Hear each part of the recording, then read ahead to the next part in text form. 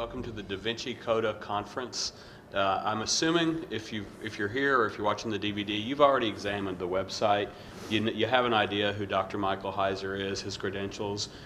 Just in case you don't, he's got 2 master's degrees in ancient texts and in ancient history. This is what he does. And we're simply today examining the views of Dan Brown's The DaVinci Code. Many people, there's 45 million books in print, and many people are believing it to be a very true book. And the only thing worth noting is I want to let you know that Mike is he's not approaching this subject from the view of an offended Christian who's upset by Dan Brown's work. I know there's a lot of them out there. But what you're going to see today, Mike is going to be presenting to you, because his specialty is ancient texts and is ancient history, he's just going to simply show you, is this book that many people are believing, even though it describes itself as fiction, is it historically accurate? Is what Dan Brown tells you about the Gnostic Gospels and the ancient history, is that true or verifiable or not? The way I know Mike, for example, there's a quote in the DaVinci Code book that says, the Gospel of Philip says X, Y, Z. And then you're left to believe what Dan Brown says about it. What I know of Mike, he's going to show you the Gospel of Philip, and he's going to compare that, what it actually says, to what Dan Brown says it is. But we're in for a great day. I know more than you do, so by the time this is over, you won't be able to contain your applause. But right now, I'll just ask you to give some applause to welcome up Dr. Heiser. Thanks, Guy. Guy is correct. I didn't read the DaVinci Code and just feel like I needed to go jump over a cliff or get overly angry about it.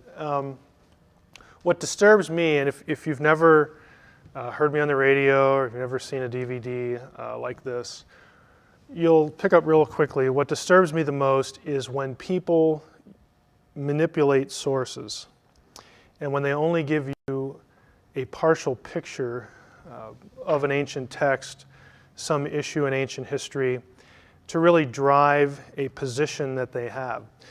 And my goal over the course of the whole day, this is the first session of what's going to be the equivalent of 8 hours. My goal is to get you to look at the data, the primary material, and as Guy said, compare that with the claims of the book. Sometimes this isn't going to be terribly exciting, because what I will do, and that's not, now's not the time to click off the DVD, I'm going to explain what I just said. What I tend to do is I tend to try to show you the source, and when I'm quoting from a secondary source like a dictionary or some accepted scholarly work that is just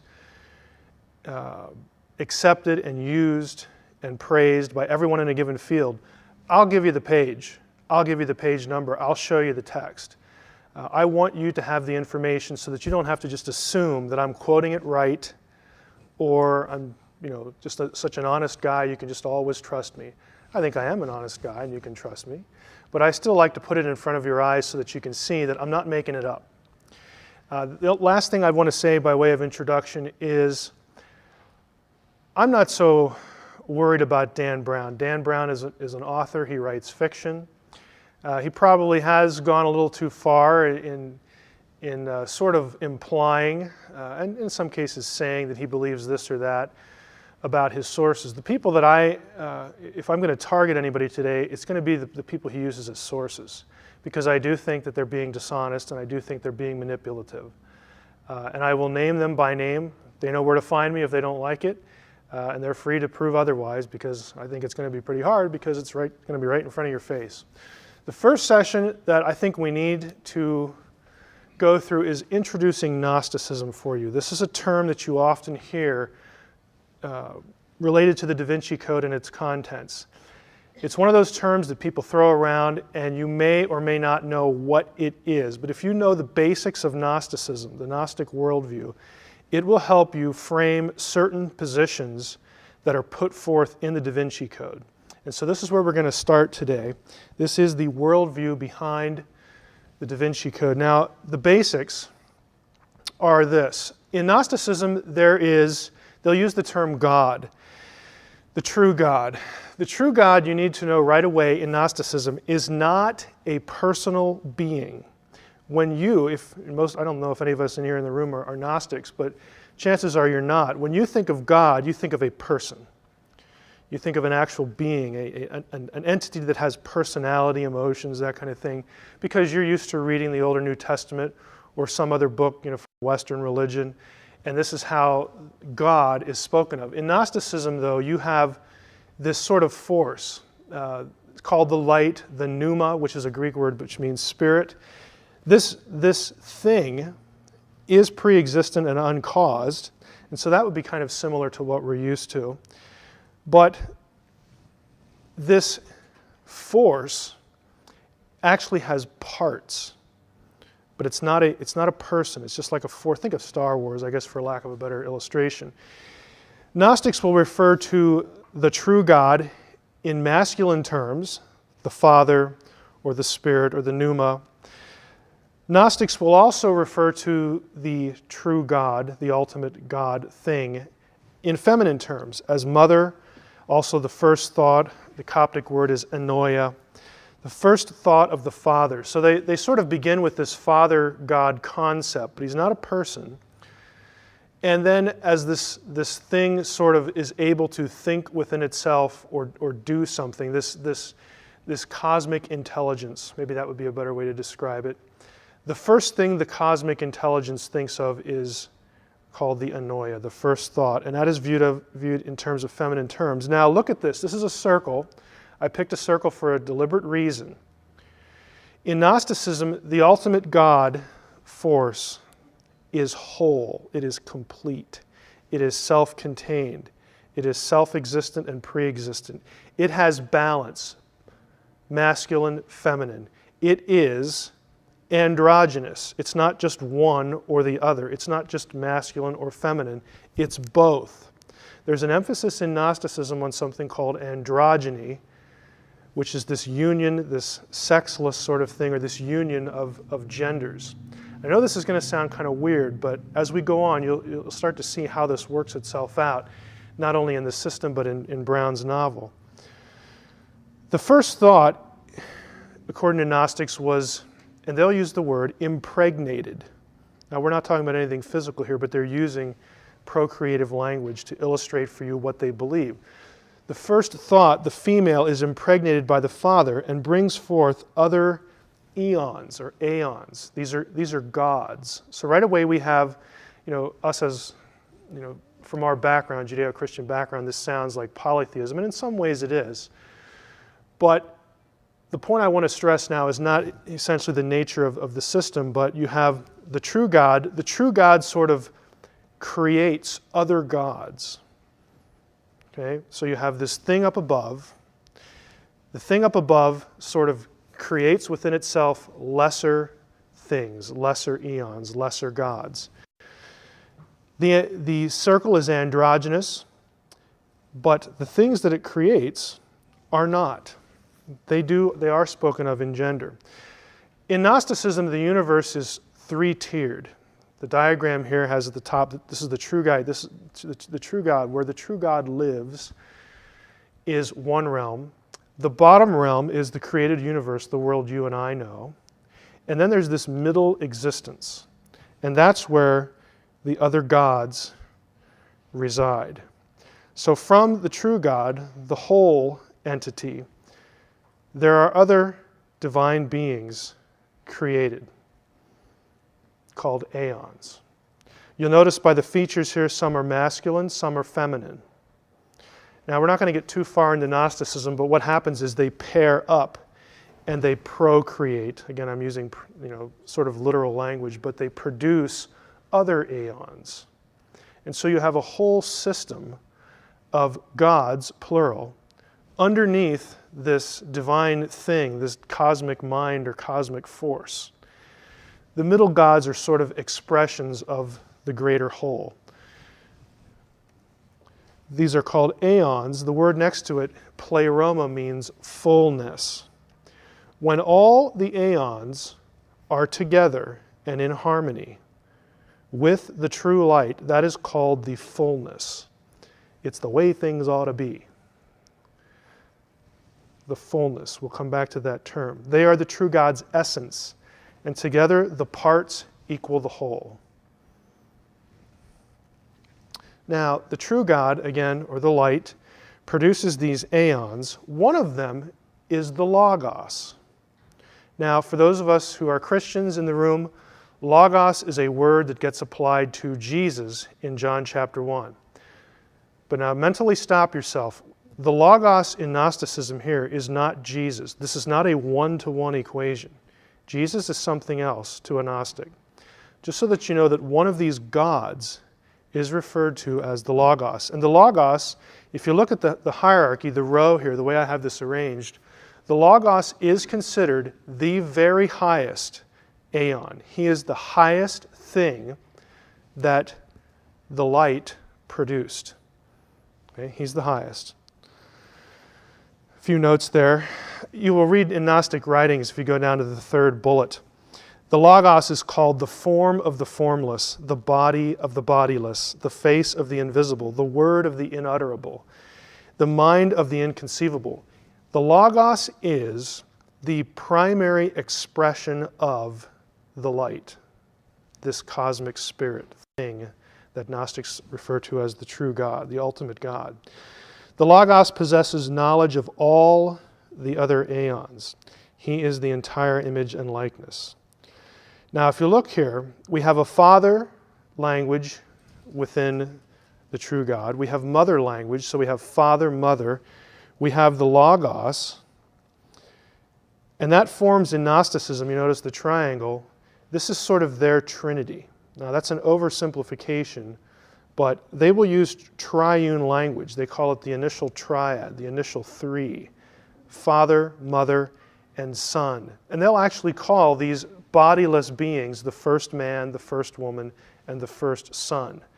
The reason I'm pointing this out is when you read Gnostic literature, and for most of us, it's going to be in the newspapers. And the newspapers or the DaVinci Code or some other work is going to start saying things like, well, I mean, this is really kind of the same thing as Christianity. There's the Son, there's the Father, there's this thing, the divine feminine, whatever that is.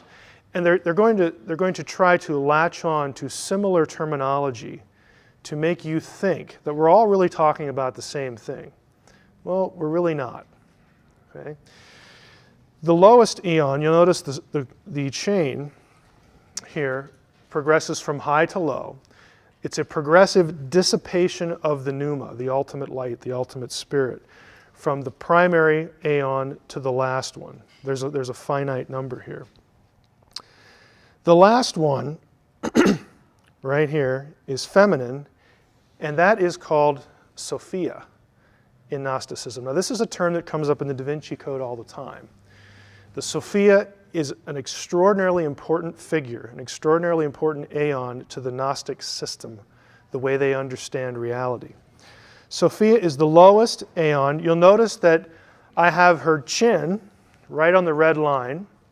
That is because Sophia was sufficiently far down the line enough that she was close to the material world, and she's going to have some kind of interaction with the material world. She will, in fact, transgress the boundary. She sins and rebels in Gnostic thinking. What she does, the Sophia, and this is a quotation from one of the Nag Hammadi texts, the Sophia wanted to bring forth a likeness out of herself without the consent of the Spirit. She wants to reproduce, like the ultimate God did. She doesn't want to involve her consort. Remember, I told you the aeons were paired, masculine, feminine, and then they produce other godlike beings in the Gnostic system. She doesn't want anything to do with her male counterpart.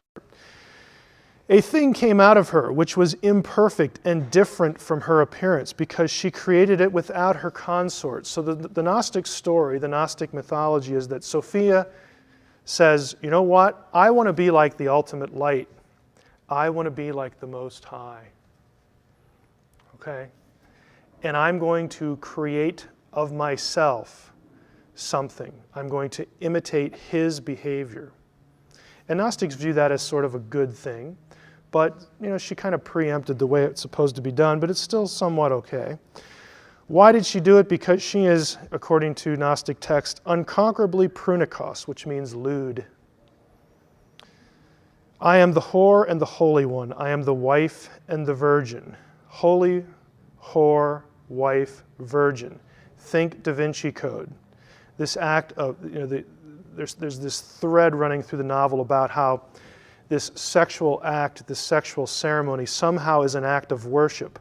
What they're trying to do, what Brown is trying to describe, and not all Gnostics saw it this way, but many did, was that this ritual act of intercourse somehow commemorates not only Sophia's reunion. We're going to talk about when Sophia gets back to the pleroma, when she repents, but also the initial androgynous male-female togetherness of the ultimate reality.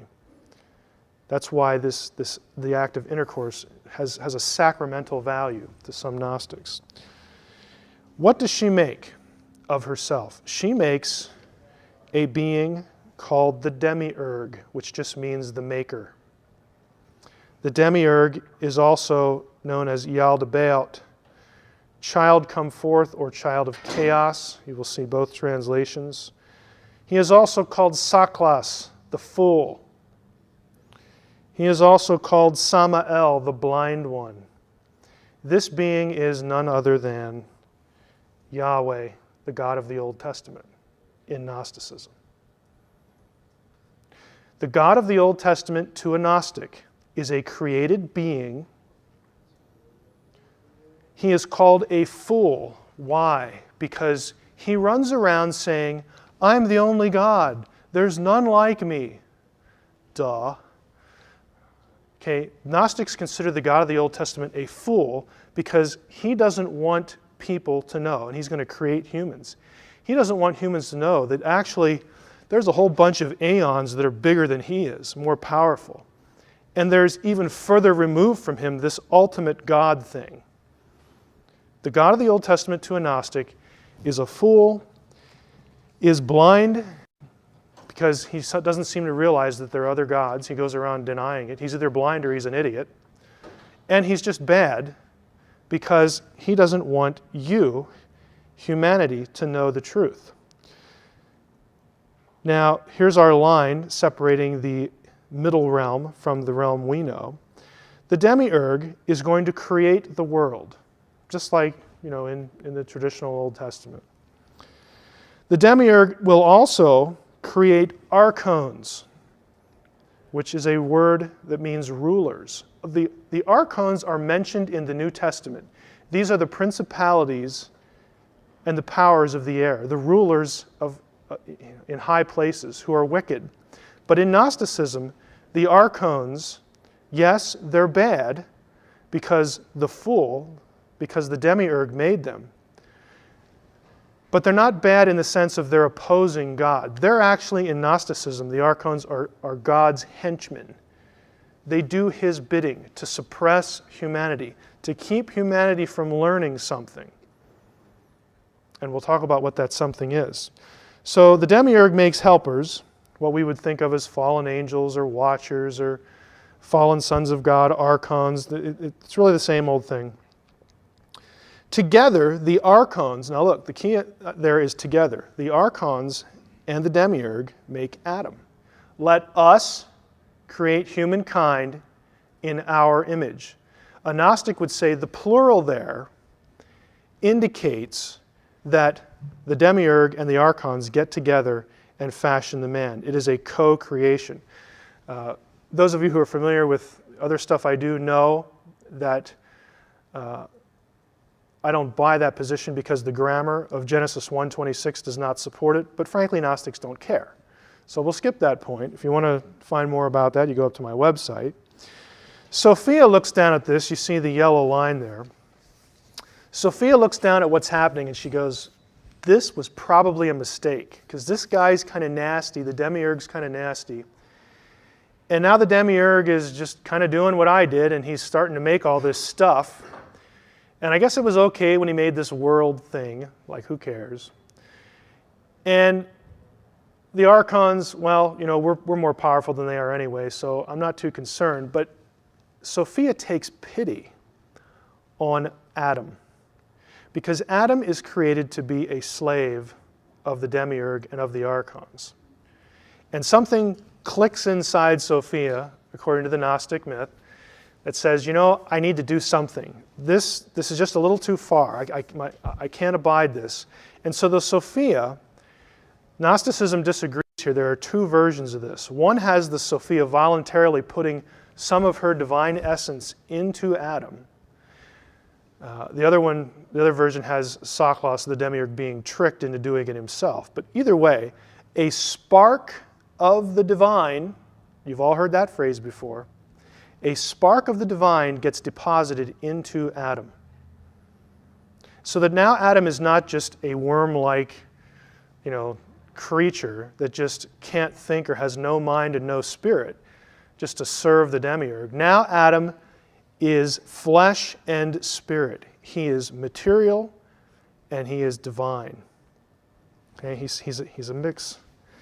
Adam then is used to bring forth Eve. In a later session that's really devoted to this DaVinci Code myth about how the Gnostics just treated women so wonderfully and the Christians are just the misogynistic Neanderthals of the ancient world, we're going to see that is not the case. In Gnosticism, I'll just telegraph one point here. In Gnosticism, Adam has the divine spark. Eve doesn't. Eve is less than Adam. She is less than divine to a Gnostic. That's not a very positive, affirming thing, for women. But that's Gnosticism really, as you'll see it in Gnostic texts, not in Dan Brown's novel. Advanced concepts, I'm not going to part too much on this. Sophia is redeemed. She's the youngest and last eon. She was furthest from the light. She makes a mistake. She's again driven by this procreative urge. Her desire, again, was viewed positively in that she wanted to be like the Father. There are really two parts to her. She's conflicted in the Gnostic myth. She wants to be like the ultimate God, but yet she has this own self-willed rebellion thing going on. Eventually, the rest of the Pleroma says, we can't let this go. We need to get Sophia back here so that we are full, we're complete. So we have the old Pleroma back, the fullness. And so what they do is they decide to attract her. Several high aeons, the Holy Spirit, these are all separate beings in Gnosticism. The Holy Spirit, the Christos, and Jesus. Now, if that surprises you, if you're a DaVinci Code reader, good. Because the DaVinci Code has characters saying that in the true Gnostic scriptures, Jesus was just an ordinary man. If you read the Gnostic text, you will not get that message. Jesus is an aeon. He is a divine being in Gnosticism. He's not just an ordinary Joe. These three devise a plan to attract Sophia back to the true light. The Christos appears to Sophia in the shape of a transcosmic cross. And now she sees that out in the universe, and she knows that this is a sign from the Pleroma that you can come back. Just follow the light. Isn't that a nice phrase we've all heard in our culture? Follow the light. It's Gnostic. You look, you keep your eye on the cross, you follow the light, and you will make it back to the Pleroma. Her celestial bridegroom, Jesus, awaits her. Again, think of the Dan Brown, Jesus, Mary Magdalene.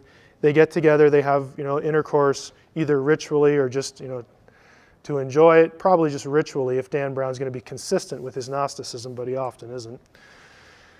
This whole idea of Jesus needing a consort, Jesus needing a wife to further the faith is this idea. Jesus and Mary Magdalene are mimicking the journey of Sophia back to the cosmic Jesus so that they can be one. It's an expression of godliness. It's an expression of fullness in the Gnostic system. That is your introduction to Gnosticism. I don't know what the time is here. 32, we have time. We have 10, 15 minutes for questions, but let me just summarize real quickly. The whole point with this is when you read about sacred marriage in the DaVinci Code, the reason that is an issue and the reason that Dan Brown and his sources want to convince you that this was part of Christianity, that Christianity has suppressed the female, that Christianity has suppressed the goddess, is not because this stuff is really taught in the Bible. Okay? Some will try to make it, force it into the New Testament in some odd passages, and we'll talk about those a little later. What they're really saying is, look, this is the way this particular sect of Christianity saw things. And this is the truth. This is the real Christianity. And it was suppressed because these nasty church fathers that you and I think of as the orthodox, of Christianity, they were just prudish. They didn't like to talk about women. They didn't like to talk about sexual things. They tried to do whatever they could to suppress women and their roles in the church and their leadership and their character and everything like this. The reason, so Dan Brown tells the story, is that they were reacting to what was really the truth, Gnosticism over here. And if you're a discerning reader, Brown has tapped into a cultural sensitivity here in our time, how women are viewed and treated. And he's bringing you along on that thread into the Gnostic camp, but he's not telling you all this other stuff. He's not telling you about, again, sexual sacraments. He's not telling you that the God of your Old Testament is a liar and a fool and a blind person and frankly bad. He's not telling you all sorts of that stuff. Now, he may not know it. That's possible. But don't be duped into thinking that, it's two sides of the same coin. There are fundamental differences between the Gnostic sect and what historically was Orthodox Christianity. The primary one is, I'll give you the primary two and then I'll take questions. Orthodoxy has Jesus as an uncreated being. United in essence with God the Father, and they are both good. Gnosticism has Jesus as a created being who is above the God of the Old Testament, who is bad. Those are not two sides of the same coin. They are mutually exclusive. Okay, so don't be led astray into thinking that we're just talking about the same thing. We have any questions? If not, we can take a little break and we'll move to the next one. Go ahead. Question.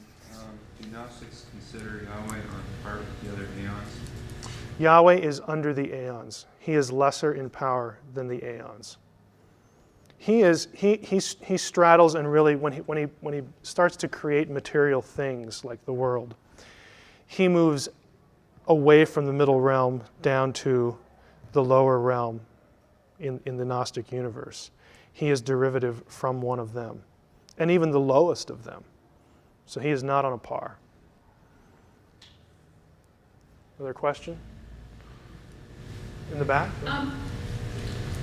So there were Gnostics at the time of Jesus. Mm-hmm. And where did they come from? Where did the Gnostic thinking come from? And where did they fit into that time in history we as Christians view? Like, what were they doing? Right. The question is where, the Gnostics were around, they developed, where did they come from? Gnosticism as a full-blown system, you don't have what we call Gnosticism until the 2nd or 3rd century AD as a system. You have elements of its thought, of its worldview prior.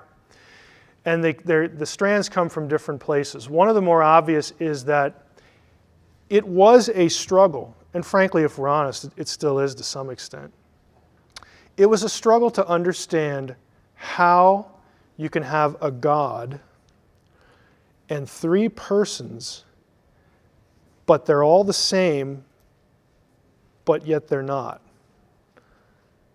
And the Council of Nicaea was an attempt not to come up with a new position. The Council of Nicaea is arguing for an ancient way of understanding that.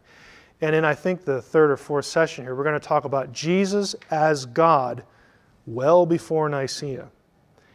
And frankly, the idea that there was a Godhead in Judaism.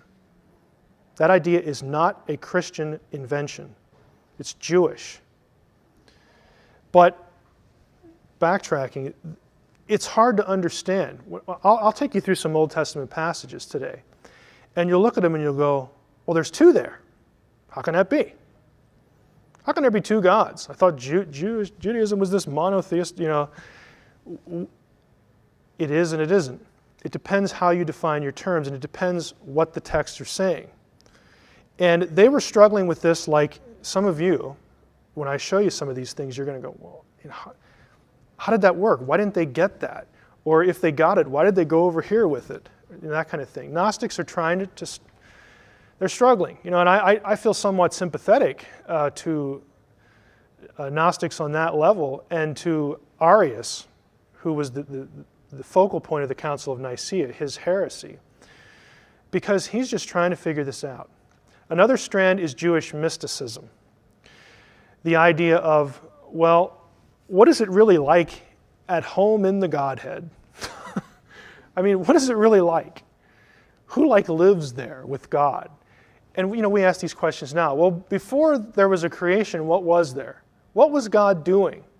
If there was no time, can God have thoughts that are in order? Can there be chronology before time?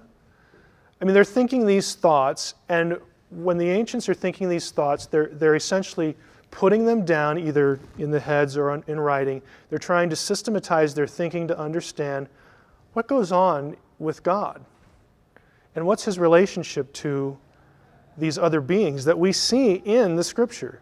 We see plural Elohim in the Old Testament. We see the Word. We see the name. We see the angel of the Lord.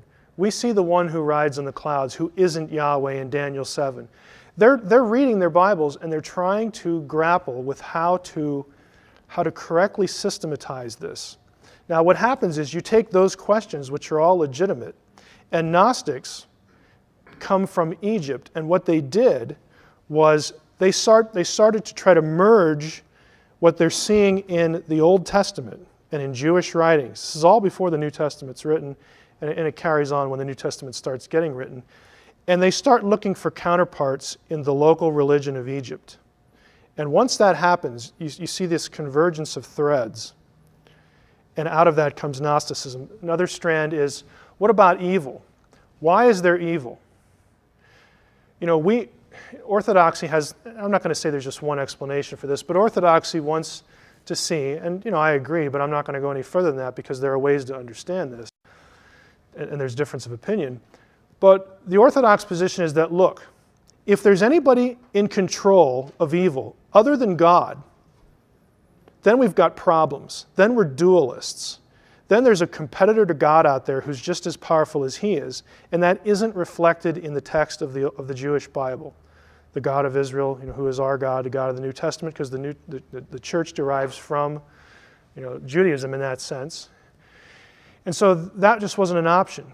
But then that means that God is somehow in control, ultimately, of evil. Now, does God cause evil? Does he passively allow evil to happen? God is bigger than evil, so he can take evil and manipulate it and work it and predestine it to good. Okay, that is taught in the New Testament, these ideas. But to the Gnostic, here's the way the Gnostic answered the question. The reason that there's evil is because that's the way the world was created. There's no fall. It was just created evil. And if you have an earth that's created evil, somebody evil had to do it. And since that person in the Jewish Bible is Yahweh, Yahweh must be bad. That must be why there's evil. Because the fullness, the true God, the light, would never create anything evil. Therefore, there's a separation between the true God and this God over here who creates the world. Gnostics were troubled by the problem of evil. And that's an honest question. That's an honest issue. So I'm not going to portray Gnosticism as some sinister movement or force that, four guys got in a room one day because they didn't have anything better to do and say, hey, let's create a counter system to Christianity. We all just hate these Christians. Let's come up with something that mocks it and turns it on its head or whatever. No, they were asking the same questions that everybody else was asking. And they were doing some bad exegesis in the process, but the questions were good ones. And they were reacting not necessarily to the Orthodox point of view, but what Dan Brown tries to give you the impression of, and his sources especially, Brown's just a fiction writer, they want you to think that at one time Gnosticism was the dominant view. And that was never true. There is not a scrap of evidence for that. Gnosticism was always a peripheral thing that was reacting against the majority opinion. And the majority opinion was not just based on, oh, which way is the wind blowing? You know, we have so much power here in the 2nd century church. You know, forget the fact that the Romans are killing us off in droves. You know, we have so much power here, we need to suppress these Gnostics. It's silly. But that's the view that Brown's sources want to convey you with. They want to give you this impression that, well, the reason Orthodoxy won was because Irenaeus and these other church fathers were so powerful, they just put the screws to everybody else. Hey, they're trying to survive like everybody else. Christianity is not legal. You can be killed if you have a copy of the New Testament. This is not a bunch of power-hungry slobs, you know, dictating something to this little piddly group over in Egypt. It is just a mischaracterization of what the historical record is. But again, I want to leave you the impression, it's not that Gnostics were started out as this sinister group. They're asking good questions, but they're basically refusing the instruction, and they're not refuting the arguments of the majority. They're coming up with their own arguments, and that eventually leads to the Council of Nicaea, where they have their day in court, and they lose. Okay, because they cannot refute the arguments of the majority. It's not that they go there as the majority and then somebody gangs up on them and sticks them the theological knife in the back. That is not what happened. And we'll talk about that today later too. Another question? Yes. So the Council of Nicaea pretty much put an end to Gnosticism then? No. The Council of Nicaea made a declaration. There were a lot of people there who did not buy what Arius was saying, but they didn't want him expelled because in their eyes he was still a Christian. You know, he accepts that Christ is the way of salvation and so forth and so on. But the opinion came to be that, you know, pragmatically speaking, we need to do something so that the rest of the ancient world knows that Arius' position is not, you know, correct. So they did expel him, but even after he is expelled from his position, Arians are referred to as Christians in ancient writings. It's not that you're evil and you're going to hell now or anything like that. But the whole point was that we're going to declare that this position is incorrect. Arius is not able to articulate the position that reflects the ancient text. But we're just kind of hoping that, you know, he comes back to the fold.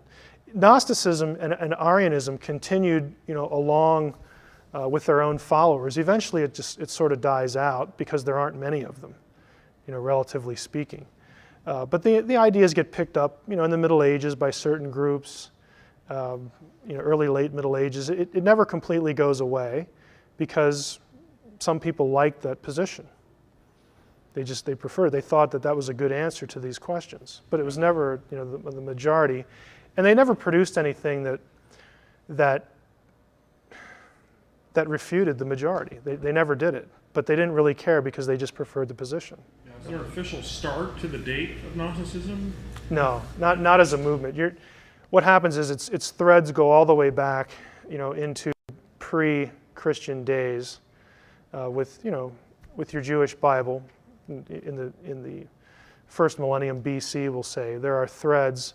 There are ideas in Gnostic, what we call Gnostic ideas in the Dead Sea Scrolls.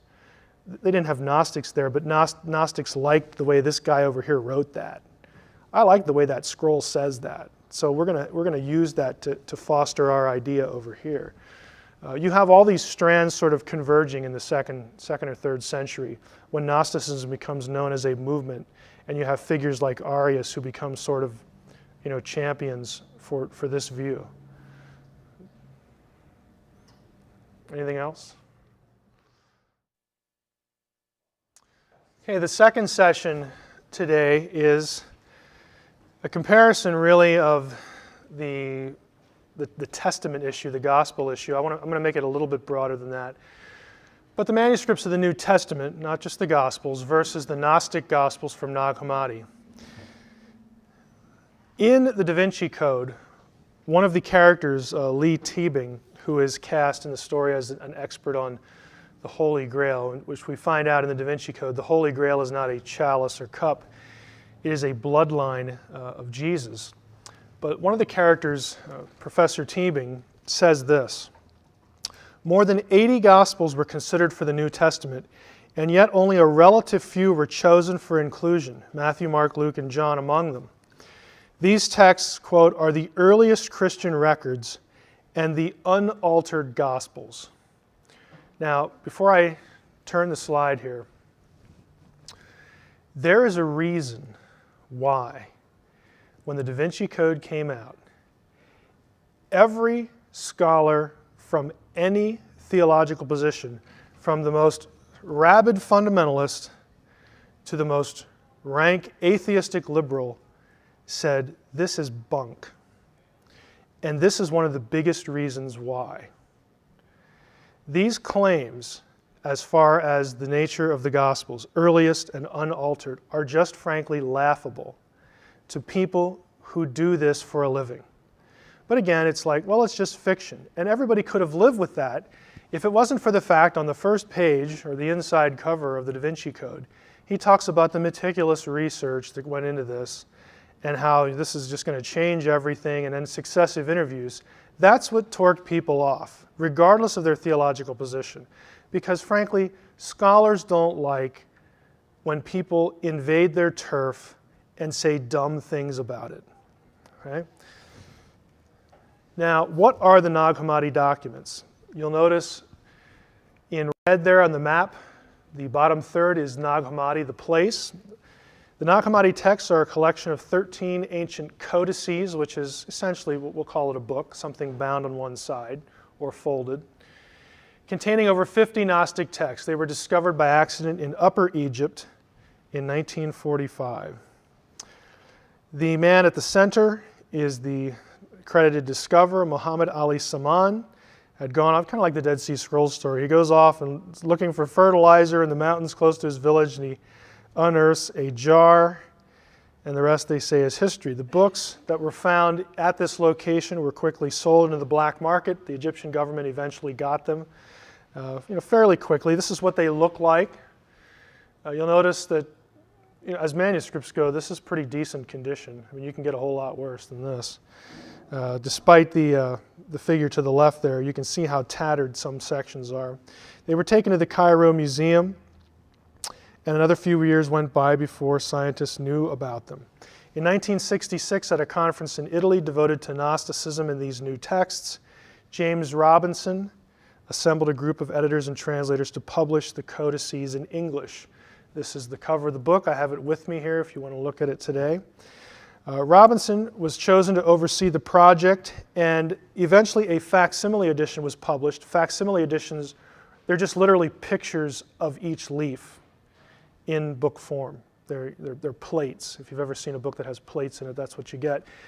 It's only $750, so rush right out and get yours. It's an expensive set. Subsequently to that, though, there was a translation in English. And the introductory material prefacing the translation, this is taken from Robinson's book, says this: the library of 4th century papyrus manuscripts consists of 12 codices plus 8 leaves, so on and so forth. 4th century. These were Coptic manuscripts. Coptic is just the ancient Egyptian language put into a sort of Greek.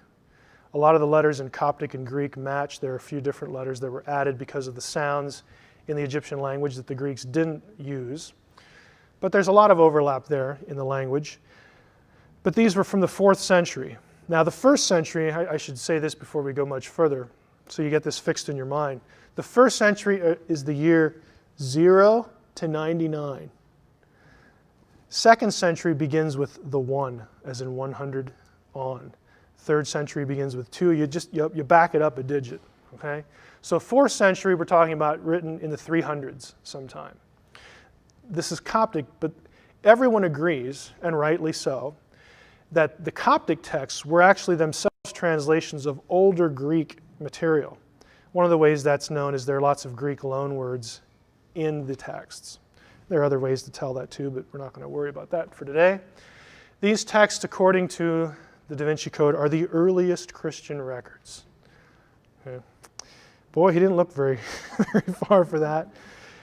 Here are some sources, and again, if you get the DVDs, you can look these books up if you're interested, and I recommend taking some interest in textual criticism. I know it sounds horrible, but it's actually really interesting.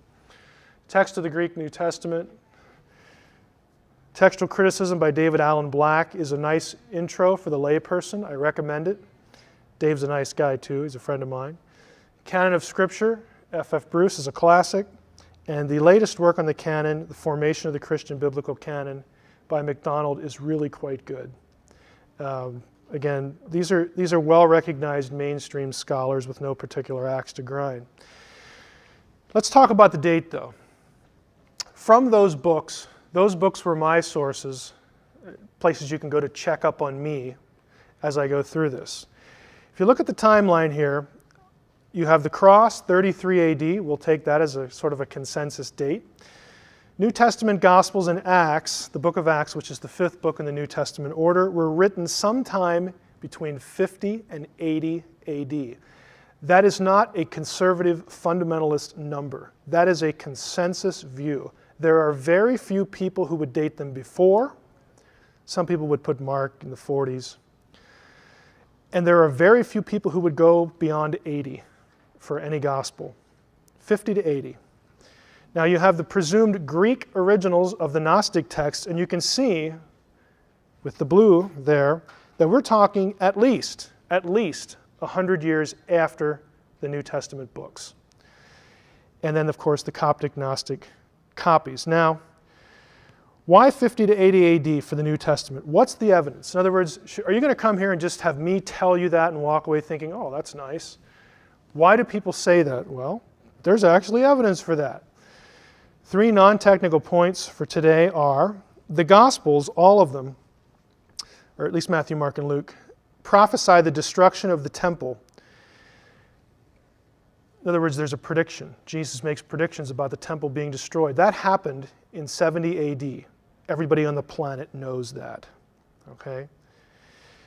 However, none of the Gospels mention its fulfillment. So the presumption is that they were written prior to the fulfillment of the prophecy, because nobody mentions it. And that was a big deal in Judaism, a huge deal. Luke never mentions the death of Paul and Peter in either his Gospel or its sequel, the book of Acts. We know from external sources that Paul died in the late 60s, 66, 67 AD. The book of Acts ends before his death, and Luke was written prior to Acts, so there you go. Do the math. Manuscript evidence. This is called the Rylands Papyrus. It is the oldest manuscript in any size of the New Testament. And it dates to roughly the 130s, or the 140s, something like that. It is from John 18:31 to 33. This is when Jesus is in front of Pilate. I'm not going to translate the whole thing, but just so you know where it comes from. Therefore, Pilate said to them, "Take him, you all take him, and judge him according to your law." And the Jews said to him, "We are not authorized to put to death anyone." And they said that in order that the word of Jesus might be fulfilled, which spoke of the type of death that he would die, and so on and so forth. But the red are the letters that show up in this papyrus. And so this is what papyrologists and New Testament paleographical experts do. They'll take a scrap, and now, especially with the use of computers, you can find where the matches are in a document. Okay? This is the oldest one. Now, if this manuscript dates to the 130s, the original, logically, let's put our thinking caps on, logically would have been prior to the 130s. Okay? Again, why doesn't Brown or his sources go into this? They either don't know it, which isn't good if you're writing, especially if you're claiming to write nonfiction, or they don't want you to know, which is probably worse. Do we have any other hard evidence that the New Testament Gospels are older than the oldest Nag Hammadi material? What about the rest of the New Testament? Well, the answer is yeah, we do. Very simply, early church fathers, early church writers quote the New Testament. Like, what else would they quote? They're doing sermons, they're doing commentaries, they're writing theologies. They're quoting the New Testament.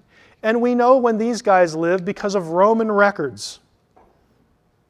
Okay, we know when they lived. We know when Barnabas, we know all these figures, their dates and everything else. So when they quote something, it fixes a date for that quotation. The thing they're quoting must have existed prior to the quotation. This is simple, coherent logic that apparently escapes Brown's sources, or again, they just don't want you to know. The Epistle of Barnabas, there the date 70 to 79, quotes Matthew and Mark. The Didache quotes Matthew extensively, and that's between 70 and 130. Luke and John are both quoted in what's called the Muratorian fragment, again, 170 to 180. There are external methods of dating too, paleographical analysis, carbon-14, whatnot. Polycarp, these are his life dates, 69 to 155, lived a long life.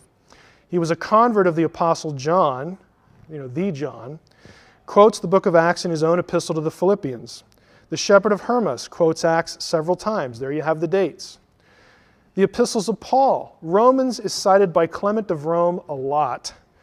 There are his dates. He's also cited, Romans is cited by Polycarp in the Didache. 1 Corinthians is cited in the Didache and the shepherd of Hermas. So is 2 Corinthians and also by Polycarp. Galatians is cited by Polycarp and Diognetus. Ephesians and Colossians by Polycarp, Clement, and Ignatius. There you have Ignatius's dates. Philippians is cited again by Polycarp. You see a pattern emerging? What I'm going to do here is I'm going to go through every book of the New Testament. Every book of the New Testament is quoted in a source earlier than the oldest Gnostic material at all. Every one of them, without exception. Epistles of Paul, more of them, 1st and 2nd Thessalonians, 1 Timothy and Titus, again cited by Clement, the Didache. Ignatius makes allusions to the personal letter of Philemon. There's a debate whether that's an actual quotation or an allusion, but an allusion, works for our purposes. The book of Hebrews is cited frequently by Clement. James also, 1st and 2nd Peter, cited by Clement. 1 John and the shepherd of Hermas. 2 John by Polycarp and other sources, and the book of Revelation cited by Hermas and Justin Martyr, whose date is 160. Every book in the New Testament is quoted by somebody before any Gnostic gospel was written. I'm not talking the translation, was written. Now, the only possible exception among the Gnostic material is the Gospel of Thomas. Thomas might be roughly contemporary with some of the later Gospels, but that is the only one, and there's debate over that. But I'm telling you because there's debate on it. Okay? And by the way, the Gospel of Thomas, if you, again, a lot of this scholarly material is really expensive and you have to be near a library to get a hold of it. But there are, you know what a harmony of the Gospels is? When they'll take the Gospels, the four of them, or the three anyway, the three synoptics, Matthew, Mark, and Luke, and they will put them together into a flowing narrative. There are sources by scholars, one of whom I know, Craig Evans. If you listen to Coast a couple weeks ago, Craig was on the show talking about the Gospel of Judas. He has produced a harmony of the Gospels and Thomas so that you know where Thomas quotes from the Gospels. Okay? Now, let's put our thinking caps on again. Again, I'm really speaking to people who are going to view the DVD who just are enamored with the DaVinci Code. If you're quoting from something, that something exists prior to your quote. Okay, it just makes sense. So even in the oldest case, again, it's debated, Thomas might be later, but just so that you know, we're not running from the Gospel of Thomas. The statement implies or assumes several things. Let me go back to the statement. You've seen it before, but repeating it. More than 80 Gospels are considered for the New Testament, yet only a few were chosen. When Teabing says that, you, the reader, are given certain suggestions. Certain things are implanted in your mind. Things like that all the Gospels written in the ancient world were being considered at relatively the same time. There are over 80 Gospels considered, like they're having this big smackdown of Gospels, like we've got to choose which ones are in now. That isn't true. Again, in the DaVinci Code, Brown's academic characters make the assertion that the decision over what books to include was done at Nicaea. Nicaea did not meet to discuss anything about the canon. We'll get to that when we get to Nicaea, the session on that. But it's not true that all the Gospels were around and they, being considered at the same time. He also sort of plants the thought in your head that there existed no early consensus. In other words, roughly around the decades that followed the writing of the New Testament Gospels, for which Gospels told the true story of Jesus, there was a consensus about which Gospels correctly preserve the story. The early church almost immediately recognized what we know as the four. And we're going to talk a little bit about that in a minute or two. But there was an early consensus. What Brown wants you to think is that nobody knew. It was just so up in the air. What do we do? We've got 80 Gospels. How do we know? There was a consensus long before most of the other ones were written. And in fact, Thomas might be the only exception. The four were in existence before any of the other ones were around. That sort of compels a consensus if there's like only four to start with. Third thing is that he creates the impression that all the Gospels were worthy of equal weight or consideration. Nobody believed that in the ancient world. Some liked others. Oh, that one's kind of cool. I kind of like the way that guy says that. And some of them, this is just ridiculous. Why would anyone want to read this? Who's the idiot that wrote it? I mean, it was an uneven thing. It was an uneven thing as far as the other Gospels. The fact is that the followers of Christ had chosen the four canonical Gospels very early, again, with the possible exception of Thomas. Now, here's how we know that. Okay, don't just take my word for it. Here's how we know that. John dies roughly 96 AD. We know the Gospels are 50 to 80. John dies right around 100. In 144, this is 50 years, basically a generation afterward, we have a guy named Marcion come along. Marcion produced some writings in which he divided up the books he thought were inspired or were worthy of canonical status, and he grouped them into two headings, the Gospel and the Apostle. Basically, the Gospel he liked, and then certain writings of the Apostles. Marcion was kind of flaky. A lot of church fathers took off after him, but the important point is that he was thinking of which books were accepted. He did not include the Gospel of Thomas. He did not include any of the Nag Hammadi Gospels.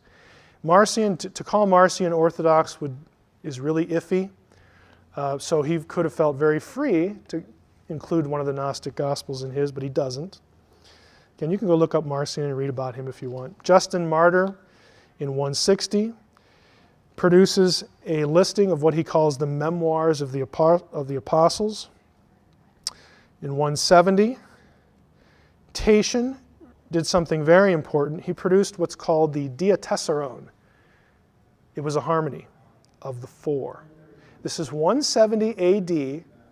Again, this is before most of the Nag Hammadi Gospels are even written. They've never even seen the light of day. Tatian produces a harmony of the four, Matthew, Mark, Luke, John. And it's still available in fragmentary form, mostly in Syriac. The Muratorian fragment, again listed various books as canonical. Again, the Gospels, 170. Describes the four Gospels, 13 epistles of Paul, Jude, and 2 epistles of John, and attributes canonical status to them. Again, this is well before we have Nag Hammadi Gospels floating around. Now, I want to rabbit trail in Tatian's Diatessaron because there's another reason why it's important. 170 AD, he produces this fourfold harmony. This edition proved very popular, especially in Tatian's native Assyria, where the Syriac-speaking church was unwilling to abandon it at the beginning of the 5th century in favor of a new Syriac version of the 4 separate Gospels. Very popular. Now, the Gospel of Thomas, again, some people want to date roughly contemporary with the canonical Gospels, but here's the important point. The Gospel of Thomas is called the Gospel to Didymus Judas Thomas. And it shows that title comes from the eastern part of the Roman Empire, the Syriac-speaking church. That's the only place that designation is found, in that part of the world. That tells us that the Gospel of Thomas, whenever it was produced, was around in the Syriac church, and guess what? They did not include it in the Diatessaron. Tatian did not accept it at the level of the four Gospels. If he had, we'd have, the Pentatession or something, whatever it is. I'm being a little flippant here. It's not the proper terminology in Greek, but you get the idea. You'd have five. You'd have a harmony of five. Or Thomas would replace one of the other ones. Tatian did not deem it canonical. Guess what else? Tatian does not come from the western part of the empire where the evil bishops, the evil Western church fathers could, twist his arm behind his back and say, you better not, you better say the right things about the Gospels. It's also what? 180 years or 150 years prior to Nicaea. The four were accepted hundreds of years before we ever get to Nicaea. If you're going to look at the primary sources, that's the only conclusion you can draw, because that's what they say. At least what we have left. Now, the other claim in the DaVinci Code, the Gnostic Gospels are the unaltered Gospels. I really love this one. The statement implies or assumes some flawed ideas. One, that the Gnostic Gospels all agree on the details of Jesus' life and his teachings. The Gnostic Gospels don't all agree about who Jesus was and what he said and where he went and what he did. There are disagreements. They do not match perfectly. Therefore, there could have been some changes, some alterations, whatever. They're not this unified monolithic thing that, perfect agreement. It's just not true. It also implies that disagreements between the canonical Gospels invalidate them as accurate sources for the life and teachings of Jesus. Let's examine the logic a little bit before we move on. If I were to, let's just take a look here. Let's go to this one. The Gnostic Gospels do frequently agree or disagree. This is a quote from Dictionary of Jesus and the Gospels. You will notice here the portion that is in yellow. There are significant differences between the Greek fragments of Thomas, and we must therefore it must have existed in two versions, two redactions. So on the one hand, the DaVinci Code wants you to think that the stuff in the New Testament just disagrees all the time about Jesus, and how can any of them be right? There must be errors in there. They don't give us a unified picture of Jesus. Something's wrong here. But over here, the Gnostic Gospels are unaltered. They just present this wonderful story about Jesus, and it's so coherent. And we don't have these problems over with the evil, nasty New Testament where the Gospels disagree with each other on points. It is just buffoonery, okay? On the one hand, the Gnostic Gospels disagree a lot. On the other hand, disagreement doesn't mean error. Illustration. Let's go back to 9/11. Maybe some of you did save the newspaper. If you went to New York the day after 9/11 and you bought 3 or 4 newspapers about what happened on that day, would the accounts all agree word for word? No. You pick up a newspaper any day and look at a common story, sports page, lifestyle, whatever. You have different people writing. They use different words. They highlight different parts of an event. Does that mean that any of them are wrong? Does it of necessity mean that any version is wrong? No. They might be, but it doesn't necessarily mean that, because there's different people. They write from their own perspective. They have a pile of information in a limited amount of space. Same thing in the ancient world. You don't go down to your Rite Aid or to Office Max and get another ream of paper. You got what you got. And if you screw it up, God be with you to find another piece of paper to write on, because it's not like you can't buy it. You got to make it. And it takes a long time. Or you got to go skin the goat that you're saving, for whatever meal. It's just a different world. On the other hand, let's put yourself in the classroom. Let's say you're a high school teacher, professor, whatever, and you've given an assignment to your class to write a paper. And you go into class the day the paper's due, and you collect the papers, and you're shuffling through them in your office, and lo and behold, there's 4 of them here that they agree word for word.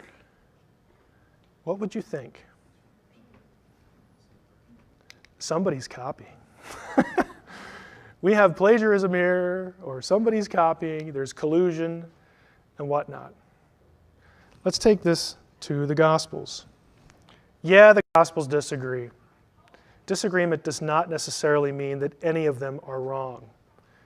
This is why it's kind of neat when people come along and produce harmonies and synoptics.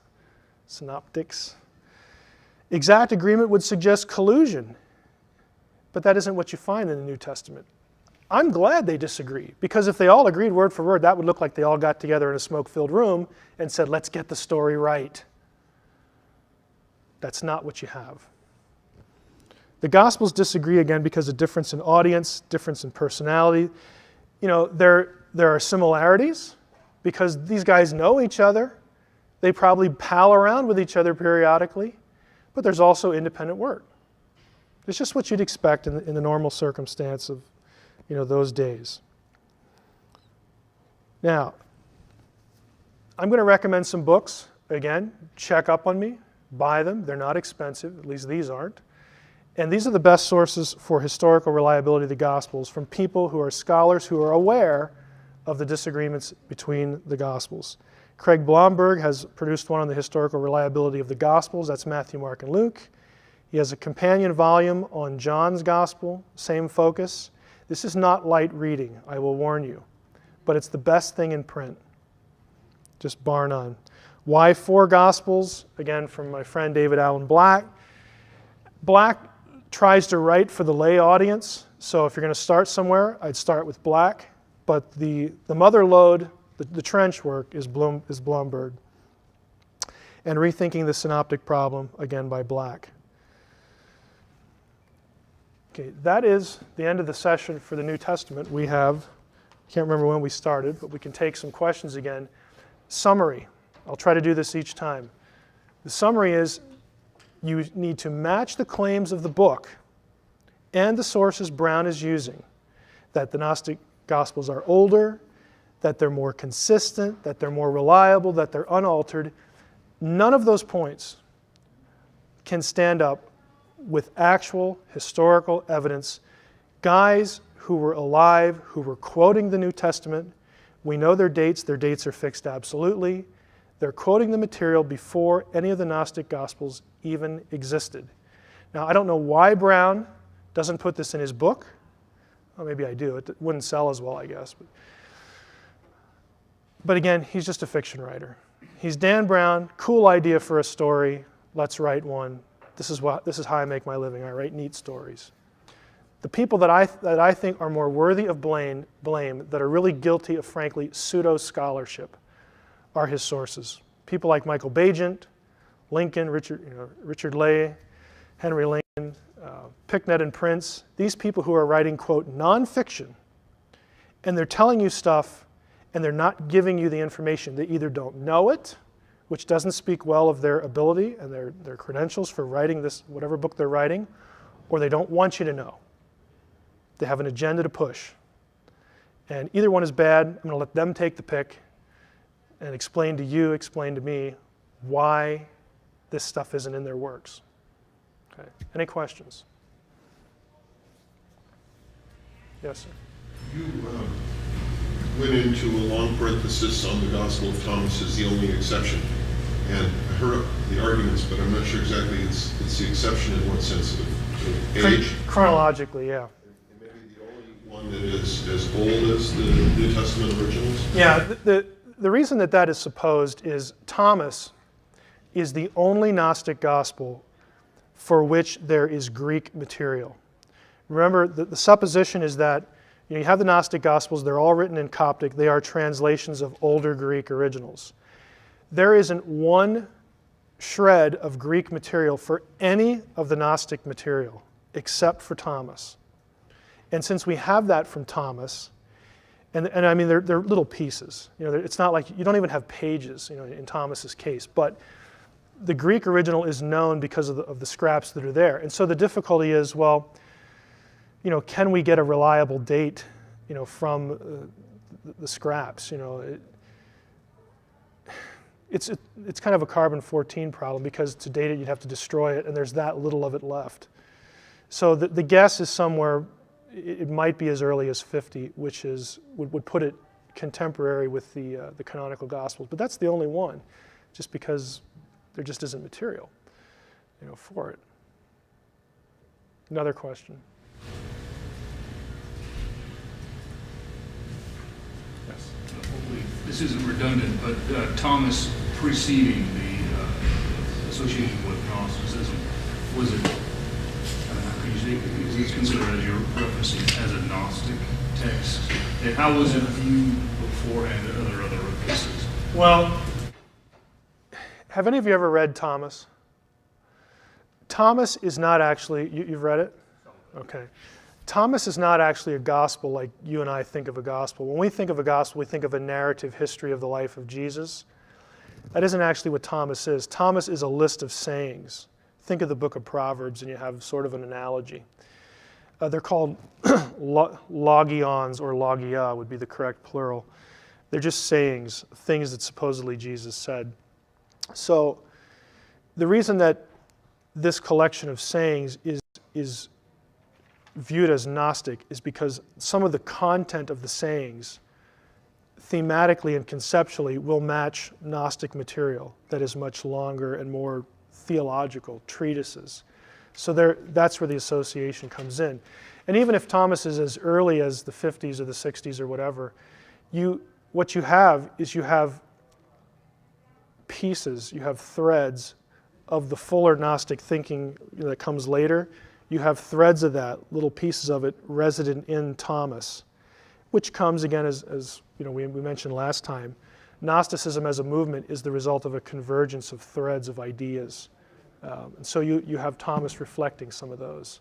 If all we had, you could go to some Dead Sea Scrolls, and if you just selectively quoted certain lines, and let's say nobody knew where this was from, and you just put it in front of a Gnostic scholar, and he read this line, he'd say, oh, that's Gnostic, because it sounds like something that's going to be expounded in Gnosticism later. But so you have these threads out there, these ideas. And that's where Thomas would get the association. Another question? So now, how did the Essenes fit into this? Like the Cathar Essenes? What period of time were they from? The Cathars are, of course, in the Middle Ages.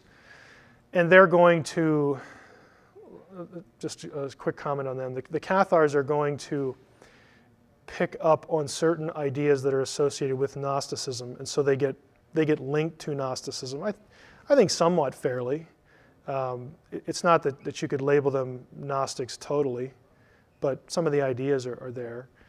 The Cathars, of course, are centuries, frankly millennia later than the Essenes. The Essenes, of course, are living before the New Testament era. The Dead Sea Scrolls will date on the spectrum. Some of the older Dead Sea Scrolls will go back as far as 300 BC. You have some that go into the 1st century AD, as far as paleography and carbon-14 dating. The Essenes are going to be residents at the place Qumran where the Dead Sea Scrolls are discovered. It's still probably the majority view that the Essenes produced what are called the sectarian manuscripts at Qumran, the ones that the community actually produced, as opposed to others they were collecting, like the Book of Enoch. The Essenes didn't write the Book of Enoch, but they had a library there and it was in there. But some of the Dead Sea Scrolls they produced and wrote about themselves and their own ideas. Those are called the sectarian manuscripts. You will have certain ideas within the sectarian manuscripts, again, little threads that will show up later in Gnosticism.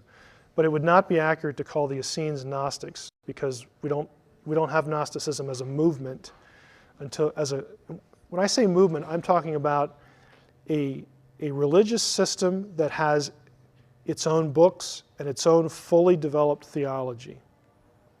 You don't have that until 2nd or 3rd century, and we know that because of the Gnostic Gospels. That's the evidence for that. But you'll have certain ideas that are present at Qumran. A lot of the popular writers like Bagent and Lee and Lincoln and Picknett and Prince want to create some sort of association between the Essenes and the Gnostics and the Masons and all these other groups. The only way you can do that is to ignore the date of the Dead Sea Scrolls. And I think there's one person, maybe two that I'm thinking of here. One for sure, there's one scholar who doesn't like the dating, Barbara Teering, whose writings show up a lot in these other sources. So basically they're quoting Teering against literally the thousands of other scholars who agree with the work of the team that produced the dating on the scrolls. And Teering does not base her date on carbon-14 or paleography. She thinks that she's unlocked a coded language in the scrolls that convinces her that there's overlap with the New Testament, and that even though no New Testament characters are mentioned in the Dead Sea Scrolls, and they aren't, go read them.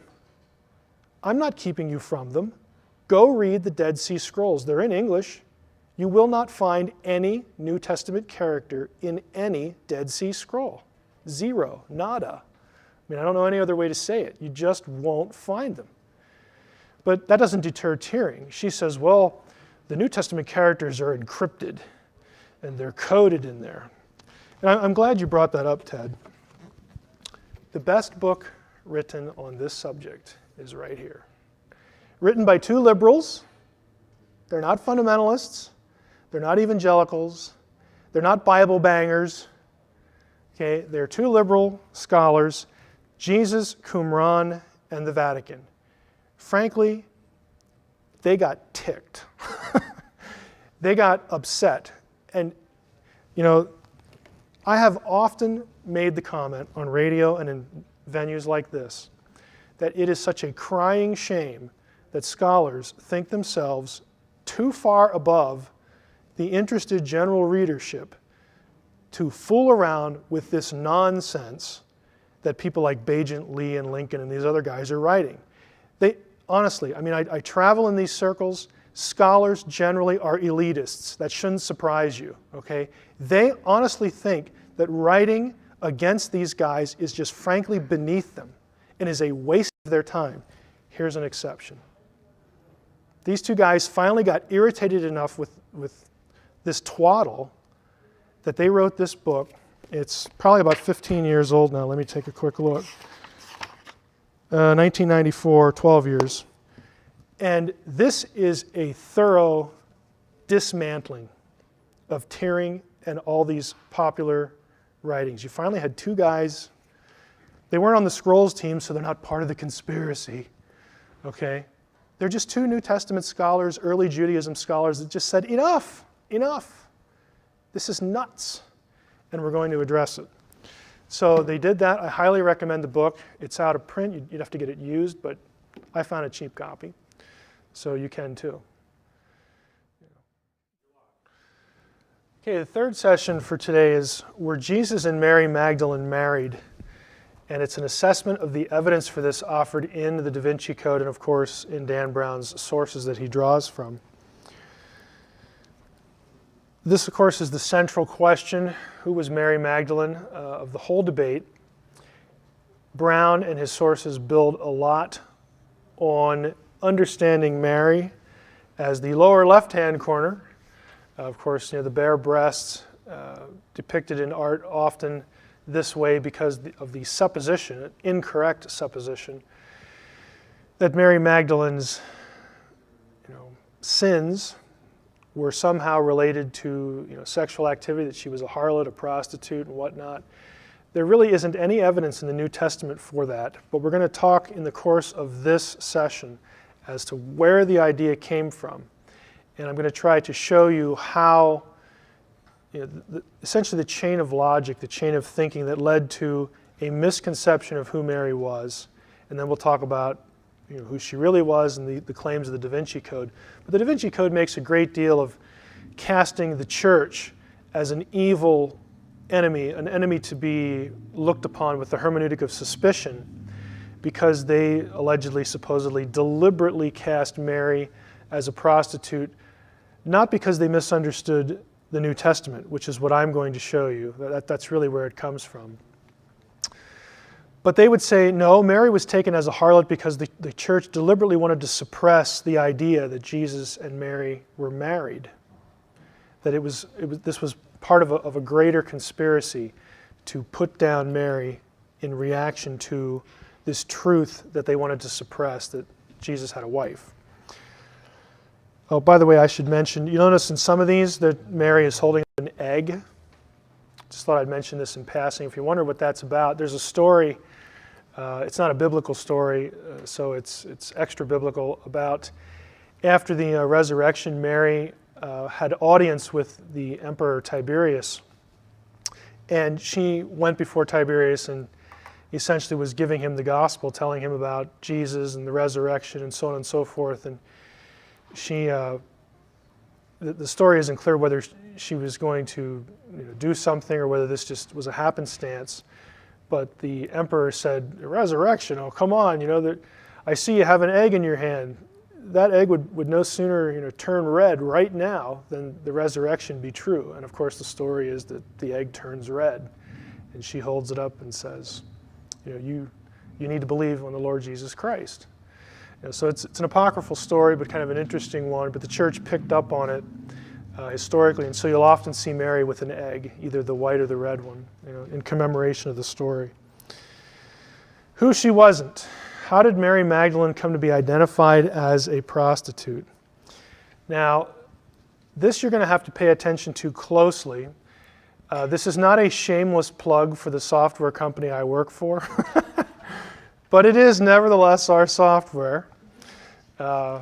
If you're interested, no, I won't give you the web address.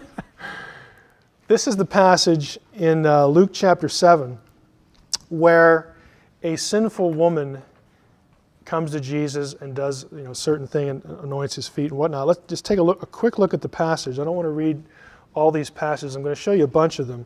But this is Luke 7. And so one of the Pharisees asked Jesus to eat with him, and he went to the Pharisee's house, took his place at the table.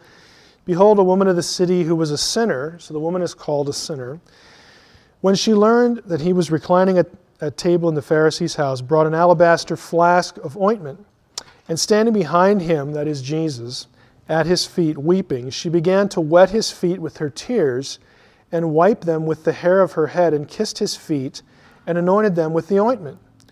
And when the Pharisee who had invited him saw this, he said to himself, if this man were a prophet, he would have known who and what sort of woman this is who is touching him, for she is a sinner.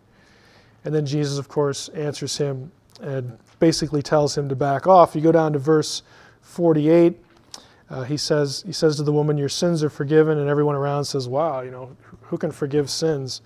But God, he even forgives sins, and he says to the woman, your faith has saved you, go in peace. Now, if you look at this section, this pericope, to use scholar speak, you will notice that the woman is never named.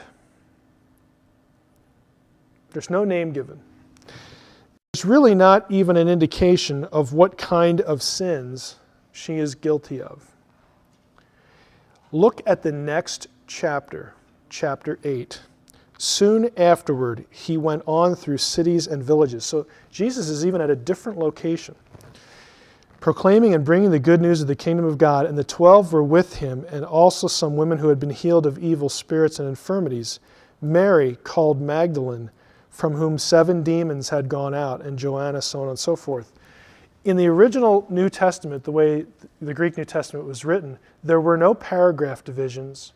There were no verse divisions. They didn't even have spaces between the words. It all ran together. And so it is possible, again, we're trying to be not conspiratorial here, not negative toward some early church interpreters. It is possible that they just assumed that the woman in the narrative that preceded the narrative of chapter 8 were one and the same. That's one way that this could have happened. If you'll notice, though, there's no way that this is the case. what I'm going to show you here, again, it's going to be a little hard to follow until we get to a certain point, then I hope it'll come together for you. This is, in our software, a harmony, or a synopsis, excuse me. On the left-hand column, just think that's where Matthew should be. There's a blank there now. Middle, okay, is Luke. And on the other side, we're going to have Mark. You'll notice here, this is Luke 7. We have the story of Jesus anointing by the sinful woman. Off here to your right, there's a little comment. There's a similar episode recorded in Mark 14 and Matthew 26, but it's a separate occasion. Here is Mark 14, Matthew 26, Luke in the middle. And you'll notice that the three of them are narrating the same event, but the details aren't always the same. So it starts out 2 days after 2 days was the Feast of the Passover. Luke, Feast of the Unleavened Bread, which is called Passover. Matthew 26, we get after this, and it goes down where they're gathered again.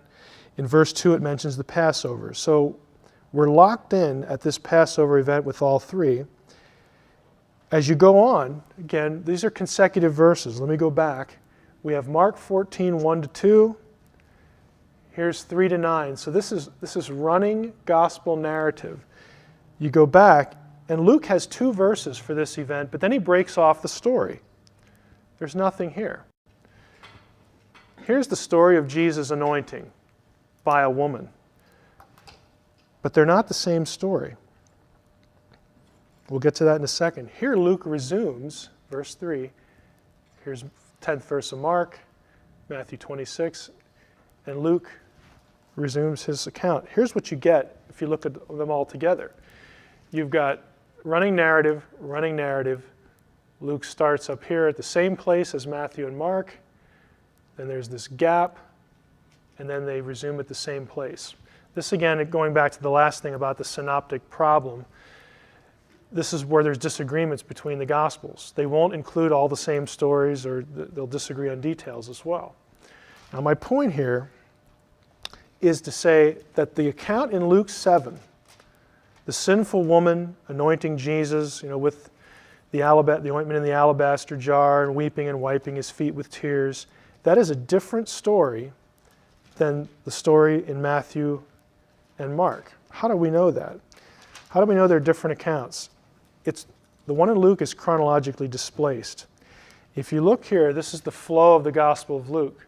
Jesus begins his ministry in chapter 4, and here's your subject matter. Right here is where the sinful woman anoints Jesus. Down here is the passion and the resurrection narratives. This is where Matthew and Mark's stories are. But you can see Luke's story, again, is in the middle here. Just to illustrate, you have this gap. There's chronological displacement, so we know that they're not the same story. They also disagree in significant details. Here's Mark. Here's Matthew. The blue underlining is underlining similar elements. In some cases, pretty much identical. Here's Luke. The stuff in the red are the different details. It's not the same story. Now, what I'm angling here toward here, and I'm going to get here in a few minutes, is I said before, one explanation of how Mary could have been understood as a prostitute was they just assumed that the woman in chapter 8, who is named Mary Magdalene, is the sinner in Luke chapter 7. It never says that. The New Testament never makes the connection. The other way they could have done this is what I'm going to show you here. By assuming that the sinful woman of Luke 7 is the same woman in these over here. The narratives never actually say that, and as we've seen, there's a chronological gap. The problem is that the woman in this story and this story is identified in John, the 4th Gospel, as a Mary. Here's the passage. 6 days before the Passover, Jesus therefore came to Bethany. And you read on, they're at dinner there with Lazarus and Martha. Mary therefore took a pound of expensive ointment made from pure nard and anointed the feet of Jesus and wiped his feet with her hair. Now, the early church, many interpreters read this from John 12 and assumed that this named the woman in Matthew and Mark, and then they assumed that Matthew, Mark, and Luke were telling the same story. And that is how Mary Magdalene became an evil, sinful woman. The problem is that they're still two different accounts. This has been the view since the Middle Ages. Why do I go into the detail? Because I want you to know that there is another reason why Mary could have been wrongly assumed to be a sinful woman, other than the evil, conspiracy-minded early church, those nasty guys we call the church fathers, who were just doing all they could to suppress the truth of the Gnostic Christian movement. It's conspiratorial logic which doesn't hold up. I'm actually going to devote a whole section to the logic behind this view. It's very easy. I mean, just go back. If I had not showed you in red and blue, if I would have just said, sit down and read these real quickly, or yeah, you've read these before, you could come away thinking that they're the same. And especially when you read this in John 12, where Mary, some Mary, is named right here, because there's the feet, the wiping the feet, and the ointment. You could assume they're the same thing, and that's what a lot of people in the early church did. And they were wrong. Since there are clear differences in the accounts, scholars recognize them as two separate events. Again, what I'm going to give you here is nothing new to me. This is just the standard view among basically all New Testament scholars. They proposed two solutions for answering why the Gospels have two separate stories so closely alike. Let's talk about the easy solution. The easy solution is that the separate stories of Matthew and Mark and Luke got mixed in John. They became mixed during oral tradition by the time John wrote, and he frankly just didn't know that they were separate stories. John goofed. He wrote the last gospel. He didn't know they were separate stories, and he mixed them up. That's the easy view. Problem with that though, first, John would have been an eyewitness to these things, so you'd think he would remember what happened, at least, in some sense, enough to not mix them. Or two, John's gospel was the last one written, so the other stories were already around. He could have just looked. Why wouldn't he?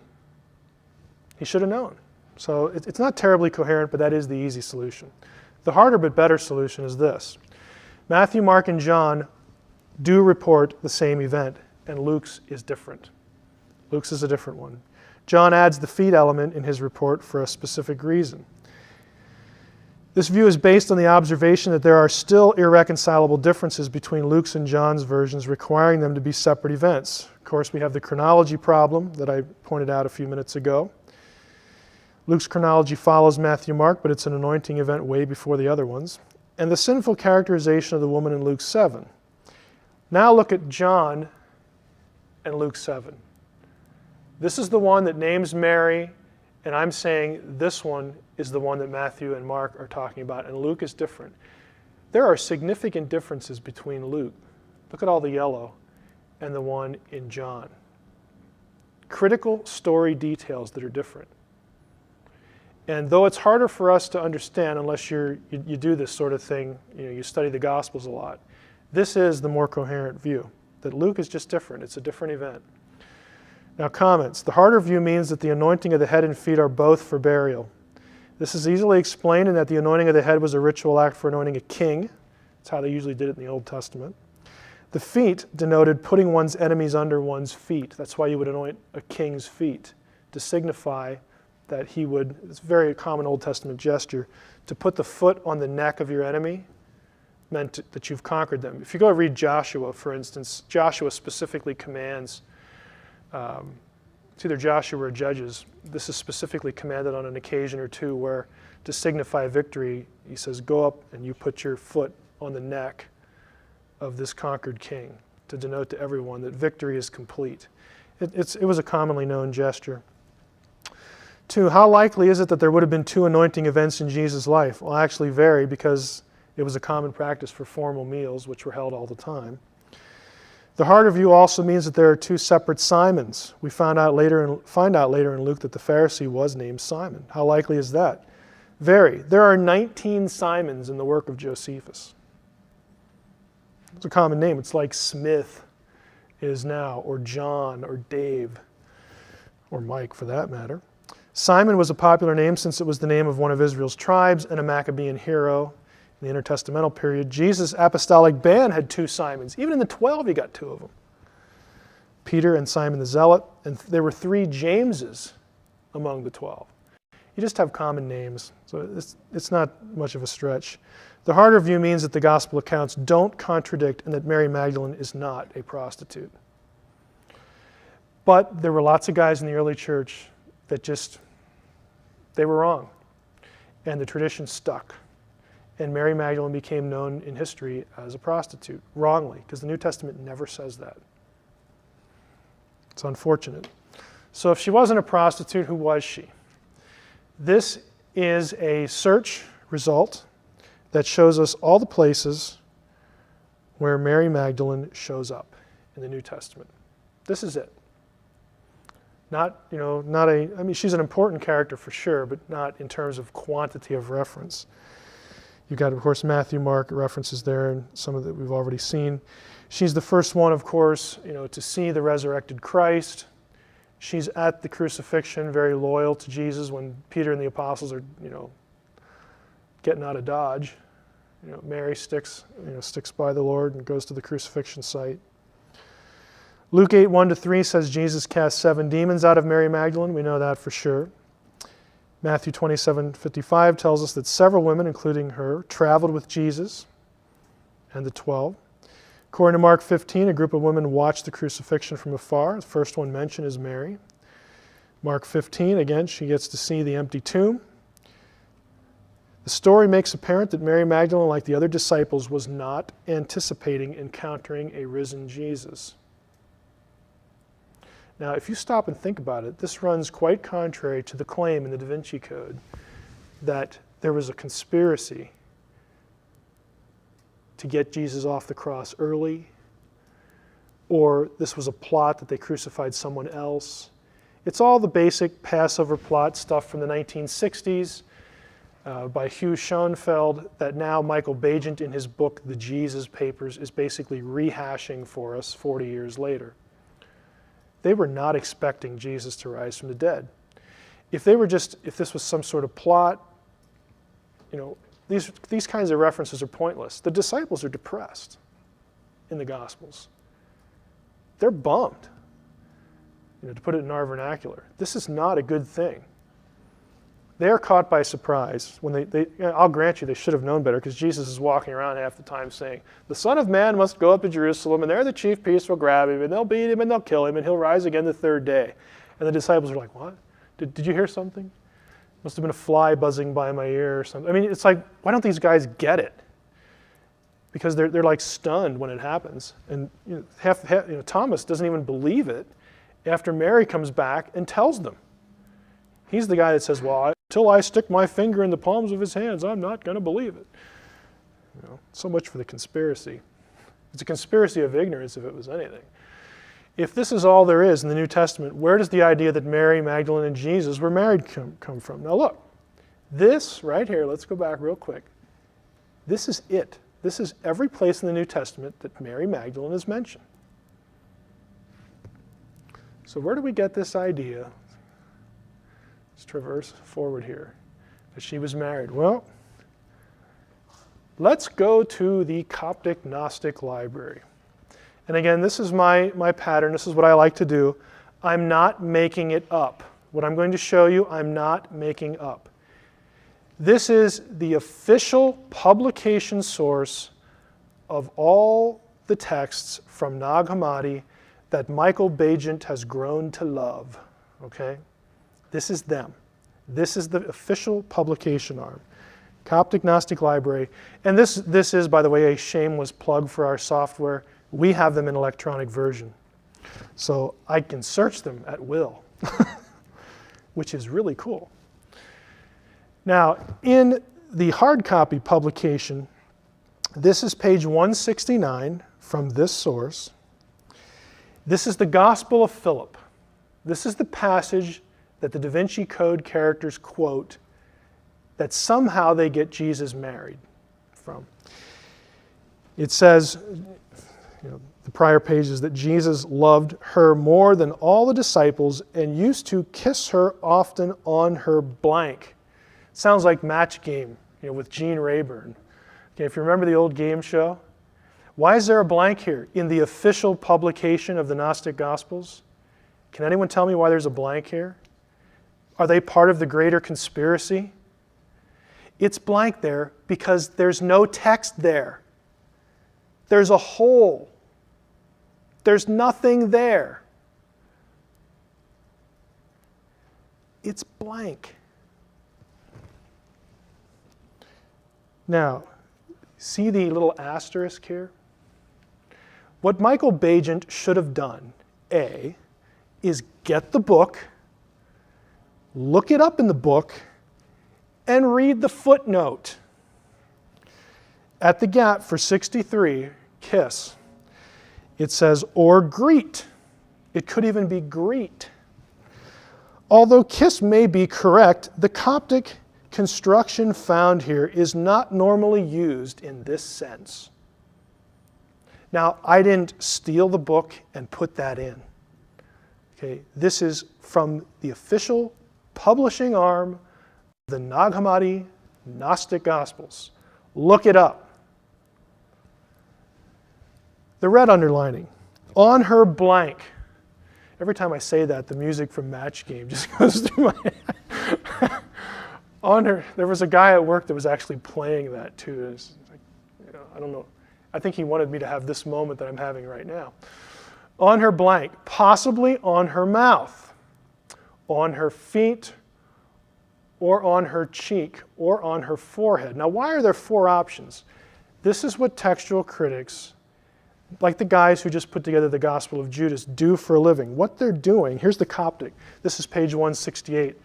This is the flip page to the English I just showed you. Same underlined portion, it's a blank.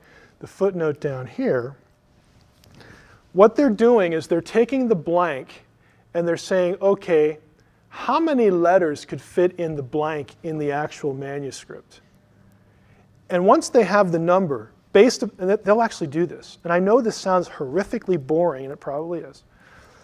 But guys who do this for a living, they will measure to the millimeter the size of the letters in a given manuscript. Because they want to know when they have gaps, what will fit.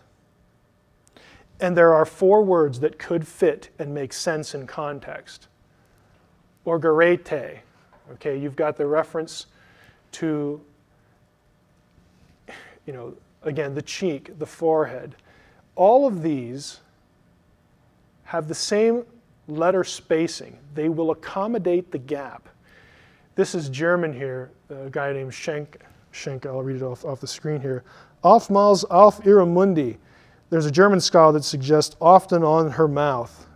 And they say, well, we'll note that because this is a scholar guy who we respect. But you know what? There are 4 other words that would fit in there that all make sense in the ancient world. Because when you greeted someone, you kissed them on the forehead, you kissed them on the cheek. You can kiss them on the lips too. I mean, people still do that, in European, Eastern cultures, and so on and so forth. So the idea that this is a done deal, that this text says with certainty that Jesus is kissing Mary Magdalene on the mouth is just false. Okay? It might. Who knows? We don't know. There's a gap there. In fact, there isn't a single text in all the ancient Gnostic material from Nag Hammadi that has Jesus and Mary Magdalene married. You say, how do you know that, Mike? Here's how I know. We have them in electronic form, and I searched them for you. Here we go. Here's a search for married. This search will find any word close to this spelling. Marry, married, marries. I put in the term, I clicked the search button, And here's what I got. This is the place where this term occurs in the Nag Hammadi collection. All the stuff known in the world now except the Gospel of Judas. And I brought that with me today too. And Jesus isn't married in that one either. So, the editors haven't put it into the database yet. I guess we'll get there someday. You'll notice you don't have any Jesus married here. Let's try wife. How about wife? Well, we get a few here, and I put my little hand icon here because this one kind of looks interesting. It has the phrase marry in gaps, and by the way, when there's brackets, that means that's a blank too. It's a reconstruction. But we'll look it up anyway because we have the word marry, the editors have put in there, and marry your wife. Well, I wonder who she's married to. Well, here's the verse. Right here in blue is the hit. Hasten, come with Mary, your wife, all your relatives, blah, blah, blah, blah, blah. This is the second epistle of James. And of course, if you read the few lines that precede, we're not talking about Jesus. How about bride? See, I'm trying to think of all the terms to search that have something to do with marriage, and I'm searching the entire database of the Gnostic Gospels to ask the question, is there any evidence at all, even in the Gnostic material, for Jesus being married to anybody? And the answer is no. So we search for wife, or bride, excuse me. Here we go. Here are the hits in context. Again, if you want to look them up, you can buy the print edition, whatever. Here you buy the DVDs, you got all the references there for you. How about husband? Well, we'll search for that one. Guess what? We come up empty there too. What a surprise. So on and so forth. Well, what about the word companion in the Gospel of Philip? The DaVinci Code makes a big deal out of this too. Pages 245 and 246. Flipping to the middle of the book, the drama's building now. Teebing pointed to a passage. The Gospel of Philip is always a good place to start. When we're talking about Jesus and Mary, Sophie read the passage. And the companion of the Savior is Mary Magdalene. Jesus loved her more than all the disciples and used to kiss her often on the mouth. Of course, we know that's a gap now. The rest of the disciples were offended by it and expressed disapproval, and they said, why do you love her more than all of us? The words surprised Sophie, and yet they hardly seem conclusive. It says nothing of marriage, she says. Au contraire, Teebing smiled, pointing to the first line. This is my favorite quote in the DaVinci Code. You probably know this already. As any Aramaic scholar will tell you, the word companion in those days literally meant spouse. Landon concurred with a nod. I love that quote because the word for companion in the Gospel of Philip would be in what language? Coptic. And it reflects a Greek original. It's not Aramaic. Like I said, that's my favorite quote in the DaVinci Code because it's so stupid. As any Aramaic scholar will, it's not even the right language. Get the language right, Dan. Come on. Okay, I feel better now. Here's the word. In Coptic, it is koinonos. It's actually a Greek loan word, so we know exactly what the word is. This is the rather thrilling entry. Don't you just love my graphics? It's a bunch of gobbledygook unless you've had Greek. This is the entry from, this is either, I have the second one labeled, I think. Yeah. This one is Bauer, Arndt, Donker, and Gingrich. This is the primary Greek lexicon for New Testament and related literature in the world. It's expensive, but we have it in electronic. Did I mention that before? Have a little fun with that. This is the entry for koinonos. If you read through the entire entry, you will notice something, even if you can't read Greek. At no point, and you'll see the abbreviations. These are biblical books right here, Septuagint if it's Old Testament, New Testament Greek. At no point does koinonos mean wife. Not just in the New Testament, but in other Greek literature too. It's not the word for wife. Now, I can call my wife my partner, my companion, but I can go into business with someone and call them my companion, my partner, Does that mean I'm having a sexual relationship with them? No. Like, use your head. I mean, when I came to that passage in the DaVinci Code, it just about killed me. But I moved on. Here's the rest of the entry. The entry was too big to fit on one screen. You know, a koinonos is a partner. It's one who participates in something, you know, with someone else, a companion, a friend. Okay? It's not used for a sexual relationship. This is another Greek lexicon. This is the lexicon known as Liddell Scott. This is the primary Greek lexicon for non-New Testament Greek literature, classical literature, intertestamental literature, stuff like Josephus and whatnot. This is the big one. This is a mammoth resource. That these two lexicons are the standard lexicons in the field of Greek studies in the world. Okay? And they're going to tell you where to look up, you know, the abbreviations. If you do have an electronic, you can just hover your mouse over it. It tells you where it is, where to go, all that kind of thing. Koinonos, the companion argument, is a non-argument. It is entirely fabricated. Was Jesus required to have a wife because he was a rabbi? This is another issue that comes up with the Jesus-Mary problem, or issue. Jesus wasn't a rabbi in the sense of the Jewish religious office. Proof for this is self-evident in the Gospels. And again, I'm thinking, why doesn't Bagent, Lee, and Lincoln, and Picknett, and Prince just quote the New Testament? The Pharisees challenged what Jesus said several times by asking him this question: by what authority do you teach this? Why are you saying this? Look at the verse. And he entered the temple. The chief priests and elders of the people came up to him as he was teaching and said, by what authority are you doing these things? And who gave you this authority? If he was an ordained rabbi, that would be a dumb question, because they would have had to approve his office. Okay? That would have been like, you know, mass mass memory loss or something. John 7, about the middle of the feast, Jesus went up to the temple and began teaching. The Jews therefore marveled and said, I love this one, how is it this man is learning since he never studied? He didn't even go to seminary. He's not a rabbi. Okay, you have to have formal training, and you have to go through a procedure to have the rabbinical community approve you in that office. Jesus never did that. Okay, he never had that. He was not a rabbi. He is not required to be married. He is called rabbi in passages because the word also just means anybody who teaches. He's a teacher. We have the same thing now, like if we use the word instructor. Instructor can be someone who works in a daycare.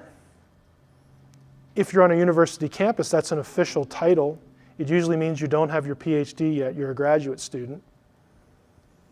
If you are an instructor beyond your PhD, that is a non-tenure track specific designation. But it's the same word. It doesn't mean anything official inherently. It depends on the context. Same thing going on here. Is there anything theologically amiss with the idea that Jesus was married in principle? I would say no. It really wouldn't matter if he was, other than the fact that people would be coming up with these weird theories about his kids being like super holy or something, or supermen. You know, and I think honestly that's probably one of the great reasons why he never was, because people would just come up with loony ideas about his kids if he ever had any. So in principle, no, there's nothing wrong with it. This is from the Apostle Paul, 1 Corinthians 9. Paul says, don't we have the right to eat and drink? Don't we have the right to take along a believing wife, as do the other apostles and the brothers of the Lord? And Cephas is Peter. He says, hey, I could be married if I want to. Paul was single. Paul may have been divorced. He may have been deserted by a spouse, or he may have never been married. We just don't know. He refers to himself as unmarried, and unmarried just means the state of being without a spouse. So we don't know why he was unmarried. Who knows? Traditions encouraging dedicated single life also existed elsewhere in Judaism. This one is a kicker for me, because often Bagent and Lincoln and Lee and all these people want to link Jesus with the Essenes and the Dead Sea Scrolls. That was the place where you had 99% of the men refused to be married. Up until a few years ago, it was assumed that no Essene could be married and join the community. Since then, there have been skeletons discovered that are female and a few that are children. So the assumption is that at least one of these people was married. Okay, but if you're going to put Jesus in the Essenes, why are you talking about him being married to Mary Magdalene? It's completely contradictory. But again, it's like they don't care. They don't care about being consistent. They don't care about the primary data. The Essenes, again, were known for their emphasis on celibacy. And so that is not uncommon to have a teacher, a rabbi, a Jewish leader who wasn't married. There's no evidence that Jesus was. Doesn't really matter, at least in my view. But that is the primary data. Again, to summarize, I'll just say it in one sentence. There isn't a single text, a single line in the New Testament or in the Gnostic material that has Jesus married to anybody, much less Mary Magdalene. It's a myth. Okay. Questions? Don't you think that there's a great appeal for the readers to think that Mary Magdalene married Jesus? I think it gives... Define what you mean by appeal.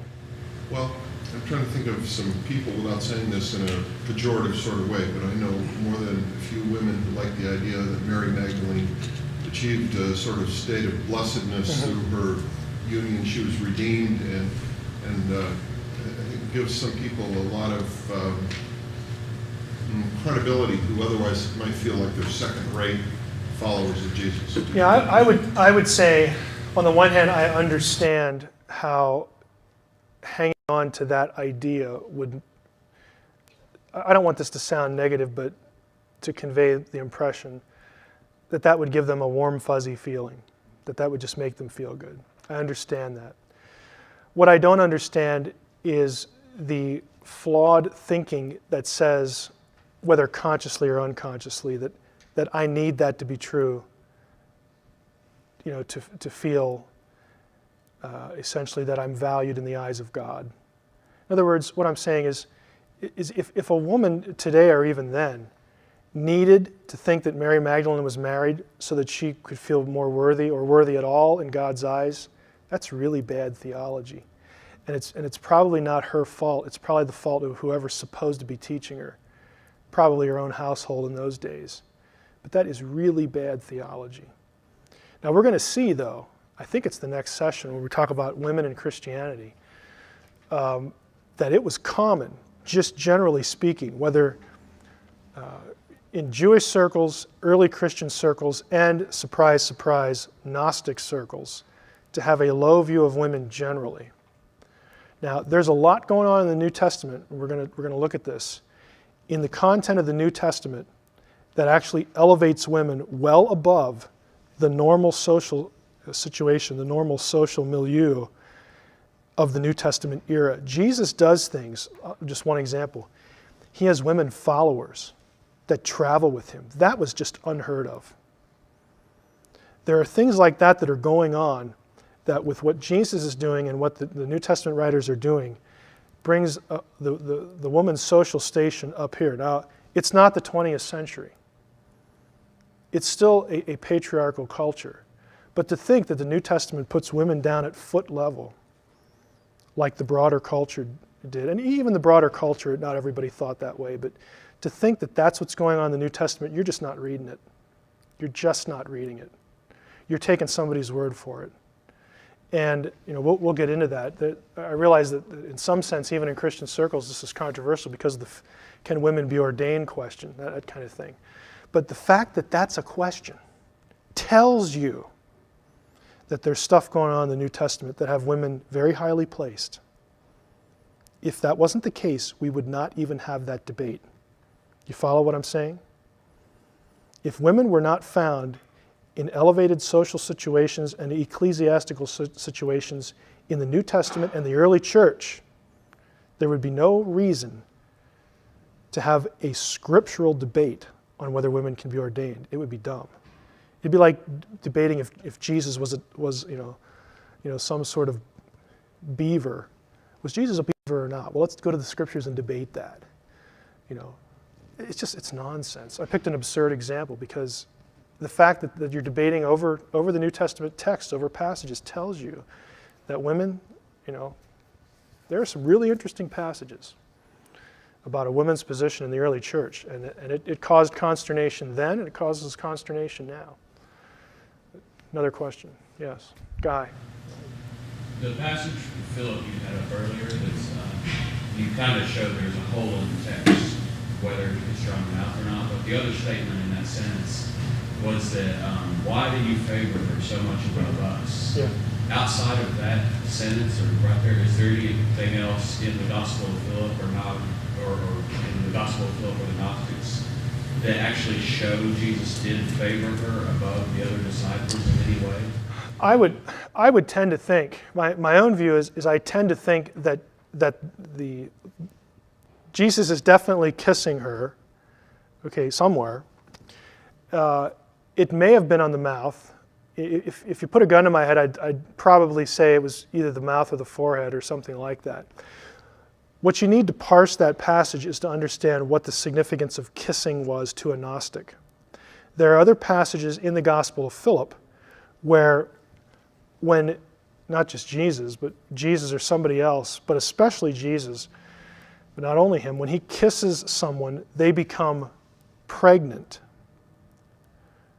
Now, you either have to believe that in the Gnostic community, nobody knew where babies came from, or you have to believe that kissing and words like pregnant meant something mystical and spiritual to the Gnostics, and it did. What it meant was, again, you have to put yourself in the mindset of this physical, sexual, or semi-sexual content, because the Gnostics used those terms, those physical bodily terms, to describe what they imagined going on or what went on eons ago with the aeons, that there was this coming together of Sophia and the Christos to unite the pleroma, to make it whole again, to fix it, to make all things new, to make it the way it should be.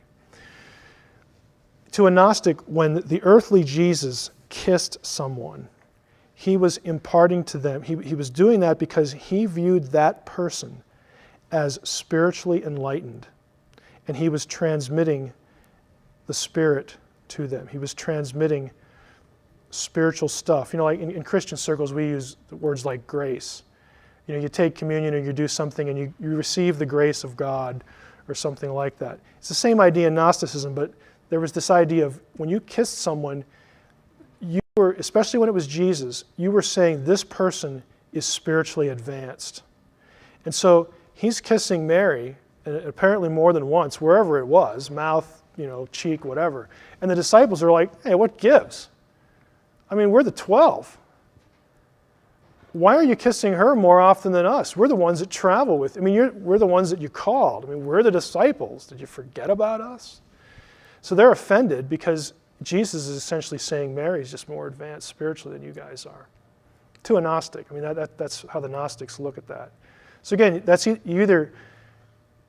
Again, you can read the Gnostic Gospels and look up references to kissing and whatnot, and you'll see those passages. So you either have to believe that that's what's going on, or that nobody in the Gnostic circles knew where babies came from, which is really dumb. I don't think any of us are going to say that, yes. Since you already covered how much later the Gnostic Gospels came or were written than the New Testament, do you even consider that account feasible, that he did kiss her, or that he did whatever? I would say I think it's feasible in that Paul, uses the same terminology, greet one another with a holy kiss. And when we're going to get to Romans 16, which is a really important passage about the role of women, the elevation of women in the early church. And you have the same language there, so it could apply to male or female. And if Paul's doing it, and it's an accepted Jewish custom, I don't see why Jesus would have shuddered at the thought. I think it just would have been the thing to do. It's just a normal cultural thing. It might have meant something more coming from Jesus because it's Jesus. Jesus approves of me, makes me feel good or something. Recognizes me as one of his disciples. Greet the brethren with a holy kiss. So I don't see any reason why Jesus would not have done that. Another question? Okay. Oh, yes. Some researchers would equate the word companion with consort. I think there's some studies of that. Do you see any connection at all between defining that word companion? If that's quite a stretch to Well, jump to yeah, the reason it's done is usually based upon English usage, which right there's a methodological flaw there. But okay, my wife was here and she's left, but if she was here, I mean, we could. I guess I feel better that she's not here. But I mean, my wife is my companion. That's sort of a base level designation. It has semantic variability, what we'd call valency in linguistics. Okay, she's my companion. Is she also my consort? Okay, in sexual terms, well, yeah, because she's my wife. But I can use the base level word companion of other people, and there is no necessary linkage in meaning. You know, it's just simple vocabulary. You know, we use words in varied ways, and what you have to ask yourself as a reader is, when I read this in the DaVinci Code or whatever the source is there a necessary cause and effect relationship? This meaning causes that one. Just ask yourself simple logic questions. You know, how do I frame the issue so that it becomes coherent? And I think, you know, if we do that, we start seeing things like, I call lots of people companions, but they're not necessarily my consort. They might be in a given context. And if it's in Jesus, I would say the same thing with Jesus and Mary. Okay, Mary was the companion of Jesus. We could say, well, then she might have been involved sexually with him. Yes, she might have. Are there texts that say that? The answer is no. So if you're going to say something either publicly or in writing, and you care about the primary texts that tell us about these people, then I would think the responsible thing to do is go look at them and say what they say and don't say what they don't say. But you know, again, I'm not blaming Brown for this because it's a good storyline. That's where it started with Dan Brown. I have no doubt that this would make a cool novel. You know, good storyline, good plot line. The people that I object to more are his sources, who are purveying this stuff as though it is just unassailable truth, and we are the real researchers in these texts, and this information has been hidden from the public. Bunk. Okay, if anybody's hiding anything, you are, either by default because you're not looking it up, or if you did look it up and saw it and it didn't fit with your theory, you're not telling people. Okay? I don't know which it is. I don't worry about questions like that.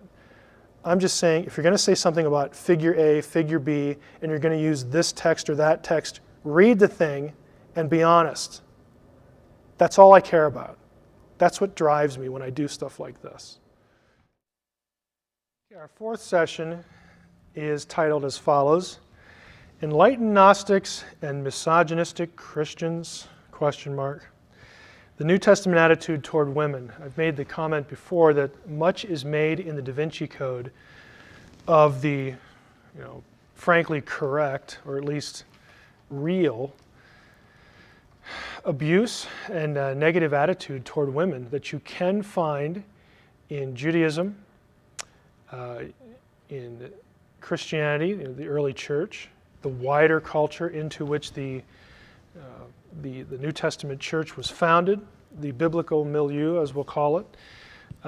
There was a prevailing attitude, and much is made of this prevailing attitude to prop up the idea that Judeo-Christian worldview, and hence, of course, Judeo-Christian Bible, bad, Gnostic Gospels, good, okay, because of this allegedly elevated view of women that the Gnostic communities, Gnostic sect of Christianity had.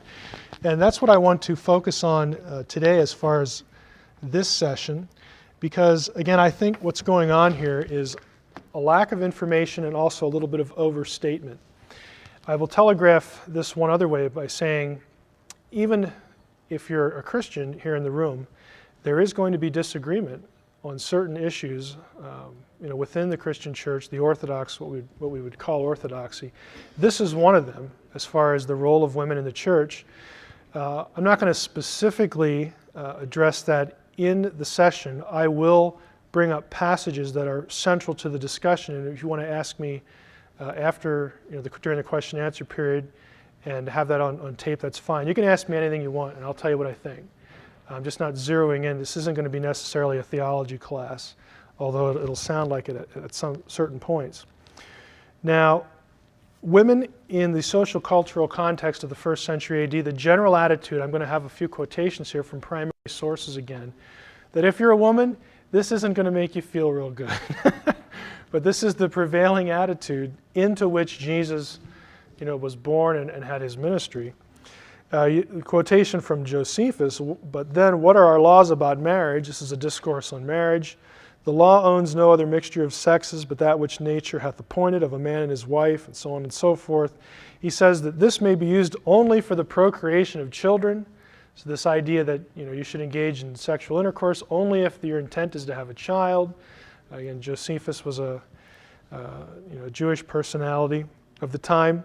And he has in the last line, this is kind of an amazing quote to me. This is a Jew, and it tells me that, boy, you didn't really know that much about your Bible, but, I just don't know where you're coming from here, Josephus, but he says,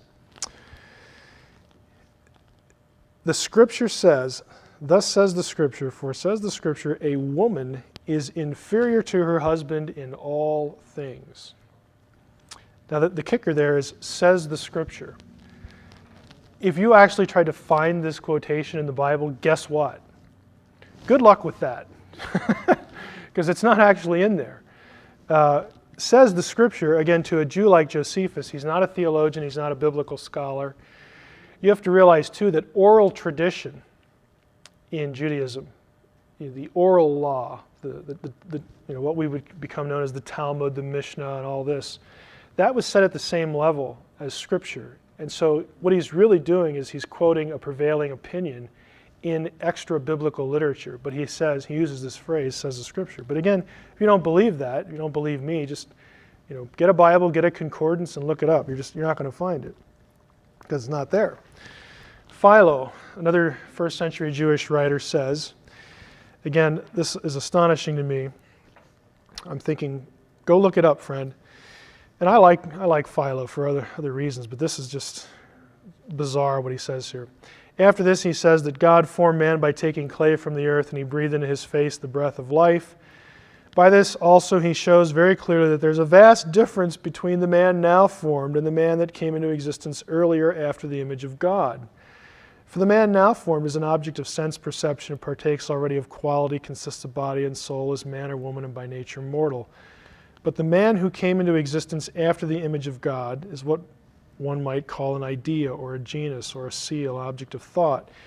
Neither male nor female, by nature incorruptible.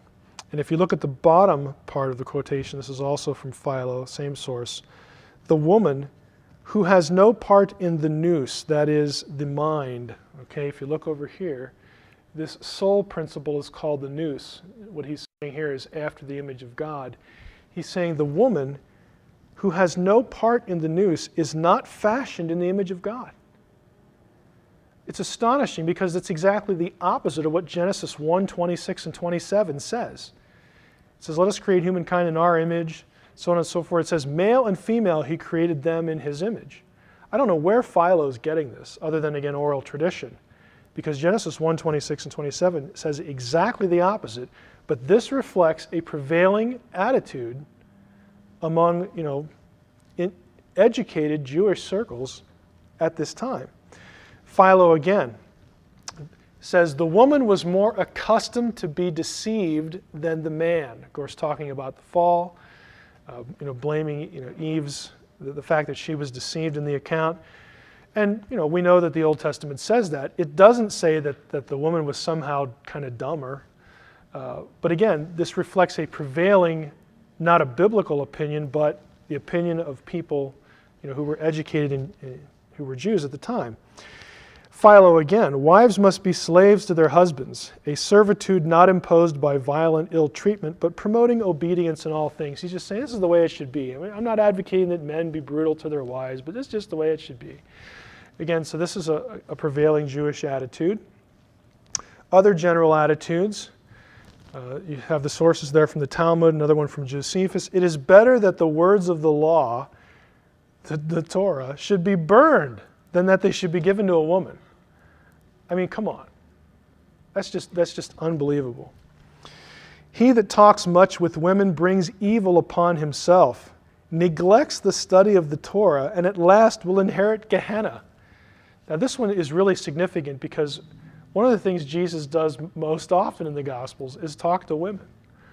I mean, so it is, Jesus' behavior is completely contrary to this passage in the Talmud. Again, it reflects a later Jewish opinion, but it's just unbelievable that it's evil to do this, and you're going to go to hell if you do too much of this. You know. Josephus again, women were not allowed to testify in a court of law. Josephus makes this comment. The rabbis taught, quote, "This is the governing principle. Any evidence which a woman is not valid to offer testimony, also they are not valid to offer testimony."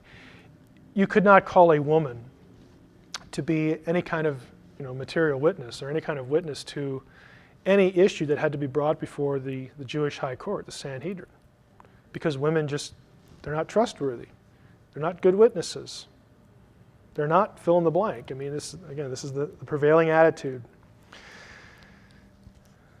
Simon Peter said to him, "Let Mary leave us, for women are not worthy of life." Jesus said, "I myself shall lead her in order to make her male, so that she too may become a living spirit resembling you males. For every woman who will make herself male will enter the kingdom of heaven." Does this sound negative toward women? Everybody's going, yeah. Guess where this comes from? Are you ready for this, Dan Brown? Are you ready for this, Michael Bajent? Picnic Prince, the whole bunch. That's from the Gospel of Thomas. Oops. Dan Brown didn't tell us about that one. If you want a misogynistic statement, that's my candidate. And it's from the Gnostic Gospel of Thomas. Now, I'm prepping you with this because one thing I want you to go away with from this session is the fact that the idea that Gnosticism elevates women and these Christians over here are basically Neanderthals is just a myth. It is another myth. Now, we move on here. There are exceptions in the wider culture. We're not at the New Testament yet. There were exceptions to the attitude toward women that you do see here and there in different texts. There is evidence that some women held the office of a ruler or a president of a synagogue. There's a woman called Beruriah, 2nd century rabbi. So she's a fact of history. The non-canonical book, the Testament of Job. Job's 3 daughters speak the language of angels. They were prophets or prophetesses. You get that? There were infrequent exceptions until you get to the time of Jesus and the apostles, when those Neanderthal Christians came along, and they did all sorts of things that were against the prevailing attitude. Now, I'm not going to lie to you and tell you that the New Testament was just like it is today. It wasn't. But I will tell you this, it was a whole lot better than the wider culture. And Jesus did some things that were just utterly would have, well, like the quote I gave you from the Talmud, they would have said, "Jesus, you're just going to hell because you spend time talking to women and teaching them the law." Jesus did all sorts of things that were contrary to the cultural expectation. What is the New Testament attitude toward women, and what did Jesus' actions tell us? Again, lots and lots of differences. Here's one. This is Matthew 19. This is a famous passage on divorce. At the time, if you look at the actual narrative, the Pharisees in verse 3 come up to him and tested him by asking, "Is it lawful to divorce one's wife for any cause?" Now the question is important because there was a very popular rabbi at the time, Hillel and his followers, that they said you could essentially divorce your wife for anything that didn't make you happy. There's really only one major passage in the Old Testament that talks about divorce, and that's Deuteronomy 24, verses 1 through 4. And it says, "A man can put away his wife for uncleanness." And there's a big debate over what uncleanness means. Hillel said it's basically anything you don't like. She burns a toast, give her a bill of divorcement. She doesn't give you the newspaper when you come home, tell her to take a hike. So they asked Jesus, and they said they want to know what he thinks. Do you think this is right? You divorce your wife for anything you want? He answered, haven't you read that he who created them from the beginning made them male and female, and said, therefore a man shall leave his father and mother and hold fast to a wife, and they shall become one flesh? So they're no longer two, but one flesh. What therefore God has joined together, let not man separate. They said to him, why did Moses then say divorce was okay? You could send her away. He said, because of the hardness of your heart, Moses allowed you to divorce your wives, but from the beginning it wasn't so. Basically, Moses faced reality and allowed it because of you. Because of people like you. Not because of God. I say to you, whoever divorces his wife except for sexual immorality and marries another commits adultery. The point being that Jesus does give permission. He doesn't necessarily mandate it, but if your spouse is sexually unfaithful, he doesn't condemn the woman to living with that situation. But it's a pretty narrow list. It's not like she burned the toast, kiss her goodbye. So he takes an unpopular view there, and the disciples say, oh boy, then better not to get married. Man, it's tough to get out of marriage according to Jesus. Jesus had respect toward a woman's situation in that instance. This is a classic passage. Jesus and the woman at the well in John chapter 4.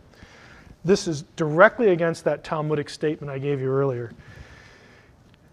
Verse 7, there came a woman of Samaria to draw water. Jesus is at a well. Jesus said to her, give me a drink.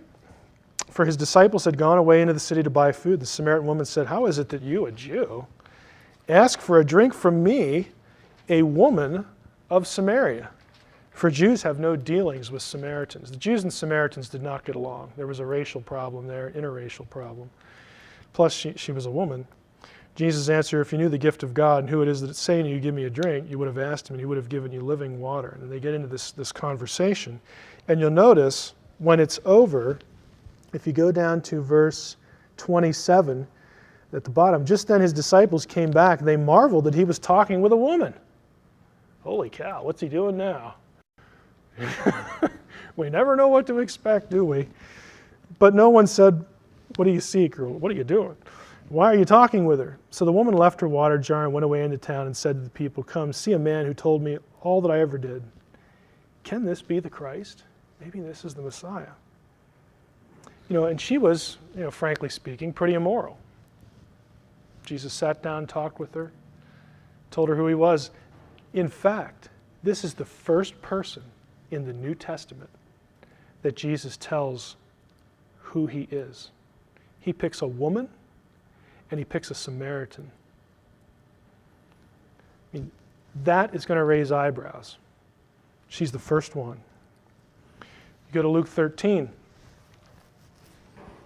Now he, Jesus, was teaching in one of the synagogues on the Sabbath, and there was a woman who had a disabling spirit for 18 years. She was bent over and could not fully straighten herself, and when Jesus saw her, he called her over and said to her, woman, you are freed from your disability.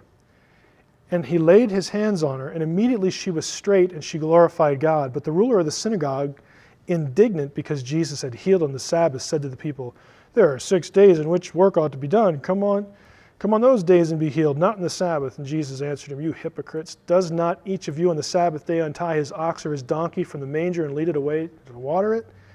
Ought not this woman, here's an important phrase, a daughter of Abraham, whom Satan bound for 18 years, be loosed from this bond on the Sabbath day? Daughter of Abraham is a significant term. It signifies that she is spiritually worthy. She's a believer. Jesus, in essence, doesn't say things like, you have to become a man to enter the kingdom of God. You have to become a man to go to heaven. You got to be male, like the Gospel of Thomas does. He says, God had me do this because you're one of his. Go down to Galatians 3, you have the phrase, we are all. For in Christ, verse 26, you are all sons of God through faith. For as many of you as were baptized into Christ have put on Christ. There's neither Jew nor Greek. There's neither slave nor free. There's neither male nor female. It doesn't matter who you are, male or female. You are all one in Christ. And if you're Christ, then you're Abraham's offspring. Jesus does not make maleness a condition for being spiritually enlightened or a member of the believing community. You don't need to become male to go to heaven. Matthew 12, while he was still speaking to the people, behold, his mother and his brothers stood outside asking to speak to him. But he replied, again, Jesus speaking to the man who told him, who's my mother? Who are my brothers? Stretching out his hand toward his disciples, he said, here are my mother and my brothers. For whoever does the will of God, or will of my Father in heaven, is my brother and sister and mother. Jesus publicly identifies himself with women as his disciples. All four Gospels attest to the fact that a group of women followed Jesus in Galilee and to Jerusalem. The verb used to designate these followers is akalutheo in Greek, a term which occurs over 75 times in the Gospels and normally means following Jesus in the sense of being a disciple. The Greek noun for disciple is mathetes. The feminine form occurs in Acts 9:36, where Dorcas, also known as Tabitha, is called a disciple. Here's the quote. Now there was in Joppa a disciple named Tabitha, a mathetes, which translated means Dorcas. She was full of good works and acts of charity. The New Testament doesn't have any qualm with using words like disciple of women. Apparently the Gospel of Thomas did, unless you were male. Then you can be a follower of Jesus. Acts chapter 2, the coming of the Holy Spirit. This is kind of interesting here. When the day of Pentecost arrived, they were all together in one place. Remember, after the resurrection and the ascension, Jesus says, they're directed to go gather in this upper room and wait for the coming of the Spirit. And so his disciples do that. And if you look at the wording here, suddenly there came from heaven a sound like a mighty rushing wind, and it filled the entire house where they were sitting. And divided tongues as of fire appeared to them and rested on each one of them. And they were filled with the Holy Spirit and began to speak in other tongues as the Spirit gave them utterance. Okay, if you go down to verse 14, it happens, they're astonished. Peter, standing with the 11, lifted up his voice and addressed them. By the way, notice that even in the larger group of disciples, there's still the inner group, the 11. Judas isn't there because he's gone out and hanged himself by this time. But you've got the apostles, and then you've got the rest. Standing with the 11, lifted up his voice and addressed the men of Judea and all who dwell in Jerusalem. Let this be known to you, and give ear to my words. For these men are not drunk, as you suppose, since it's only the third hour of the day. But this is what was uttered through the prophet Joel.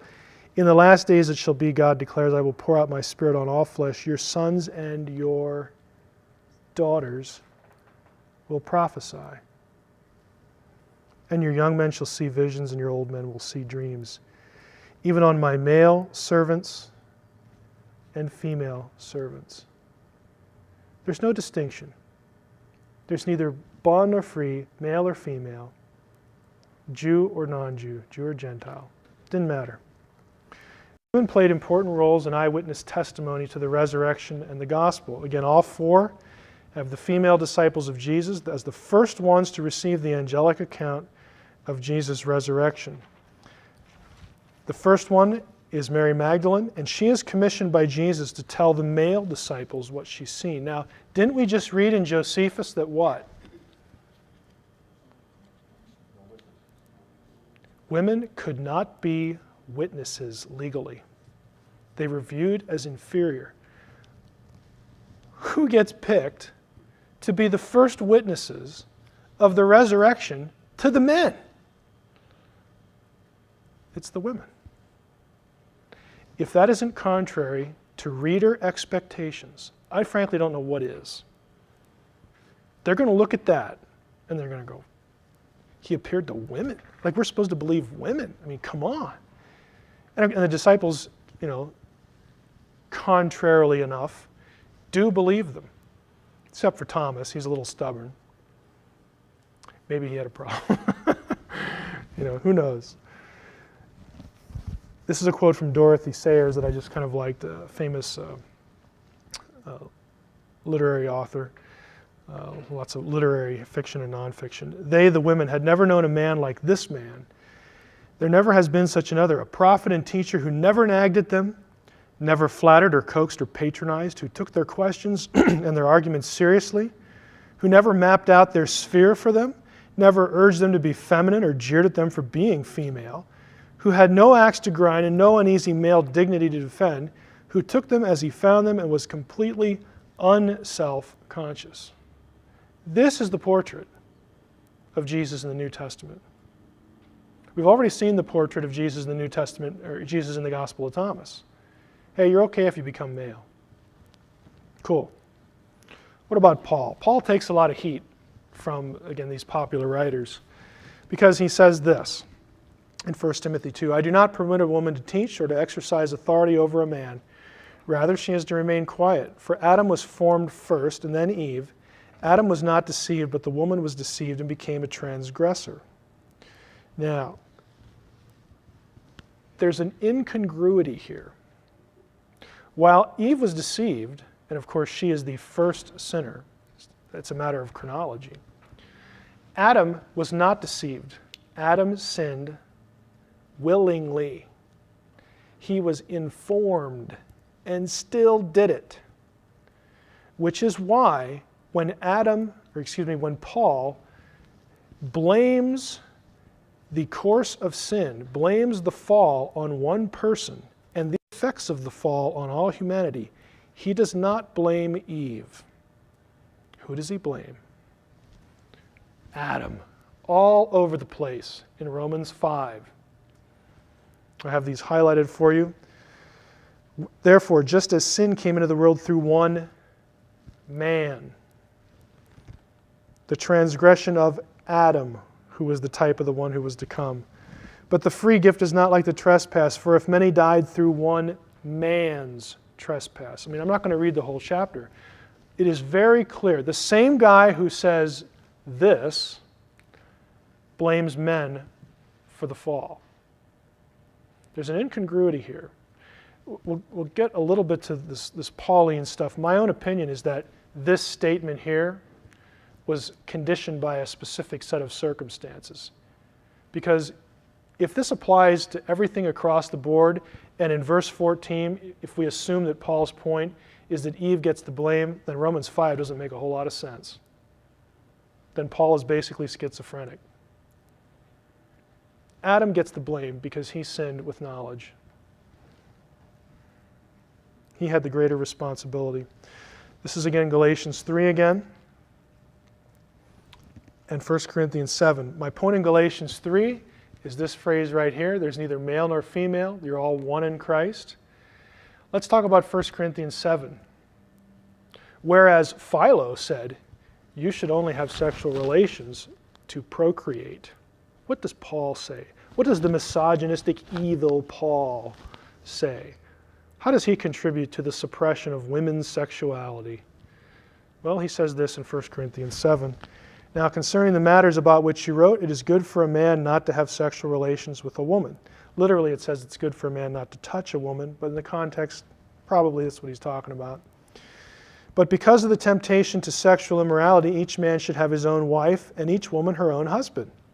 The husband should give to his wife her conjugal rights, and likewise the wife to her husband.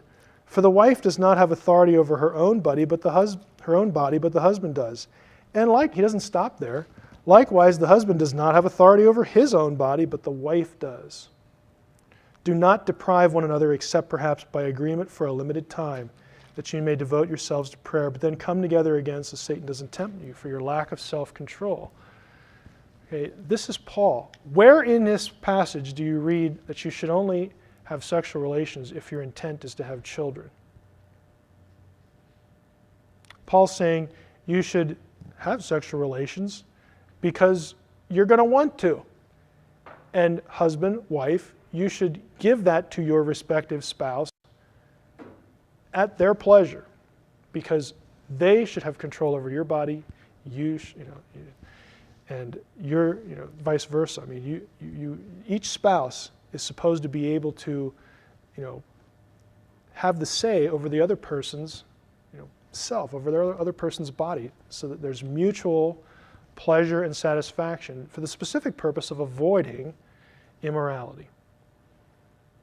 Paul is hardly a prude in this passage, or a misogynist, I would say. Priscilla, or Prissa in her abbreviated form of the name, the female expositor, we'll call her that, or the teacher. You can't very well do exposition without teaching. So remember, the same Paul who wrote 1 Timothy 2, I suffer not a woman to teach, is the same Paul who runs into these two people, Priscilla. And we're going to introduce her here because Paul's going to say something about her in a little bit that will seem quite contrary to 1 Timothy 2. After this, Paul left Athens and went to Corinth and found a Jew named Aquila, a native of Pontus, recently come from Italy with his wife Priscilla, because so on and so forth. Notice that the order here is Aquila and then Priscilla. The male's name is first. I mention that because every other time the two appear together, Priscilla is first. Now a Jew named Apollos, a native of Alexandria, came to Ephesus. He was an eloquent man, competent in the Scriptures. He had been instructed in the way of the Lord, and being fervent in spirit, he spoke and taught accurately the things concerning Jesus, though he knew only the baptism of John. He began to speak boldly in the synagogue, but when Priscilla and Aquila heard him, not just him, they took him and explained to him the way of God more accurately. Explained is this word in Greek, exathenta, and that is the same word that shows up in this interesting passage. This is Paul in Rome. This is the end of the book of Acts. When they had appointed a day for him, they came to him at his lodging. Him is Paul in this narrative. This is the life of Paul. They came to him at his lodging in greater numbers. From morning till evening, he, that is Paul, expounded to them, testifying to the kingdom of God and trying to convince them about Jesus, both from the law of Moses and the prophets. Paul's preaching and he's teaching. This word expounded is the same word, different form. One is an aorist, one is imperfect if you've had Greek. Same root term as what Priscilla does. This is quite contrary to what Jews like Philo and Josephus and later in the Talmud want to see and hear. In fact, Priscilla is sort of commemorated in art. This is the Fractiopanus, the breaking of the bread in the Greek chapel, the catacomb of Saint Priscilla. And I'll guarantee you this, you're not going to find that in the Gnostic Gospels. You will not find anything near that level of authority. What it has to mean in the least is that you had women sent out to preach. Now that might be different than ordaining an office, but at the very least, why would you send one out? Go out and be quiet. Go out and don't say anything. Like, well, what am I supposed to do then? Okay? Again, I realize it's controversial, but the point of the session today is basically that it is a myth when it comes to the apostleship. Now, how much time do we have yet in this one? A few minutes? I hold here a book called, this is a scholarly dissertation that was published. I will give you the date because, again, I'm doing this for people who are going to be viewing the DVDs. I ain't making it up. It's real, it's a book.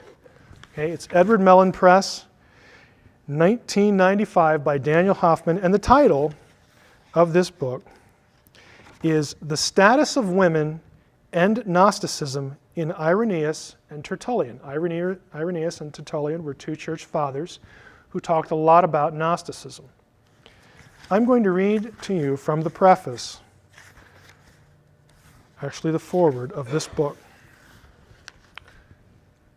The guy who wrote the foreword is a guy named Craig Evans. You're going to meet Mr. Evans, Dr. Evans, in another couple sessions. Dr. Evans, who I met a year ago, I can say he's a friend of mine now. This is the guy that I was able to get on Coast to Coast AM to talk about the Gospel of Judas, because Dr. Evans is an authority on Gnosticism. He was a member of the secret National Geographic team that put together the Gospel of Judas. I didn't know that until about 2 weeks ago.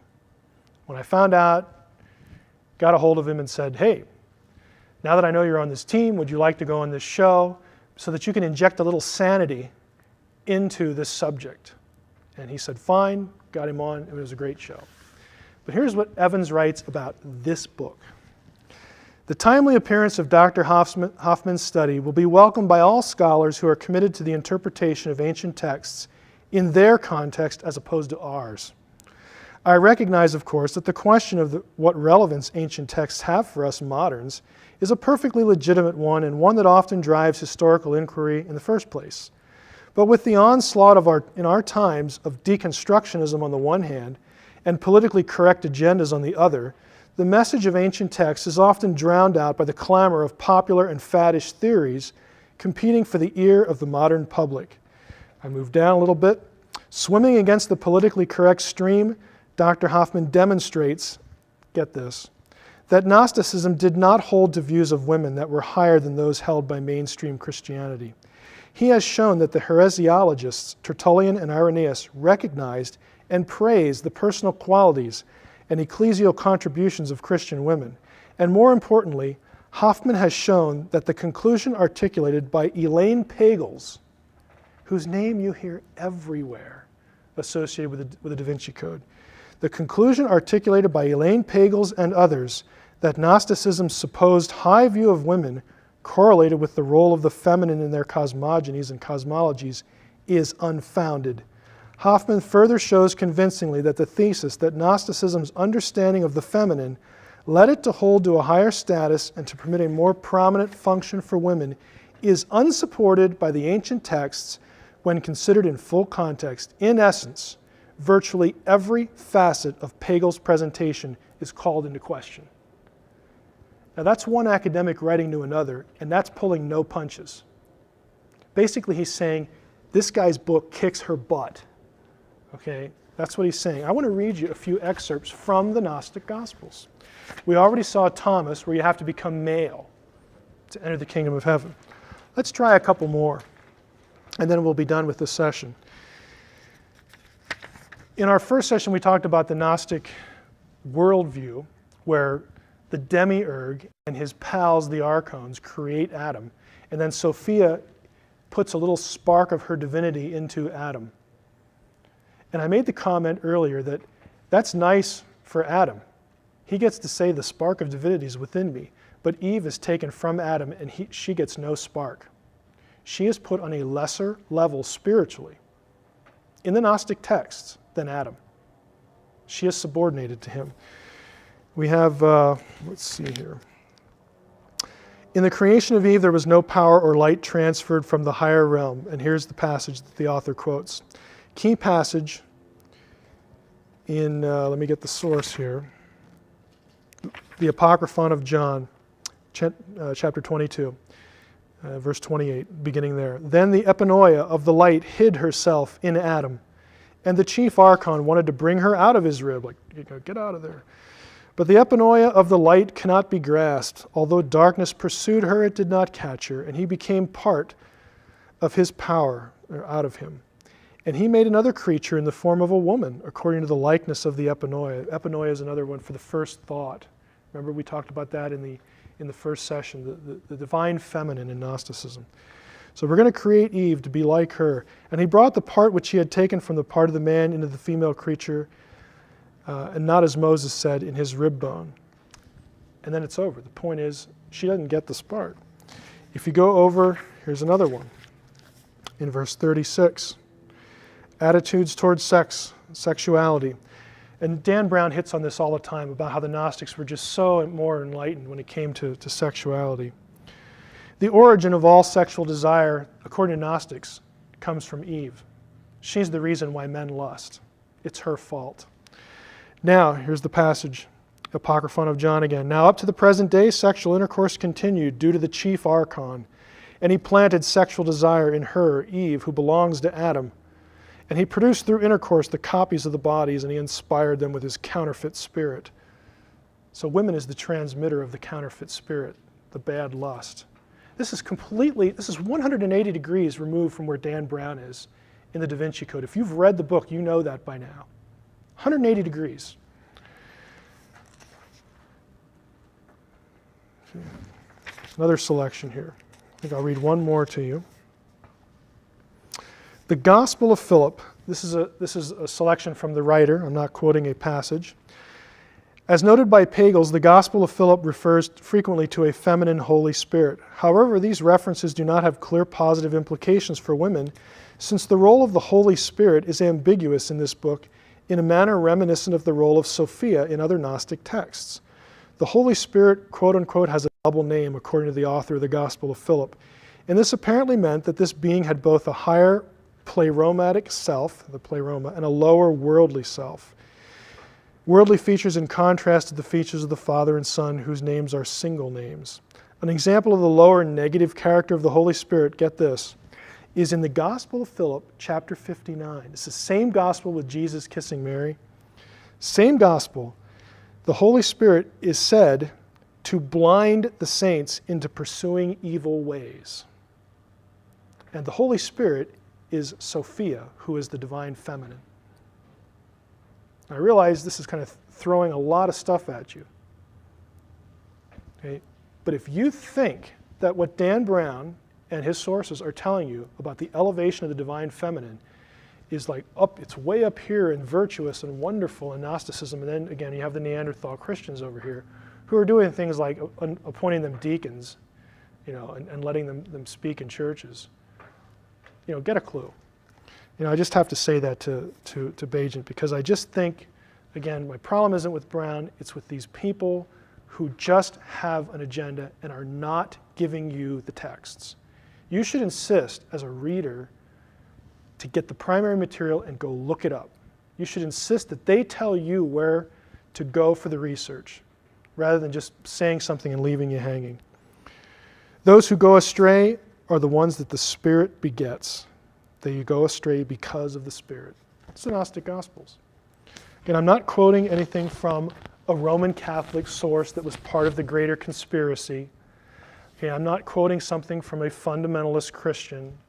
I'm quoting something from a guy's dissertation on the role of women in Gnosticism, which, by the way, is approved by one of the guys on the team who put together the Gospel of Judas, an expert on Gnosticism. Okay. By way of summary again, go and insist in these writers, the ones who are proclaiming what they're giving you as research, as the truth. You should insist from them, I want to know where you got that. You give me chapter and verse in the Gnostic texts, and I will go look it up. Because if you do, if they're brave enough to do that, you're going to find a quite different story than what you're getting. Questions? Yes.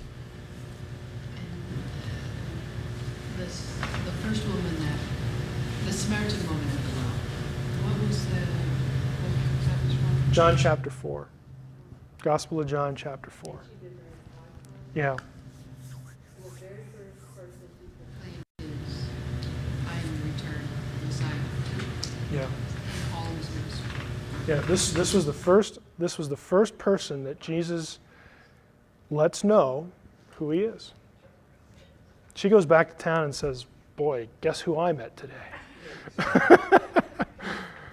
And the whole town, the amazing thing is that, again, these are Samaritans. The Samaritans are essentially half-breeds. They were viewed as impure by Jews. If you know a little bit of Old Testament history, what happened was the nation of Israel was 12 tribes, and at one point the kingdom split. They had a civil war, 10 in the north, 2 in the south. The northern kingdom of the 10 tribes was eventually conquered and carried away by the Assyrians in 722 BC. What the Assyrians did to people was they would take one population and move it out, and then they would take other people from some other area in their empire and move them in. And so, just things being what they are, you had Jewish people who were left behind who transgressed the Torah. You weren't supposed to marry Gentiles. And they married Gentiles, they married who was there, and they started having mixed children, mixed marriages. And since the region of the 10 tribes, their capital was Samaria, they became known as Samaritans. It was a pejorative term. It's not always the same in the Bible. Samaritan isn't always pointing to that situation, but the Samaritans were not popular. In fact, Jesus in that chapter said he's going to his destination, and he says, "I must needs go through Samaria. I need to go through Samaria." And the disciples are like, "Why?" Because the usual road was you went from Galilee and you hit Samaritan territory, and then you went around. You just avoided the whole place. And then you went down and you came back over to Jerusalem. And he says, "I need to go through it." Because he knows he's going to meet this woman. And she's the first one he picks. Another question. Okay, Guy, you wanted to come up and tell us what we're doing here? Add something? As a reader, what I found one of the main flaws in the book that I think needs to be addressed for DVD, both theologically as a Christian or whatever, is we already know that Mike's expressed some, that one of the main themes of the book, it's an overarching theme. It's not like a page number that you can just quote and rebut. Is Dan Brown is affirming this sacred feminine goddess worship Venus thing as the one true religion for all time, that Christianity came along, or specifically that the church, that's mainly what he's attacking, is the church after the 3rd century, and they came along and suppressed this one true religion of God, that had to do with goddess worship. And the first thing is that it's not, when you read the book, it's almost like a conspiracy, like they targeted that one. Well, that's far from the only religion that Christianity rebutted, attacked, or just by default stamped out as people converted from it. There were all kinds of what we'd call pagan rituals. There was the Roman and Greek gods. There was the Hindu idea of reincarnation, and it's okay to throw your baby daughter in the Ganges River so she'll be reincarnated as a boy and have a better life. That's the goddess worship thing is only among the many alternative, or we might say false religions that Christianity did. But one of the main themes of the book is that the proper way, according to the ancient religion, the sacred feminine and the sacred masculine come together in the act of having sex, and that not so much Dan Brown, but the religion in the book that he's promoting, they say this is the proper way to commune with God. In fact, they say it's the only way we can commune with God is when the masculine and the feminine come together again in the sex act, and even if it's just for that second or moment of euphoria, that is the gospel or message that religion promotes, is the way for communion with God. And it's not just that the church obviously did not affirm that view. What that view does, or what that teaching does, is it refutes the entire incarnation of Jesus Christ, who he is. The gospel itself is that I don't need a woman in order to have right relationship with God. If you're a lady, you don't need a man to have right relationship with God or to be able to commune with him. What it means is none of us, we don't need a priest in order to commune with God. We don't need a church in order to commune with God. The gospel itself is that Jesus Christ became flesh and dwelt among us because he is God, and that through relationship with him, the Bible says there is one God and only one mediator between God and man, the man Christ Jesus. That's what I mean. Jesus is our priest. He is how we have right relationship and communion with God.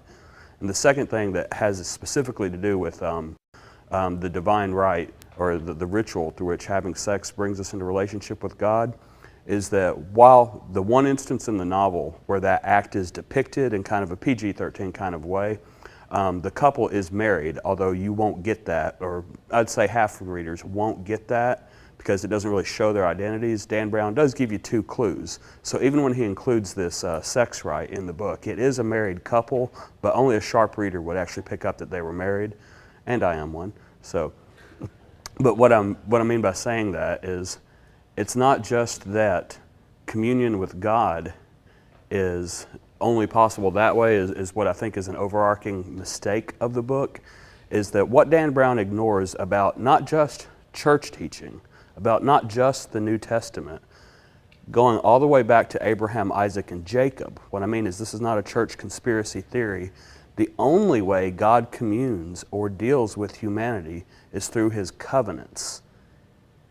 And God is the initiator of those originally too. We are only the recipients or the respondents.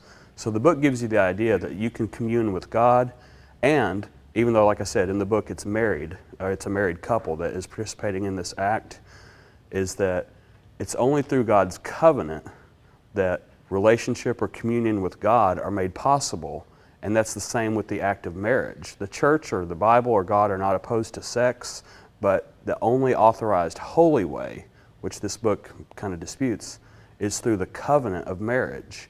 And even the covenant of marriage, earlier in the Old Testament, God says he's married to Israel. He threatens them with a certificate of divorce. The entire relationship with God and man is described as a marriage. The New Testament, we know that theme very, very much. The church is described as Christ's bride. He cares for us. And in the Old Testament, God accuses them of adultery for going after other gods. But even what we know of as the marriage covenant is forsaking all others. Well, that's just a rehash of what God said in the Ten Commandments. You'll have no gods before me and no other gods. I am yours, you are mine. This is a faithful monogamous relationship that God initiates with Israel. It's a faithful monogamous relationship that Christ initiates with me and with you, to where there's no other gods and there's no other partners, and it's that marriage of model. But again, my point, marriage is the proper way. The Bible, from the beginning to the end, not just after the 3rd century, that's the proper way that sex is depicted as being God and wholly sanctioned. And that's the problem to me with the book, in one sense, theologically, is that it makes me have to have a priest or priesthood. You know, Dan Brown attacks and says that the church invented Jesus' divinity, which Mike is going to get to later, so that you could only come through the Father through the church, is Dan Brown's word in the novel. Well, that's not Christian teaching. The Christian teaching is we come to the Father through Jesus Christ. You don't just tweak or alter or slightly rewrite the New Testament to get that idea.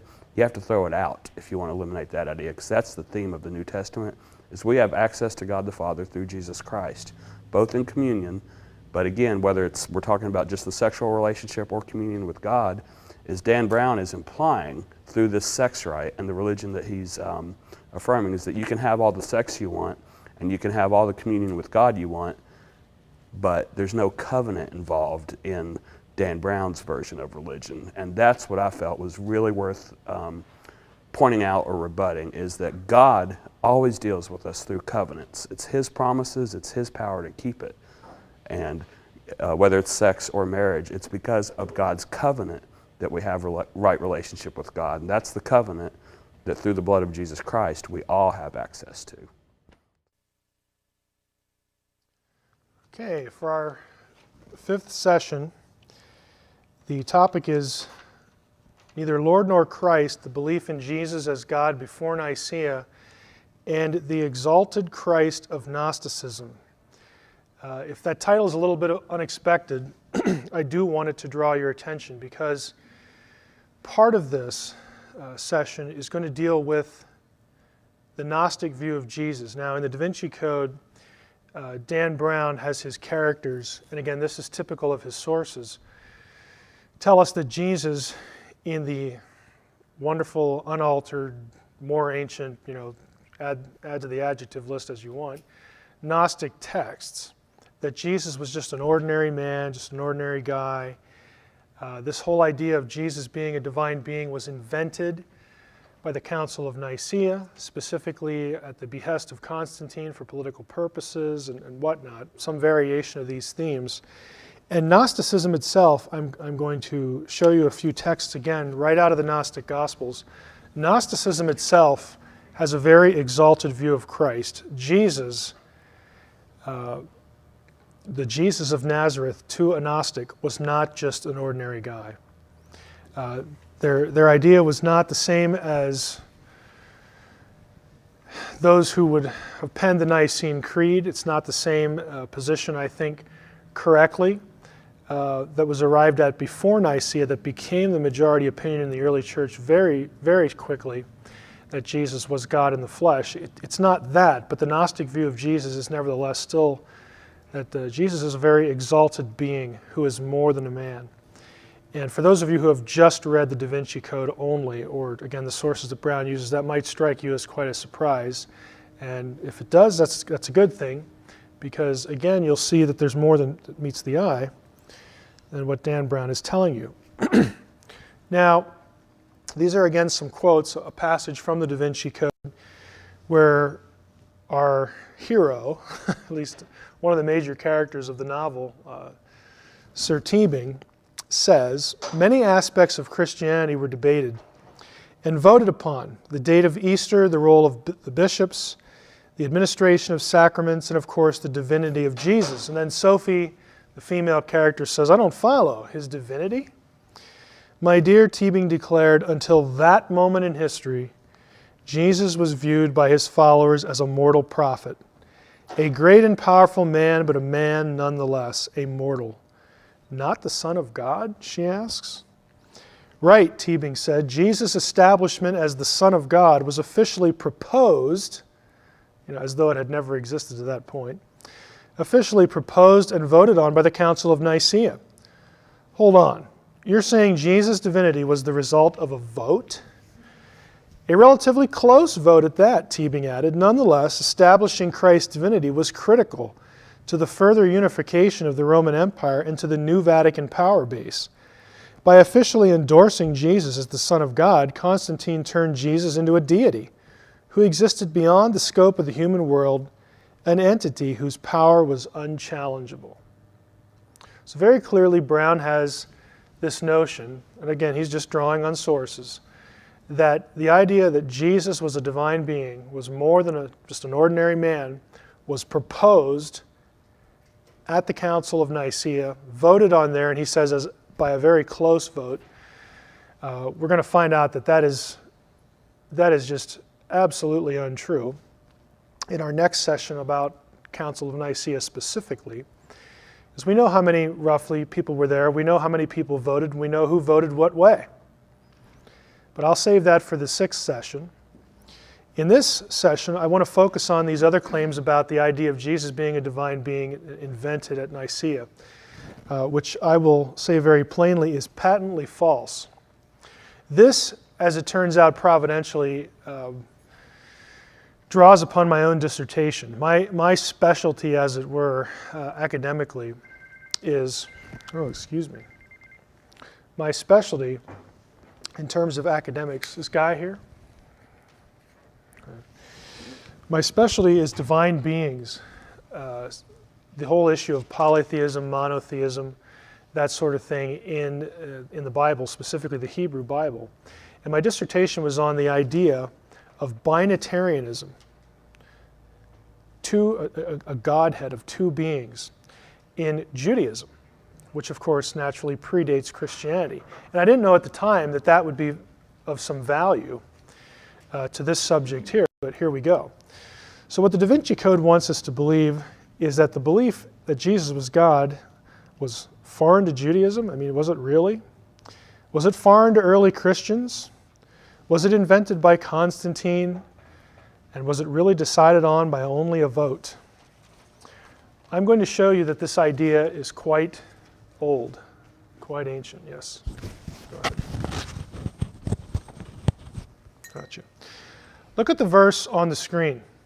This is Genesis 19:24. Take a good look at it. Tell me what's odd about it.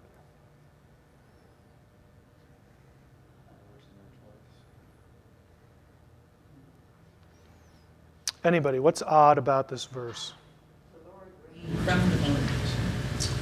Yeah. The word here is Yahweh in both occasions. Then Yahweh rained on Sodom and Gomorrah sulfur and fire from Yahweh out of heaven. That's kind of weird. And the rabbis and other Jewish scholars noticed that. And it gave them pause to wonder, what is going on here? Let's try another one. Genesis 31:10 through 13. Now, this is the account where Jacob, one of the patriarchs, is having some problems with another fellow named Laban, who he is related to by marriage. And Jacob's flocks, his herds, are multiplying exponentially, and Laban's are not. And we read in Genesis 31, in the midst of this little anecdote, "In the breeding season of the flock, I," this is Jacob speaking, "lifted up my eyes and saw in a dream that the goats that mated with the flock were striped, spotted, and mottled. Then the angel of God said to me in the dream, 'Jacob.' And I said, 'Here I am.' And he said, 'Lift up your eyes and see, all the goats that mate with the flock are striped, spotted, and mottled. For I have seen all that Laban's doing to you,'" basically saying, "I know Laban's been cheating you, and I'm going to multiply your wealth here." The important observation for our point is, who tells Jacob that? Anybody? Who speaks to Jacob? The angel of God. Well, no, wait a minute. The angel of God says in the next verse, "I am the God of Bethel." Now, wait a minute. How can the angel of God be the God of Bethel? Now, if you know anything about Jacob's history, and we're going to go back to some of these passages, he wrestles with the divine being at this place. Other things happen to him at this place. But the point right now is, here you have an angel saying, "I'm God. I'm this deity," even though I'm called the angel of God. The rabbis noticed this and thought, wonder what that's about. Exodus 3. Moses said to God, "If I come to the people of Israel and say to them, 'The God of your fathers has sent me to you.'" This is, of course, Moses getting his commission at the burning bush, and God says, "You're going to go back to Pharaoh and say this, that, and the other thing." And Moses is like, "Well, what if they don't believe me?" And he says, "If I go back and say, 'Hey, the God of your fathers has sent me to you,' and they ask me," the Israelites ask, "Well, what's his name? What shall I say to them?" And God said to Moses, "I am who I am." In Hebrew, it's Ehyeh Asher Ehyeh. I am who I am. And he said, "Say this to the people of Israel, 'I am has sent me to you.'" God also said to Moses, "Say this to the people of Israel, 'Yahweh, the God of your fathers, the God of Abraham, the God of Isaac, and the God of Jacob, has sent me to you.'" So this is a passage that connects the "I am who I am" with the name Yahweh. This is my name. This is my name forever, and thus I am to be remembered throughout all generations. Now, I'm going to ask a dumb question, but it has a point. Did God tell Moses his name? It's not a trick question. Yeah, he says, "I am who I am, and my name is Yahweh." Then why do we read this? Exodus 33. Moses said to Yahweh, "See, you say to me, 'Bring up this people,' and you've not let me know whom you will send with me. Yet you have said, 'I know you by name, and you have also found favor in my sight.'" Moses said, "Oh, this is all nice and well, but now therefore, if I have found favor in your sight," he's speaking to Yahweh, "please show me now your ways, that I may know you in order to find favor in your sight. Consider too that this nation is your people." And he said, God says to him, "My presence will go with you." Don't take it easy, Moses. My presence will go with you, and I'll give you rest. And Moses said to him, "If your presence will not go with me, don't bring us up from here. I need you to be with us, Lord. For how shall it be known that I have found favor in your sight, I and your people?" So God says, "I'm going to go with you. Don't worry." The narrative continues. And Yahweh said to Moses, "This very thing that you have spoken I will do. For you have found favor in my sight, and I know you by name." Moses said, "Please show me your glory." And he said, "I will make all my goodness pass before you, and will proclaim before you the name of Yahweh." Well, that's kind of weird. Didn't Moses already know his name? I mean, he got his name the first time they met at the burning bush. And so God says, "I'm going to proclaim before you the name of Yahweh." Yahweh says, "I'm going to proclaim the name of Yahweh to you. And I will be gracious to whom I will be gracious, and I will show mercy on whom I will show mercy."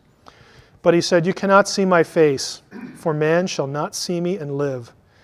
And Yahweh said, Behold, there's a place by me where you shall stand on the rock, and while my glory passes by, I will put you in a cleft of the rock, and I will cover you with my hand until I have passed by. I mean, Moses wants to see God physically.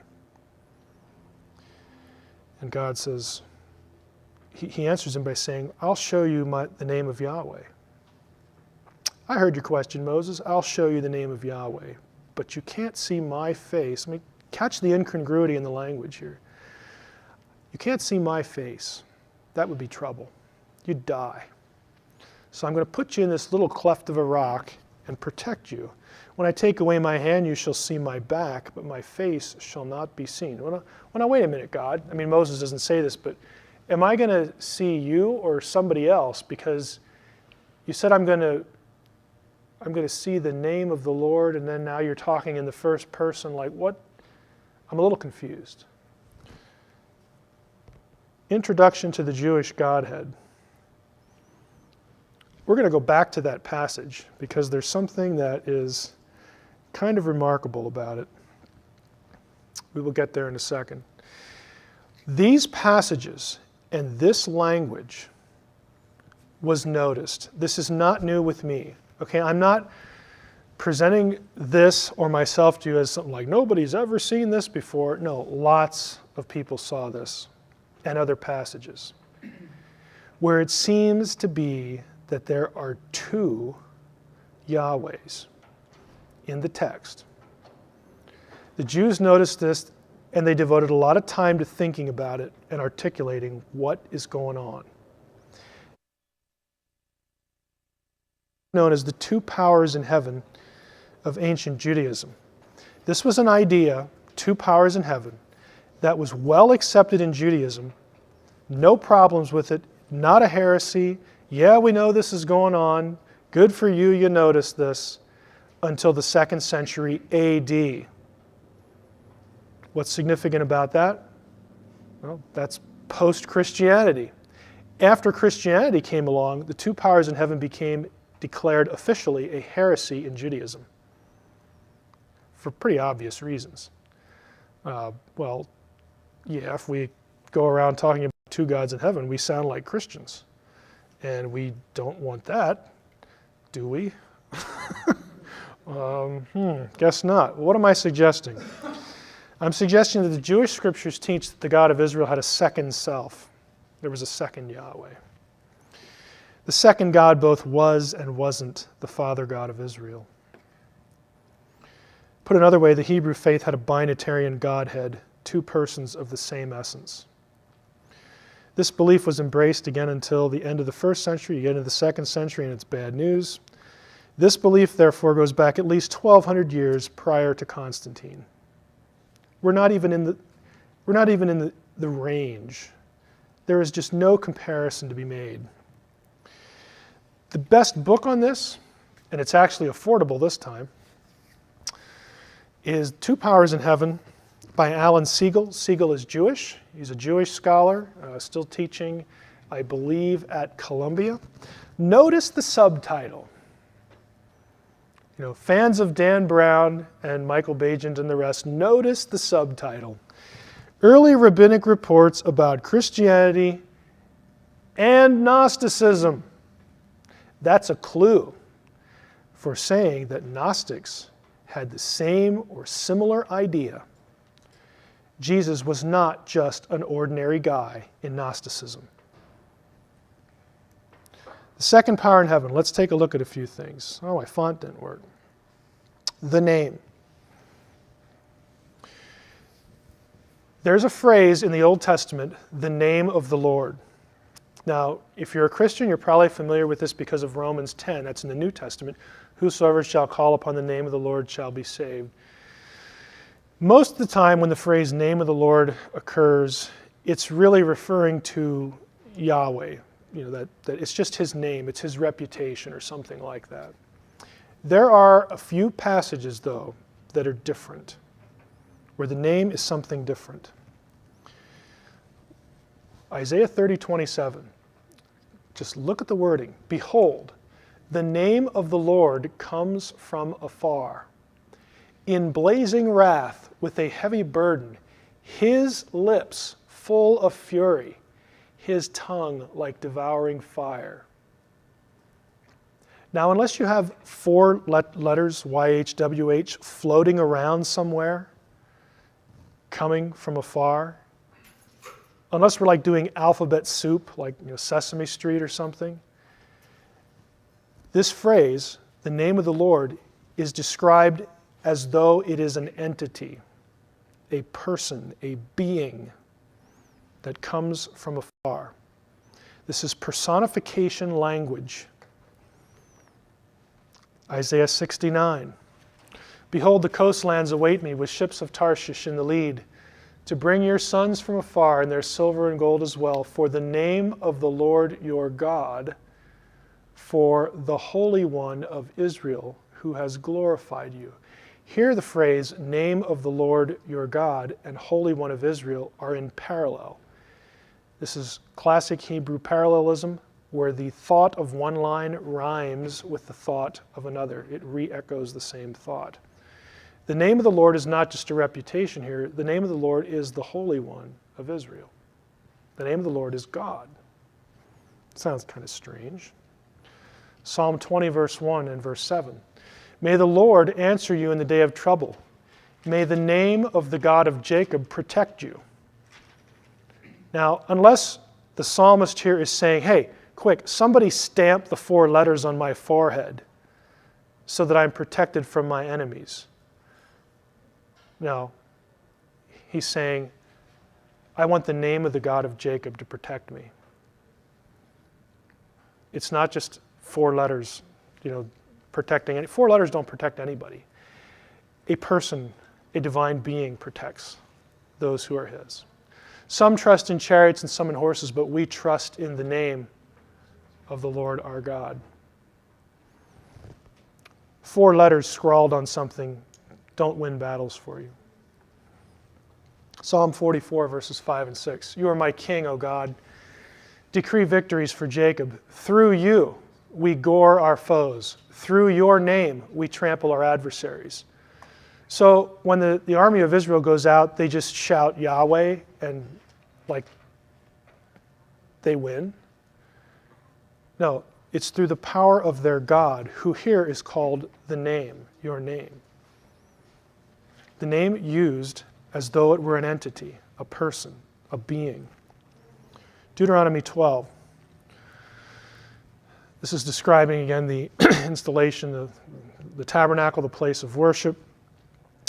Verse 4, do not worship the Lord your God in like manner, like the other people do, but look only to the site that the Lord your God will choose amidst all your tribes as his habitation, the place where God lives, to establish his name there.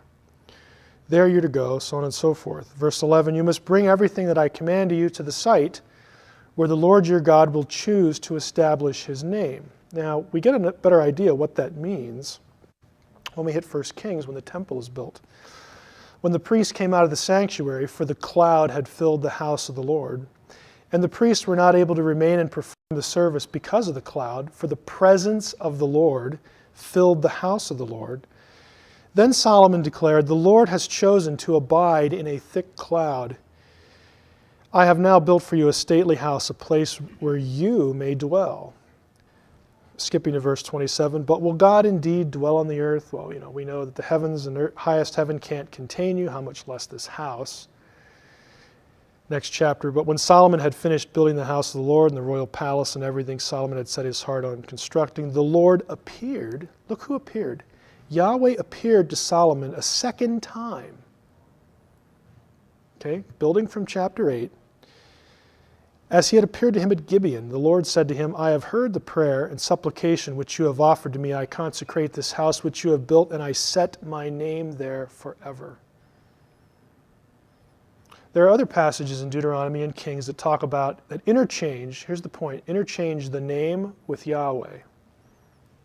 They're interchangeable statements, interchangeable entities. Back to Exodus 34. Now, we said in Exodus 3 that Moses knew what God's name was. And then Moses says, hey, I want to see you. And God said, my presence will go with you. And Moses said, it's not quite good enough. I want to see you. And God says, I will proclaim my name to you. You will see the name of the Lord. And then in the next chapter, we get this. Yahweh said to Moses, cut for yourself 2 tablets of stone like the first, and I will write on the tablets the words that were on the first tablets which you broke. Be ready by the morning and come up in the morning to Mount Sinai and present yourself there to me on the top of the mountain. No one shall come up with you, and let no one be seen throughout all the mountain. Let no flocks or herds graze opposite that mountain. So Moses cut 2 tablets of stone like the first, and he rose early in the morning and went up on Mount Sinai, as Yahweh had commanded him, and took in his hand 2 tablets of stone. Now, just catch this. Yahweh descended in the cloud and stood with him, with Moses there, and proclaimed the name of Yahweh. Yahweh passed before him and proclaimed, Yahweh, Yahweh, a God merciful and gracious, slow to anger, and abounding in steadfast love and faithfulness. Now I want to illustrate something for you. Guy, can you come up here? You got 2 ways to look at this, and I'm going to ask you which makes more sense. Let's just pretend, for the sake of the illustration, that Guy is Moses, and I'm Yahweh, I descend in the cloud, I stand next to him. Now, are there 2 characters or 3 in what happens? You look at the text, Yahweh descends in the cloud, stood with him there, and proclaimed the name of Yahweh. Do I say Yahweh, and then do I walk past him saying Yahweh, Yahweh, Yahweh? He already knows my name.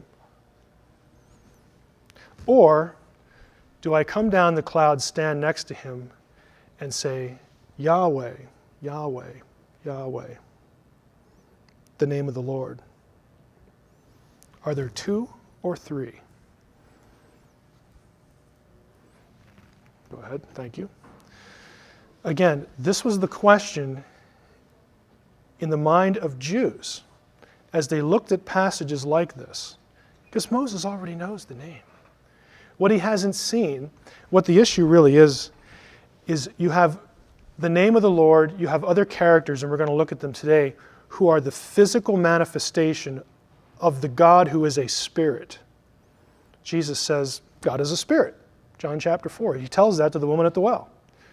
Well, if we assume Jesus is correct, which is probably good authority, then all these other manifestations are physical manifestations of Yahweh's own essence in visible, tangible form, even to the point where you could reach out and touch. And yet the thing that you can touch, the thing that they're seeing visibly, the physical manifestation of this spiritual thing, is also called Yahweh. There is an identification between the 2.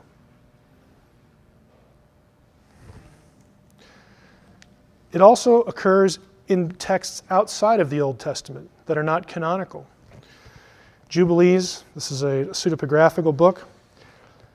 Remember, my sons, the Lord God of Abraham, your father. The writer says, I will make you swear an oath, for there's no oath which is greater than it, by the glorious and honored and great and splendid, wonderful, mighty name which created the heavens and the earth. The name created the heavens and the earth. Did you know that? Yeah. Standard Jewish text. Now, this is a key passage. Exodus 23. God says, I am sending an angel before you. He's speaking again to Moses. I'm sending an angel before you to guard you on the way and to bring you to the place which I have made ready. Pay heed to him and obey him. Do not defy him, for he will not pardon your transgressions. First of all, I thought only God has the authority to do that. But he says, this angel, you better obey him. He will not pardon your transgressions, since my name is in him. Now, either God wrote out YHWH on something and made him eat it, or he's saying, my very essence that you know, you have seen in the cloud, my name is in this being. He is me. But yet we're still different. My name is in him, and when my angel goes before you, brings you to the land of the Amorites, the Hittites, the Perizzites, the whole list. This is when Israel is being led to the promised land. This is the angel of the Lord. The special angel in Exodus 23, my name is in him, turns out to be the angel of the Lord. We know this from a variety of accounts. We'll go backward in time first. Remember the burning bush? Everybody knows this, Charlton Heston, okay? Guess who's in the bush? It's not just God. Now Moses, tending the flock of his father-in-law Jethro, the priest of Midian, drove the flock into the wilderness and came to Horeb, the mountain of God. The angel of the Lord appeared to him in a blazing fire out of the bush. It's the angel. He gazed, and there was a bush all aflame. The bush wasn't consumed. Moses said, I have to turn aside and see this marvelous sight. Why doesn't the bush burn up? When the Lord, in the Hebrew it's Yahweh, when Yahweh saw that he had turned aside to look, God called to him out of the bush. Moses, Moses, he said, here I am. Takes his sandals off, verse 6. He said, you better take the sandals off, you're on holy ground. I am, the voice said, he said, I am the God of your father, the God of Abraham, the God of Isaac, the God of Jacob. Now we have first person language, but there's more than one being in the bush. Leviticus 11:45. I am the Lord who brought you up out of the land of Egypt to be your God. Who brought Israel up out of the land of Egypt? Yahweh. Deuteronomy 21, same thing. The Lord your God brings you up. Who brought Israel up out of the land of Egypt? Yahweh. Oh, well, then why do we read this? The angel of the Lord came up from Gilgal to Bochim and said, I have brought you up from Egypt. And I took you into the land which I had promised an oath to your fathers. And I said, I will never break my covenant with you. But you have not obeyed me. Look what you have done. Therefore I have resolved not to drive them out before you. They shall become your oppressors, and their gods shall be a snare to you. And as the angel of the Lord spoke these words, it's the angel doing the first person. As the angel of the Lord spoke these words, all the Israelites started to cry. Why? Because he said, I've been with you up to this point. You haven't obeyed me. You are on your own. You're on your own. And they weren't too happy about it. Genesis 28, going back to Jacob. Jacob had a dream. A stairway was set on the ground. Its top reached the sky. The angels of God were going up and down on it. And the Lord was standing beside him. And he said, I am the Lord. I'm Yahweh, the God of Abraham, the God of Isaac, and the God of Jacob. Jacob awoke from his sleep and said, surely the Lord's present in this place, and I didn't know it. He named the site Bethel. That's important. Genesis 32. The same night, this is a little bit later in Jacob's life, Jacob arose, Jacob was left alone, and a man wrestled with him. This is a physical entity, described as a man wrestling with Jacob. They're actually touching, okay? A man wrestled with him until the break of dawn. When he saw that he had not prevailed against him, he wrenched Jacob's hip at its socket, so that the socket of his hip was strained as he wrestled with him. And he said, let me go, for dawn is breaking. But Jacob answered, I will not let you go unless you bless me. He says, what's your name? Jacob. And he said in verse 29, your name shall no longer be Jacob, but Israel, for you have striven with an Elohim. You've striven, you've fought with God, or a God. Either way, it's a divine being. And man, and you've prevailed. Jacob asked, pray me, tell me your name. And he said, you must not ask my name. And he took leave of him there. So Jacob named the place Peniel, meaning I have seen Elohim. I have seen El. I have seen God. Hosea, the prophet, referring back to this chapter and to this episode, says this. The Lord once indicted Judah and punished Jacob for his conduct, requited him for his deeds. In the womb, this refers to the way Jacob was born. In the womb, he, Jacob, tried to supplant his brother, grown to manhood. He strove with a Elohim. He strove with an angel and prevailed. Point blank, the angel is an Elohim. This is my favorite passage in the Old Testament. I just love this one. This is cool for language geeks like me. But Israel, that is Jacob, remember Jacob's name got changed to Israel. Israel stretched out his right hand and laid it on Ephraim's head. This is when Jacob is about to die. He's blessing his children, Joseph's children. He stretched his hand out, lays it on Ephraim's head, though he was the younger, and his left hand on Manasseh's head, and crossed his hands, although Manasseh was the firstborn. And he blessed Joseph. These are Joseph's two kids. He blessed Joseph, saying, "The God in whose ways my fathers Abraham and Isaac walked, the God who has been my shepherd from my birth to this day, the angel who has redeemed me from all harm." And here's the kicker. May he bless these lads. Who's the he? Is it God or is it the angel? And the answer is yes. The verb is singular. This is a complete, tight identification of the Malach Adonai, the angel of the Lord, as God. There are two. And this is where the idea of a Godhead comes from. These passages. This is not a Christian invention. This is not something Constantine came up with and sucked out of his thumb for political reasons. This is in the text. Jude 5, and here's some of the neat things about what the New Testament does with this. Jude writing, it says, "Now I want to remind you, although you once fully knew it, that Jesus, who saved a people out of the land of Egypt, afterward destroyed those who did not believe." Well, now wait a minute. I thought God delivered them out of the land of Egypt. I thought the angel delivered them out of the land of Egypt. Jesus delivered them out of the land of Egypt.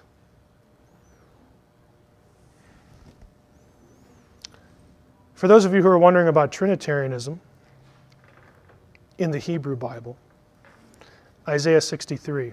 This passage to me comes the closest to it. And I want to just mention it. This again is recounting Exodus wanderings and Exodus stuff. The prophet Isaiah looks back and says, "I will mention the loving kindness of the Lord and the praises of the Lord, according to all the Lord has bestowed on us, and the great goodness toward the house of Israel," so on and so forth. Verse 8, he says, "These are my people. He became their Savior." But look at verse 9. "In all their affliction he was afflicted, and the angel of his presence saved them. In his love and in his pity he redeemed them, and he bore them and carried them all the days of old. But they rebelled and grieved the Holy Spirit." Why doesn't it have God or angel there? Yahweh and the angel were the ones that were doing all that stuff back there. And here Isaiah says, no, it was the Spirit. Now again, I don't have time to go through all the passages in both Testaments that demonstrate a Godhead in both Testaments. This is only to give you an idea. The church fathers did not just suck this out of their thumb. John 17, Jesus praying. This is the high priestly prayer of Jesus Christ in John 17. "I am no longer in the world, but they are in the world, and I am coming to you, Holy Father. Keep them in your name." What does that mean? Keep them in your name, which you have given me, that they may be one, even as we are one. While I was with them, I kept them in your name, which you have given me. I would suggest to you that when Jesus was around, the essence of God was in town. And keeping them in the name refers to the fact that he kept them with himself and protected them during his ministry. It's a really strange phrase. The Word. We all know this passage again as Christians. "In the beginning was the Word was with God, the Word was God. He was in the beginning with God. Without him was not anything made that was made." Verse 14, "The Word became flesh and dwelt among us. No one has ever seen God, the only God." Catch this. "The only God who is at the Father's side."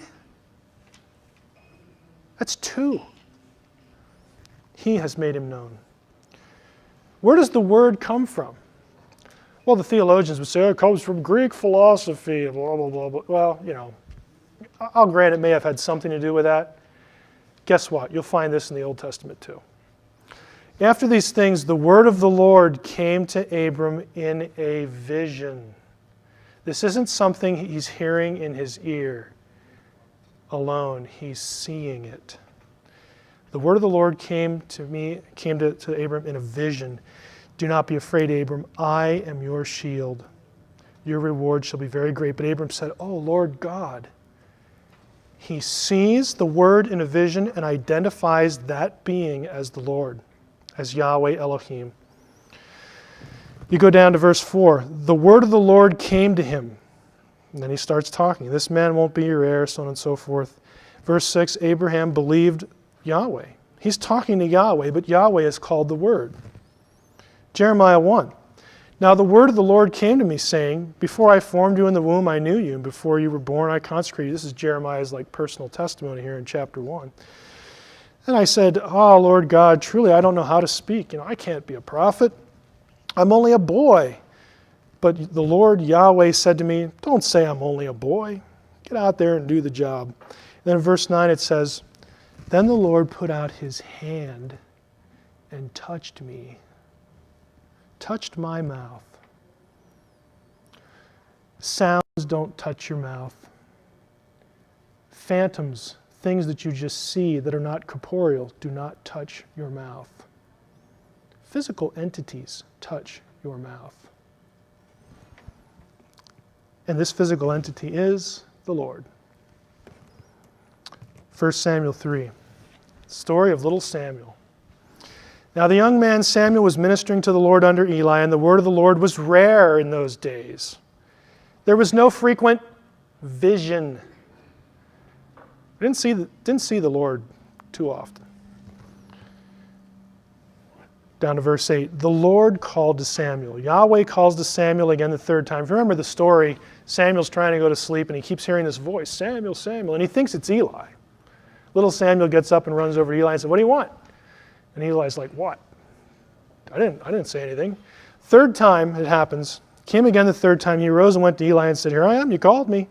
And Eli finally gets a clue and says, It must be the Lord calling the young man. He says, Go lie down. If he calls you again, say, Speak, Lord, for your servant hears. And so Samuel says, Okay. The Lord came and stood, calling as at other times. This is a visible, physical entity. Samuel. And Samuel said, Speak, for your servant hears. Go down to the end of the chapter. And Samuel grew. The Lord was with him and let none of his words fall to the ground. And all Israel from Dan to Beersheba knew that Samuel was established as a prophet of the Lord. And the Lord appeared again. Hearkening back to what we just read. The Lord appeared again at Shiloh. That's where they were living. That's where the tabernacle was. For the Lord revealed himself to Samuel at Shiloh by the word of the Lord. The word is a being in these passages. Philo, our Jewish friend, also picked up on this concept. He refers to the logos, which is the Greek word for word. He actually calls the word God. But he maintained a distinction between the logos and the God of Israel. Gnosticism actually is very close to what Philo believed. Philo said that there was a second God. This is a Jew who wrote lots of stuff and was very influential. He referred to the logos as the deuteros theos, the second God. But he believed that the second God was a created being, an intermediary. And that's essentially what Gnosticism held, as we saw in our first session. The early church did not accept that because the essence of Yahweh cannot have a beginning.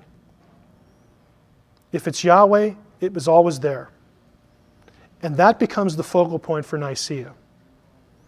The dominant view was always the Orthodox view, that there are there's a Godhead, and every member of the Godhead is the same essence as the Father, They didn't get it because Constantine liked it. He wasn't a theologian. They got it from all those passages I just showed you and others. Okay? And the Jews of the day, again, not everybody, could wrap their minds around that. And Philo came up with, this sounds a little more reasonable. Yeah, he's a second God, but he had to have a beginning, because. And those became the two tracks, the two views. The rider on the clouds. Guy, how much time do we have? 10, 15 minutes. Okay. Here's another one. I really like this one. The rider on the clouds, this phrase, he who rides on the clouds, he who makes the clouds his chariot. This is a phrase actually taken from pagan texts that winds up in the Old Testament. Specifically, that's drawn from Ugaritic texts about the god Baal. I mention that because it's very common for Old Testament prophets and writers to draw from literature around them and put it into the Hebrew Bible, as it were, to make a theological point. One of the things they do is they take this title, because Baal was like the big enemy in the Old Testament. Baal against Yahweh happens all the time, like with Elijah at Carmel. And they take the title, the one who rides the clouds, and they put it on Yahweh, as if to say, no, Baal isn't the one who controls the heavens and rides the clouds. It's Yahweh. 5 times, this title is used in the Old Testament for the God of Israel, for Yahweh. Here they are. Deuteronomy 33. There's none like God, O Jeshurun, who rides through the heavens to your help, through the skies in his majesty. None like God. Psalm 68, O kingdoms of the earth, sing to God, sing to the Lord, to him who rides in the heavens. Okay, clearly it's God, it's Yahweh. Psalm 104, bless the Lord, O my soul, O Lord my God, you are very great. Go down to the last verse there in the section. He makes the clouds his chariot, he rides on the wings of the wind. These are all titles of Baal, descriptions. The point is, everybody in the ancient world knew Baal was a god, or they believed that. And the writer's saying, no, Baal is, whatever. Baal's an entity, but he is subordinate. Yahweh's the one who really has this position. And they kept at putting the phrase to Yahweh. Isaiah 19, an oracle concerning Egypt. Behold, the Lord is riding on a swift cloud. Yahweh is the one who's riding on the clouds. The lone exception. Every place in the Old Testament, the rider on the clouds is Yahweh. There is one exception, and it's this passage, Daniel 7. As I looked, Daniel says, thrones were placed, and the Ancient of Days took his seat. His clothing was white as snow, and the hair of his head like pure wool. His throne was fiery flames. Its wheels were burning fire. By the way, that's the same description as in Ezekiel 1. It's God, the Ancient of Days, is sitting on his throne, fiery throne, wheels. If you've ever seen my session on throne iconography that I do for some other topics, very familiar imagery. The stream of fire issued and came out from before him. 1,000,000 served him, and 10,000 times 10,000 stood before him. In the court, the divine council sat in judgment, and the books were open. There's no doubt who this is. But the passage goes on. I saw in the night visions, and behold, upon the clouds of heaven there came one like a son of man. The phrase means a human one. Son of man as opposed to son of God. And he came to the Ancient of Days. So these are clearly two different people, two different entities, and was presented before him. And to him was given dominion and glory and a kingdom, that all peoples, nations, languages should serve him. His dominion is an everlasting dominion which shall not pass away. You have a second person referred to as the one who rides upon the clouds. And this passage became a real focal point of debate, and guess where it shows up in the New Testament? Then those who had seized Jesus led him to Caiaphas the high priest. Jesus is brought in front of Caiaphas. And the high priest says to him, verse 63, I adjure you by the living God, tell us if you are the Christ, the Son of God. They're getting tired of this. Quit beating around the bush. Are you the Son of God or not? And Jesus said to him, well, you've said so, but I tell you, from now on, you will see, he quotes Daniel 7:13. you will see the Son of Man seated at the right hand of power and coming on the clouds of heaven. Jesus' favorite title for himself in the Gospels was Son of Man. I'm the human one. I get to be human. Isn't that cool? Jesus thought it was cool to be human, to be embodied as a man. And he stands before Caiaphas, and Caiaphas says, this is a serious situation. This is life and death. And Caiaphas says, okay, tell us who you are. And Jesus gives us this throwaway, what are you quoting Daniel 7? Well, just yes or no would suffice. And he quotes Daniel 7:13 and says, I'll tell you who I am. Hereafter you'll see the Son of Man coming upon the clouds. And you know how we know that the Jews knew he was claiming to be God? The very next verse. Then the high priest tore his robes and said, he has uttered blasphemy. We don't need any more witnesses. This guy is claiming to be God. He is claiming to be the one who rides on the clouds. He's a blasphemer. There's no ambiguity. When you read these the news media, who did Jesus think he was? I think Caiaphas got the message. Maybe people today don't, but Caiaphas certainly did. Again, the main source here is Siegel, and I draw your attention again to the subtitle, Gnosticism. If you want a book on Jesus in the Nag Hammadi writings, I recommend this one. It's a scholarly title, somebody's dissertation work again, but it's the most thorough thing there is, Jesus in the Nag Hammadi writings, just so that you can check up on me. Going back to Dan Brown's quote, my dear, Teabing declared until that moment in history, Jesus was viewed as just a mortal prophet, just a man. Well, let's take a look in the Nag Hammadi texts again. The Apocryphon of John. We look at the text here. Let's see if I can find it here. Did I mark it up here? No, can't see it visually. The teaching of the Savior. In the revelation of the mysteries, the things hidden in silence, even these things he taught John, his disciples. It happened one day when John, the brother of James, who were the sons of Zebedee, came to the temple, that a Pharisee named Aramanius approached him and said to him, where is your master whom you followed? And he said to him, he's gone to the place from which he came. This is after Jesus' death. The Pharisee said to him, with deception did this Nazarene deceive you. He filled your ears with lies and closed your hearts and turned you away from the traditions of your fathers. Then I, John, heard these things, or when I heard these things, I turned away from the temple to a desert place. Kind of hit me pretty hard, John says. And I grieved greatly in my heart, saying, well then, how was the Savior appointed, and why was he sent into the world by his Father? And who is his Father who sent him, and of what sort is that aeon to which we shall go? Then why did the Father, remember, in Gnosticism, the God, the ultimate God-Father thing? Why did he send him into the world then?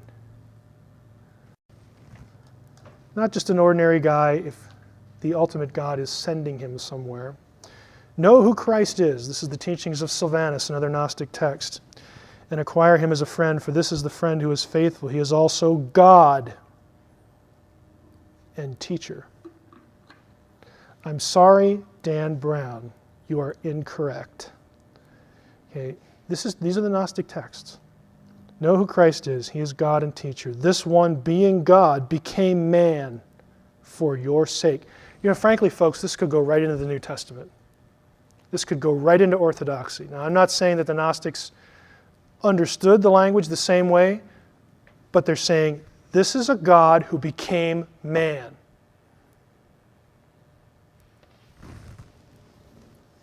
Teachings of Sylvanus again.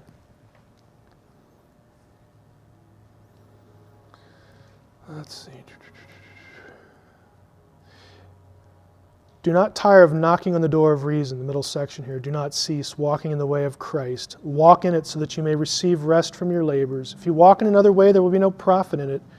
For all those who walk on the broad way will go down at their end to perdition of the mire. For the underworld is open wide for the soul, And the place of perdition is broad, except Christ, the narrow way, for he is oppressed and bears affliction for your sin. Even sounds like substitutionary atonement there a little bit. O soul, persist in what ignorance do you exist? For who is your guide into the darkness? How many likenesses did Christ take on because of you? Although he was God, he was found among men as a man. You could put that in the New Testament too.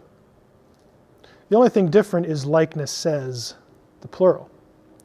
Because the Gnostic view of what's going on here is a little different than the Orthodox view. This is the classic passage from, guess where? The Gospel of Philip, the one that everybody quotes in relation to the DaVinci Code. Same text. Jesus took them all by stealth, for he did not appear as he was, but in the manner in which they would be able to see him. He appeared to them all. He appeared to the great as great. He appeared to the small as small. He appeared to the angels as an angel and to men as a man. Because of this, his word hid itself from everyone. Some indeed saw him, thinking that they were seeing themselves. When he appeared to his disciples in glory on the mount, he was not small, he became great, so on and so forth. What the Gnostic view of Jesus was, and again, we'll have to quickly go through this. The Gnostic position about Jesus was this: Jesus is not just a man. He was a God. He was one of these aeons. And so was the Christ. Jesus and the Christ are two different things, two different entities in Gnosticism. What the Gnostic scriptures, and Michael Agent and others make a big deal about this, there are certain Gnostic passages, and this is one of them and some of the other ones, where Jesus he's crucified, but yet it's not really him. Jesus is like looking at some man they're crucifying and standing there laughing, thinking, the archons, those evil entities think they got me, but they really didn't. I'm over here. It's not really me. And Bajent and Lee will take this in their minds as evidence that it wasn't the real Jesus. They don't understand Gnosticism. To the Gnostic, the eon comes down, becomes a human being, but it's like a shell. It's like a facade. It's like a, I'll use the word deception, but I don't mean it to be negative. It's just as the Gospel of Philip said, Jesus appeared as he needed to appear when he needed to appear as that. So Jesus is faking them out. He comes down, he manifests himself as this man, Jesus, the heavenly Jesus. If you're familiar with Platonic philosophy, this is another stream in Gnosticism, that there's the ideal, there's the cosmic Jesus, and there's the earthly Jesus. And the earthly Jesus gets killed, but the cosmic Jesus is still up here having a good time, untouched, unscathed. Okay. If anything, what the Gnostics did was they downplayed the humanity of Christ. They didn't think he was really, really, really, this God in flesh, and that was it. It's sort of a disguise, is what they're looking at. Treatise of the Great Seth, again talking about the crucifixion here. I know I have to hurry a little bit. Right up here, I did not die in reality, but in appearance, lest I be put to shame by them, so on and so forth. This is the Gnostic view, and I've just summarized it for the sake of time. Summary again. What I want to convey to you, and I know this was a longer session because there's a lot here, and I'll grant you this is my favorite part of the whole thing, which is why it took longer. The idea that Jesus was the second power in heaven, a God in flesh, is built upon stuff that's in the Jewish Bible, and the church comes out of Judaism and accepts the Jewish Bible as inspired revelation from God. This idea precedes the Council of Nicaea by at least 1,200 years. That's a millennium plus some. Constantine did not invent this. Okay? This is something that Jews, before there even was a Christianity, noticed, tried to deal with, tried to articulate. And when Jesus came along and the Christians said, we know who the second power is. It was this guy who lived among us.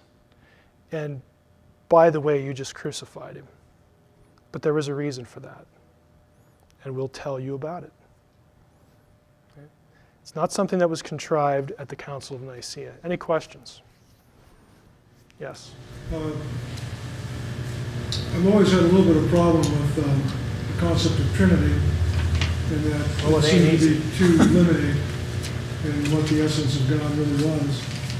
And noticing the inconsistencies, I've seen 3 or 4 manifestations here, or maybe even 5, of what we could say would be the essence of God. Does it go beyond that? When you say 3 or 4 or 5, you're referring to? Different personages or revelations, in other words. Like the name, the glory. We didn't cover the glory. We didn't cover what scholars call the divine man. And specifically, that would be a situation like Exodus 24 or Ezekiel 1, where the person seated on the throne is described in physical bodily terms. I saw his feet. I saw his legs. So that scholars refer to that as the divine man. We also didn't talk about, my dissertation actually focused on non-biblical stuff. In other words, how did Jews between the Testaments try to deal with this?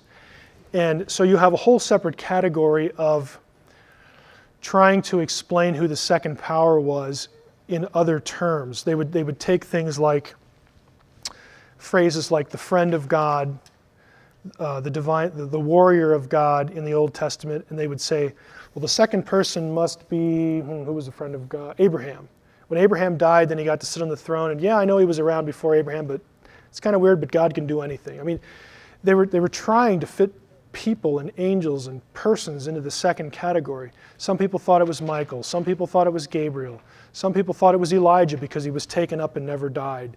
I mean, there are a lot of dozen explanations the Jews offered in the period between the Testaments for the second power, and we didn't go over any of that stuff. In a sense, are we still doing that now? I think when we talk about Trinitarianism, we're still sort of asking the same questions. We're still trying to put that Right. Godhead in a box. Now, I'll be honest with you. I spent a couple years in seminary. I never ran into any of this stuff. I was never taught this. What changed my life, and it sounds goofy, but when I tell people this, I really mean it. Ugaritic changed my life, because for the first time, I had to study an ancient alphabetic cuneiform text, and the reason why it's important is because the description of the divine host, the heavenly host at Ugarit, is often used in the Old Testament. And when you're forced to look at comparative material that is in some cases word for word and letter for letter brought into the Hebrew Bible, and then the prophets or the psalmists will do things with that to illustrate concepts. When you start looking at comparative material and you start getting into this, well, I keep coming across this 2 powers debate. What's that? When you get exposed to the literature, the broader ancient world, that is how I bumped into this. And it became a fascination for me, this whole thing about divine counsel and the nature of the heavenly host and whatnot. I didn't get any of this in seminary. The most surreal experience I've had doing this kind of lecture, at the University of Wisconsin, I taught for 3 summers in a non-credit situation. The first year I was in, it was one of these things where they went around to grad students and they said, hey, suggest a class, and if we like it, you can teach for us. So I suggested angelology. Oh, that sounds kind of interesting. Well, let's do that. We've never had that before. I walked into the room. There's 40 people in the room, and I start doing this. And they were all Jewish. Every last person in the room, except for me, was Jewish. And the way I found out was no one threw anything at me. But somebody raised their hand and said, it was like 5 minutes into this, my rabbi never told me this. And it's like, well, are you Jewish? Yeah. And everybody's like, yeah, I am too. And it's like, everybody in the room's Jewish, and I'm standing there. It's like, well, I got to fill up the hour, so like, what do I do now? But you go through it with them because they know their text. Some of them did anyway. And it's like, I actually had one of them say, in front of everybody else, in front of their peers, I understand now why people became Christians. I get it. You don't get it. You go to seminary, you don't get into this nitty-gritty stuff. And for me, it just has become a fascination. This is where I spend most of my time, doing this stuff. Since the second power is even referring to that, we're really trying to nail something in a box that shouldn't be. Yeah, I really think, and I gave 2 academic papers on this last year at academic conferences, and I really think that this is the bridge, this is the answer. This explains why the early church was so quick to worship Jesus and still die for monotheism. That is probably the thing that offends me most about the DaVinci Code. This idea that all this was invented. I'm, sorry, but there were hundreds and probably thousands of people who were put to death by the Romans, and in some cases I'm sure Jews as well, because they worshiped Jesus as God, but they refused to bow the knee to the Roman emperor who claimed to be a deity. And the Romans thought this was insane. Well, you're already worshiping this second one over here, and don't tell us you're monotheist because you're doing this. And the Christians, and Jews for that matter, would say, sorry, we're not afraid to die. And I think what Dan Brown and his sources do with this material just makes that a mockery. So for me personally, that's my biggest irritation with the book. But that's just me because I'm thinking about this. And I'm not saying Brown's out to do that. He's not. But that's just me personally. Go ahead. How does this connect to the only begotten? In other words, I think when a lot of people hear that, they think of the birth of Jesus. The begotten takes place before time. Yeah, part of the problem is the chronological. It's a twofold problem. Actually, it's a threefold problem. Part of it is a word like begotten does convey chronology, because we have the sense that it implies a beginning. The early church, though, used that term to distinguish the idea behind that term from being created, the Nicene Creed. The Son is begotten but not made. So they knew there was a distinction there that they had in their heads. We have lost that because we just don't use words like begotten. So that's the second issue. The third issue is it's a terrible translation. There's a translation problem. The word that is used that we typically think of as only begotten in the New Testament is monogenes. It used to be assumed that came from monos, which is alone or only, and it came from the verb genao. So genao means to beget, to give birth to. And so the supposition was that it meant only begotten. After there was a lot of other Greek papyri discovered in the late 19th century and early 20th century, by the way, when papyri are discovered, the neat thing that does is it widens the vocabulary, the known vocabulary and the known meaning range of a certain word. It was discovered, and this is 100 years old, it was discovered that monogenes does not come from monos and genao. It comes from monos and gene, which means unique or kind. So Jesus is the monogenes. He is the unique kind. He is the only kind of something. And the way we know that that's what's going on in the New Testament is in Hebrews chapter 11, the word monogenes is used of Isaac. Think back to your Old Testament. The writer of the Hebrews calls Isaac the monogenes. Isaac is the son of Abraham. Here's the question. Was Isaac Abraham's only son? No. He had Ishmael first. Isaac wasn't even the firstborn. So that tells you that monogenes cannot mean firstborn or only born. What it means is unique. There was something unique about Isaac out of all the sons of Abraham. And what was it? Isaac was the son of the promise. He was the one that came from Sarah, which was the original prophecy that God gave to Abraham and said, you're old and your wife's old, but from Sarah you will have a child, and that child will be the chosen one of my covenant. Same word that's used in John 3:16. So there's a translation issue. So back to your original question, it relates because Jesus is unique. We have plural sons of God in both testaments. Haven't you ever asked yourself this question? Why is Jesus called the only begotten Son of God when there are plural sons of God in the Old Testament? It's a good question to ask. The reason is there's something unique about him. What's unique about him with respect to all the sons of God, all the heavenly host? He's the essence of the Father. They are not. He is uncreated. They are not. He is Yahweh. They are not. He's unique. He is species unique. Go ahead. Is there more of a more familiar pattern that maybe we see day to day now that you could liken the Godhead to? As far as an illustration? Correct. Like something like Oh boy. You know, the short answer is nothing that I either A, like, or B, understand. I mean, you read some of the simpler ones like an egg, or like the 3 states of water, or something like that. And they're all, some of them are kind of useful, but they all seem to break down somewhere. I've seen physicists try to tackle this with different states of matter, and that's just right over my head. I can't claim to understand it or even have anything to really suggest that would be helpful in that. It just seems difficult at times because well, at least in most Jewish circles, most people think they proclaim the Shema. The Lord our God is one. Right. And it's difficult to try to reconcile the two. Yeah, but think of it this way.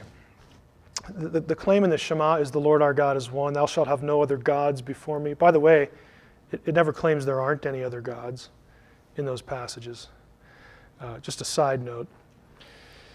The issue, though, is if the name, if the angel, if the word is Yahweh, then he's Yahweh, even though he exists in a second. I'll use this even though it's not theologically careful, but it might help. Even though the name and the word are different forms of Yahweh, they're still Yahweh. And if you worship this being, you are still worshiping Yahweh. And there's a unity.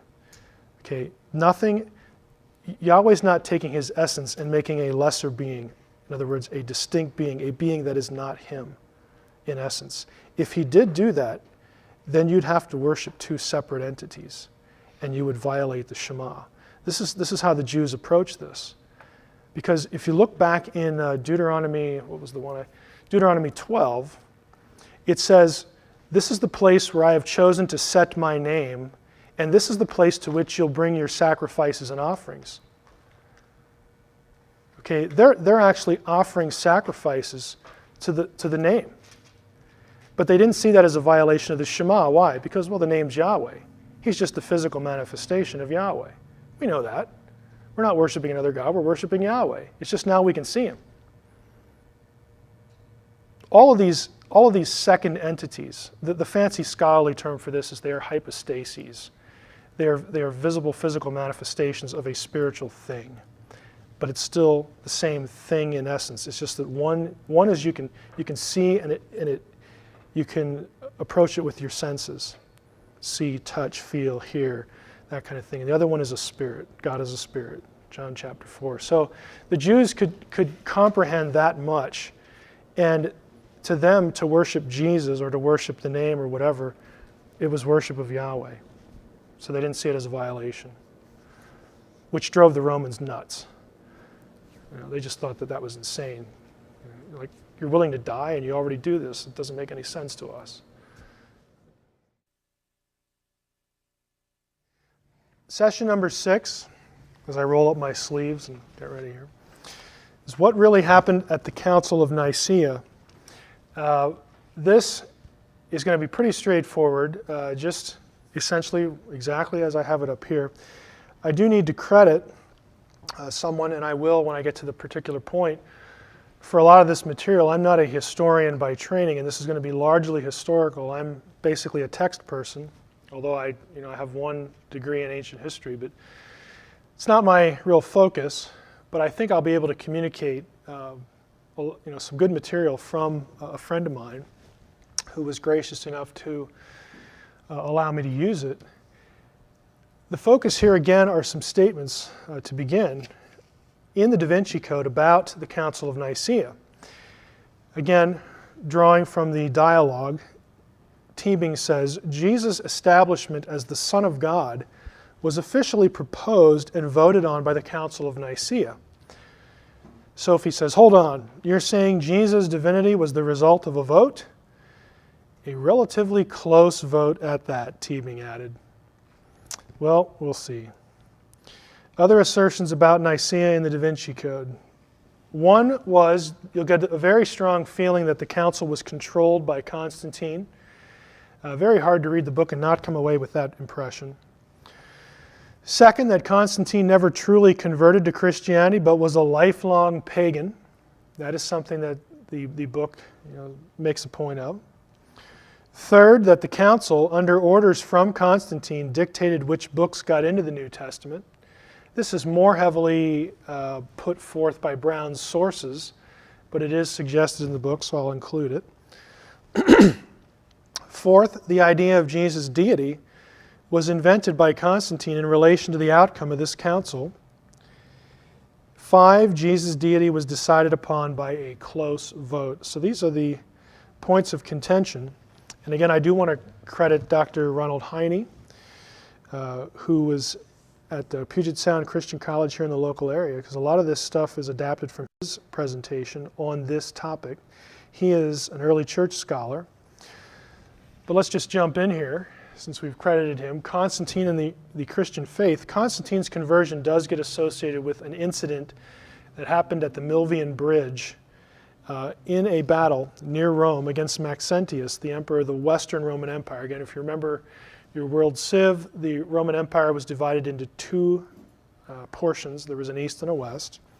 And at certain points, they were both ruled over by emperors. There wasn't just one. Constantine had prayed for divine help against Maxentius and had seen some kind of vision in the sky. Again, we've probably heard this story, which he or his advisors interpreted as coming from the Christian God. We don't really know what it was, for sure. Constantine's victory at the Milvian Bridge appears to have influenced him toward a policy of favoring Christianity. Now, this much is pretty well agreed on by all parties. The real issue is what happens with Constantine afterwards. Does this have any lasting effect? Well, the DaVinci Code would say no. He didn't convert. He just went back to being a pagan and decided to use Christianity for political gain. And that's what we're here to question. Prior to Constantine's victory, Christianity had been an illegal religion. Christians were deprived of property rights, legal rights of assembly. They didn't have appeal in legal proceedings. And Constantine had been a worshiper of the sun god. This much is clear. The short-term results of Constantine's victory are that he did, in fact, maintain allegiance to the sun god. There's no evidence immediately that he had this really long-lasting conversion or even a dramatic conversion at all. However, despite the fact that he does continue this allegiance, and there's evidence from the coins to credit the sun god, he quickly began to grant privileges to Christians. He began to change Roman policy. Specifically, in February of 313, he met Licinius, the emperor of the eastern section of the Roman Empire in Milan, and they together issued what has become known, if you remember your history of civ again, as the Edict of Milan. He also began giving large gifts to the church and favoring Christian clergy. So there is some sort of change, some sort of impact, not what you'd really call a long-lasting or profound conversion, because he's also maintaining loyalty to the sun god. The Edict of Milan in 313 was not just aimed exclusively at Christians. It was an edict of toleration for all religions. Our purpose, the two of them, Constantine and Licinius, say at the beginning of the edict, and of course we have the edict, our purpose is to grant both the Christians and to all others full authority to follow whatever worship each person has desired. So it's an edict of toleration, just generally. Christians specifically are given legal rights in the edict, and it orders that all property that had been confiscated from Christians should be immediately returned without demand of payment. What about Constantine and Sunday? This is another claim in the DaVinci Code.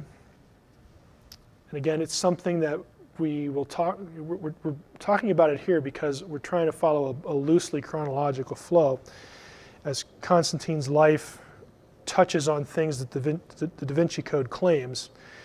In 321, Constantine ordered that Sunday, the day on which Christians worshiped, would be kept free of legal proceedings. It used to be, before he did this, that Christians could be dragged into these legal proceedings on their day of worship, and if they objected, it's like, who cares? You're just a Christian.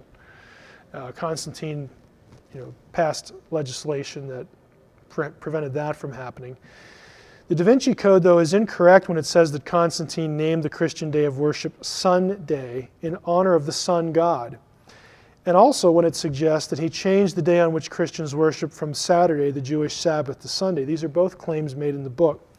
How do we know that's wrong? Well, the early church fathers who were living and writing before Constantine was ever born said this: on the day called Sunday, there's the Sunday, all who live in cities and in the country gather together to one place. This is Justin Martyr speaking again about Christians in his Apologia. Justin also says very clearly that Christians did not observe the Sabbath. They worshipped on Sunday. In the letter of Barnabas, again mid-2nd century, the first day of the week on which Christians worshipped is referred to as the 8th day, to contrast it with the Sabbath. Again, these are all primary texts that basically show us that the DaVinci Code's revelation is incorrect. Now, what about his real conversion? Or this is what I'm sort of terming his real conversion. Until 323, Constantine apparently maintained some sort of allegiance to the sun god. But there is evidence that at that time he began turning more completely to Christian God, to Jesus, and so on and so forth. In 323, Constantine faced Licinius, emperor of the eastern section of the empire. Again, he was a worshiper of the traditional Roman gods, so now they're fighting. Before they had been issuing a nice edict, and now they're enemies. The decisive battle between them took place on September 18, 324, just 8 months before Nicaea. Constantine won the battle, became sole emperor, and there is evidence that this victory really prompted him to follow the Christian God. Now, this is from Eusebius's Life of Constantine. Eusebius was an ancient writer who recorded some of these events in early church history. The chapter there in Roman numerals, I believe, I hate Roman numerals, 55, I think. Quotation is long, but it's significant. And now I beseech thee, this is Constantine speaking. This is what's being recorded. I beseech thee, most mighty God, to be merciful and gracious to thine eastern nations, to thy people in these provinces, worn as they are by protracted miseries, and grant them healing through thy servant. Not without cause, O holy God, do I prefer this prayer to thee, the Lord of all. Under thy guidance I have devised and accomplished measures fraught with blessings. Preceded by thy sacred sign, he's alluding back to this thing he saw at the Milvian Bridge. I have led thy armies to victory, and still on each occasion of public danger I follow the same symbol of thy perfections while advancing to meet the foe. Therefore, I have dedicated to thy service a sole duty, tempered by love and fear, for thy name I truly love. While I regard with reverence the power of which thou hast given abundant proofs to the confirmation and increase of my faith, I hasten then to devote all my powers to the restoration of thy most holy dwelling place, which those profane and impious men have defiled by the contamination of violence. He continues in the next chapter, my own desire is for the common good of the world and the advantage of all mankind, that thy people should enjoy a life of peace and undisturbed concord. He goes on and on with this, and about little under midway down, he says, only let men of sound judgment be assured of this, that those only can live a life of holiness and purity whom thou callest to a reliance upon thy holy laws. With regard to those who will hold themselves aloof from us, now catch that, he is grouping himself in one category, and he's going to distinguish himself from someone else. Those who withhold themselves aloof from us, let them have, if they please, their temples of lies.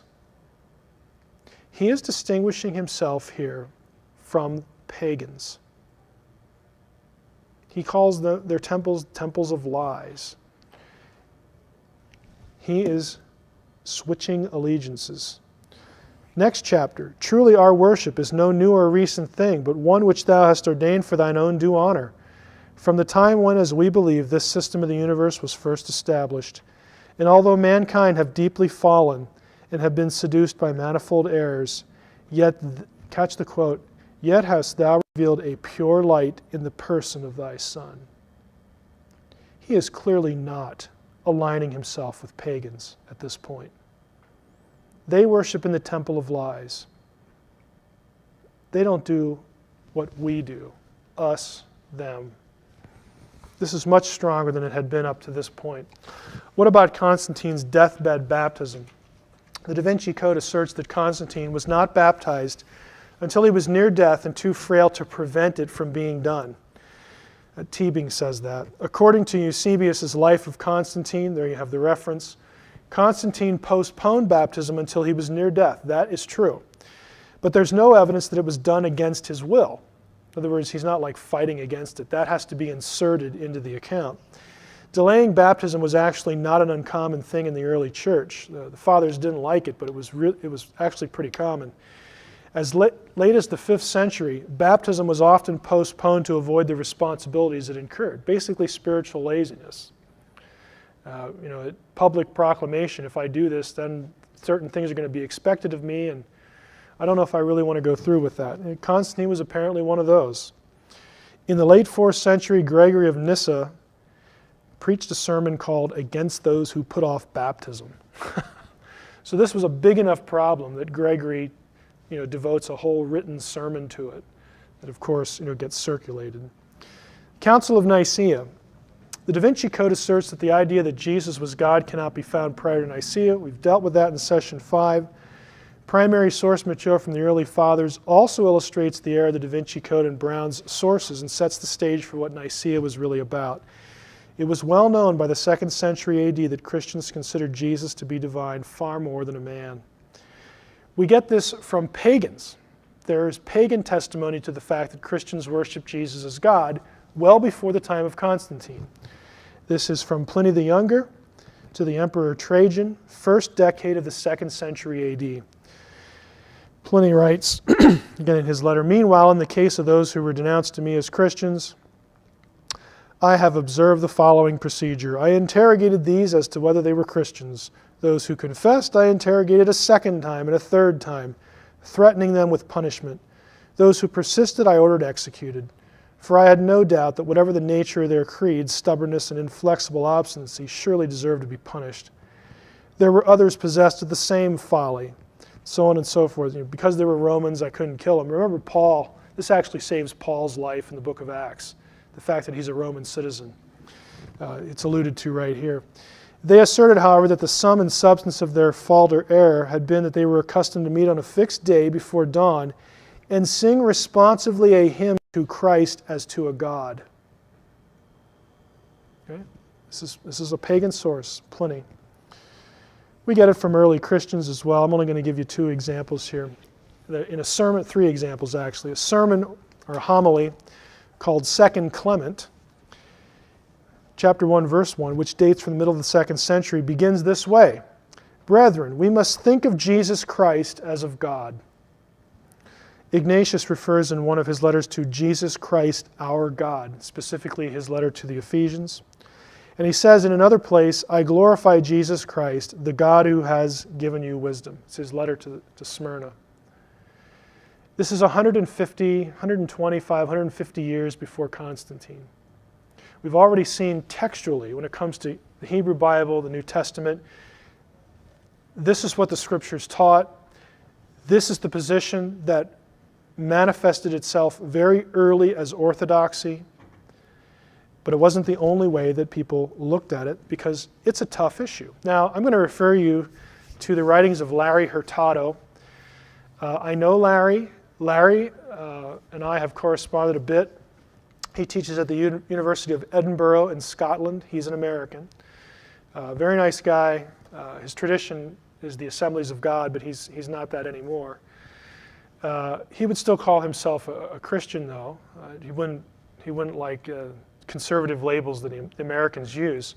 Hurtado has done a truckload of work in this area. Specifically, he has devoted his scholarly expertise to two areas. One is papyrus study. The other is to the early worship of Jesus. If you want a book that is cluttered, chock full of primary source references for the early worship of Jesus as God, this is where you go. Okay. Larry is also one of the scholars I know who's read my dissertation. We go back and forth on that. I've gotten him to change his mind over a couple things, but I'm still working on one or two more. I don't know if you'll ever see this, but give him a little ribbing there. But he's a wonderful guy, just does great work. And if you want primary source material, he's the guy. That's where you should go. The struggle that led to Nicaea, how to articulate Jesus as a divine being. This is the problem.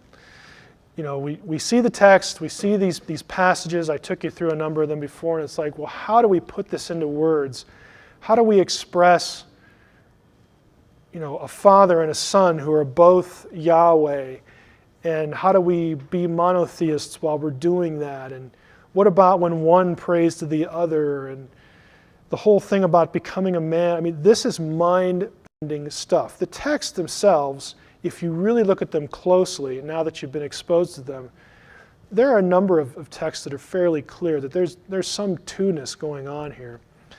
But the problem was how to articulate that. What does that mean?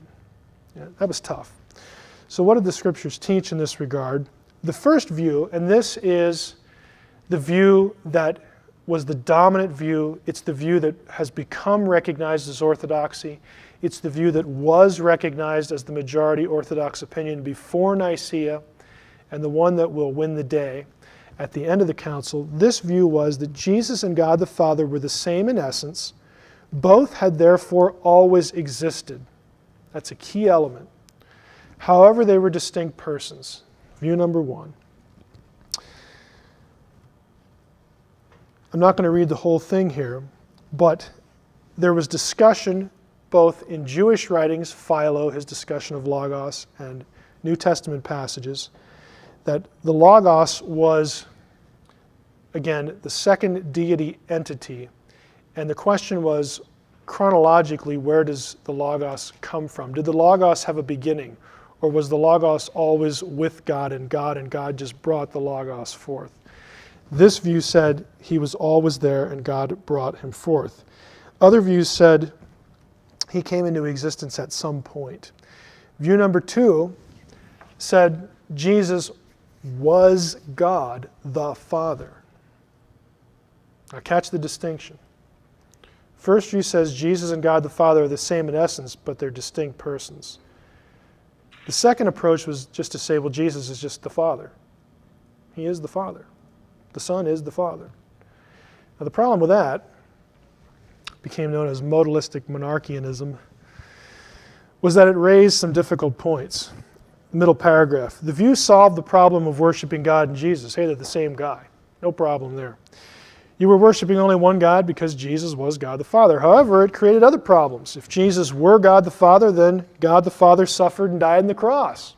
I mean, how can you have that happen if it's the same being? Totally. How can he lay dead in a grave for 3 days? How could that be? To whom did Jesus pray? I mean, is Jesus praying to himself then? So it just created problems, and it was not accepted, but it was around prior to Nicaea. View number three said Jesus was not God. He was also not man. He was something in between. Jesus was a human being like all other human beings, except that he had been born of a virgin. Because Jesus was a very religious man, he was chosen by God, and a special power called Christ descended on him. Two variations. One would lean to saying, well, he was just a man, but then he was like indwelled by this Christ thing. The other one would say, this gets closer to Gnosticism, that the heavenly Jesus manifested himself as an earthly Jesus. So kind of a man, but not, just this trying to wrap their minds around this position. But he definitely wasn't God in the same essence. He definitely wasn't the Father. He definitely wasn't the same essence. He was something different. Again, this is close to Gnosticism. The view was actually called Docetism, though. Gnosticism taught that Jesus did not have a real human body. It only looked like he was human. He only appeared as a human. He wasn't really incarnated. Again, this view was more of a denial of the humanity of Christ, and it gets close to the Gnostic view. Now, along came an important figure, Arius of Alexander, who became a focal point in the struggle to articulate all this. How to assert that Jesus was God and worship him and still claim monotheism. Arius was a presbyter in Alexandria, Egypt, under the jurisdiction of Alexander, Bishop of Alexandria.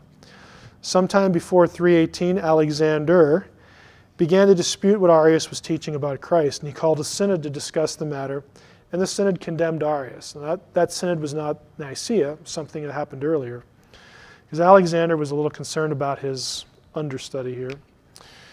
Arius' writings have not been preserved, but a few things have been preserved in the writings of the church fathers who wrote against him. Athanasius quotes a creed that Arius and his followers sent to the bishop Alexander. And an excerpt here, this is Arius' position. We recognize one God who alone is unbegotten, eternal, without beginning, true, immortal, wise, good, sovereign, judge of all, governor, administrator, unchangeable and unalterable, just and good. Lots of adjectives there. He is God of the law, the prophets, and the New Testament. He has begotten an only begotten Son before eternal times. That's an odd phrase. How can eternity have time? Before eternal times, through whom also he has made the ages and the universe. The Son was begotten, not in appearance. So that Arius is denying a Gnostic element here. Catch that. Son was begotten not in appearance, but in truth, and exists unchangeable and unalterable by his own will, a perfect creature of God. He is a created thing, but not as one of the other creatures begotten, but not as one of the other begotten beings. He's trying to say that this one was somehow unique, somehow different. He was created by the will of God before all times and ages, and has received both his life and being from the Father. The Father is the source of all things, but the Son, who was begotten by the Father apart from time and was created and founded before the ages, did not exist before he was begotten. This becomes the key point. Okay, Arius is saying that the Son had a definite beginning before which he did not exist. The Orthodox position, view number 1, said, he is the essence of Yahweh, and Yahweh has always existed, therefore he has always existed as well. That becomes a crucial matter. He was begotten apart from time before all and alone was made to exist by the Father. For he is not eternal, nor co-eternal, nor co-unbegotten with the Father. Arius, very clear, but you got to look at this and you say, the Son is not an ordinary guy. He's something very special. He's not quite what view number 1 says. And this becomes the debate. So Brown and his sources blunder here when they insinuate that the Arian view was that Christ was a mortal man like any other man. Arius did not believe nor teach that Christ was just like any other man. Neither did the Gnostics. For Arius, while the Son was a created being, he is the first and highest of all God's creations, the being who created the rest of creation. Arius' bishop, Alexander, believed, like Arius, that the primary distinction between the Father and the Son was that the Father was unbegotten, but the Son begotten. Unlike Arius, though, Alexander believed the Son had always existed and was merely brought forth by the Father. And so this created some friction, and it led to this synod that Alexander called. The synod condemned Arius, but it didn't really stop anything because they had to have the Council of Nicaea. Now, what happened here? There are no surviving minutes or records or acts of the council that were taken while it was happening. There are some primary sources, though, so that we know, not completely, but to a large degree what happened. There was the creed with the list of those who signed it. That has survived. The Nicene Creed, you've probably all read it or recited it before, and the list of those who signed it. 20 canons or rules which the bishops passed. By the way, none of them have Constantine or the council deciding on which books get into the New Testament. That is a complete fabrication in the DaVinci Code. Nicaea had nothing to do with that. Nowhere shows up in any of the canons. The synodal letter sent out to the churches telling them that the council was going to be held, that has survived. Later letters written by Eusebius and Athanasius, who were present at the time. Eusebius was a bishop of Caesarea and a voting member. Athanasius was basically just a secretary, but he turns out to be a pivotal figure in the whole proceeding. It is unknown exactly how many bishops attended the council. Sources differ in the numbers given. Eustathius of Antioch says about 270 attended. Eusebius says 250. Athanasius first says 300, and in a later piece of writing, 318. The number 318 is probably mythological because it's based on Genesis 14:14. So scholars kind of look at 318 and say, he's being poetic or allegorical here. Basically, somewhere between 250 and 300. That's how many were there. The council opened with a speech by Constantine in which he pleaded with the bishops to establish peace among themselves. The extent of Constantine's participation in the debates themselves is unknown. Eusebius tends to put more emphasis on Constantine's involvement than Constantine does in his own letters related to the council. And there's a source, if you want to go look up those letters, see what they say, you can check them out.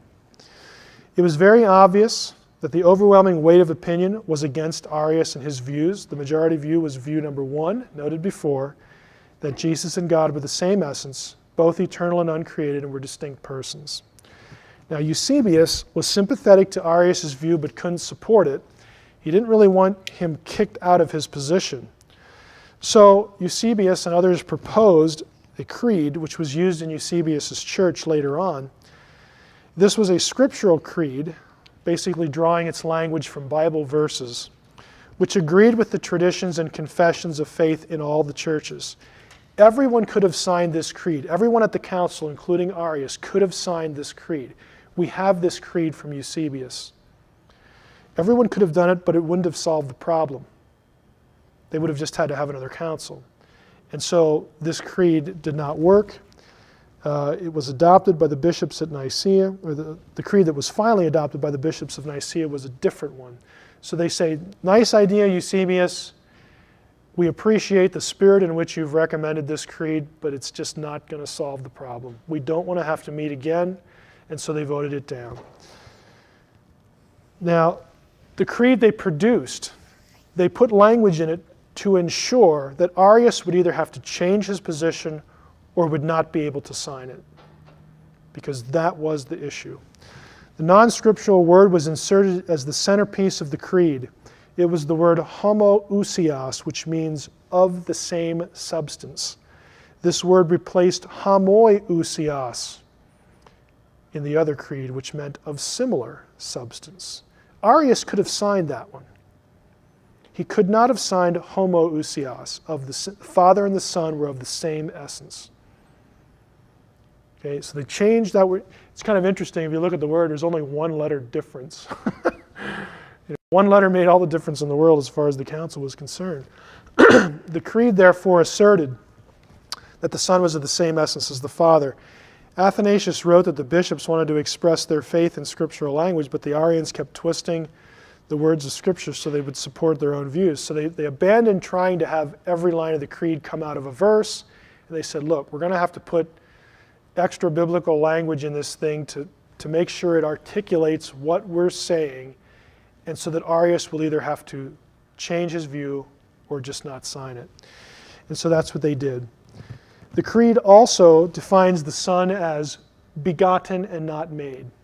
Now, remember when Tebing said, yes, the deity of Christ was decided upon by a vote, and a very close vote indeed.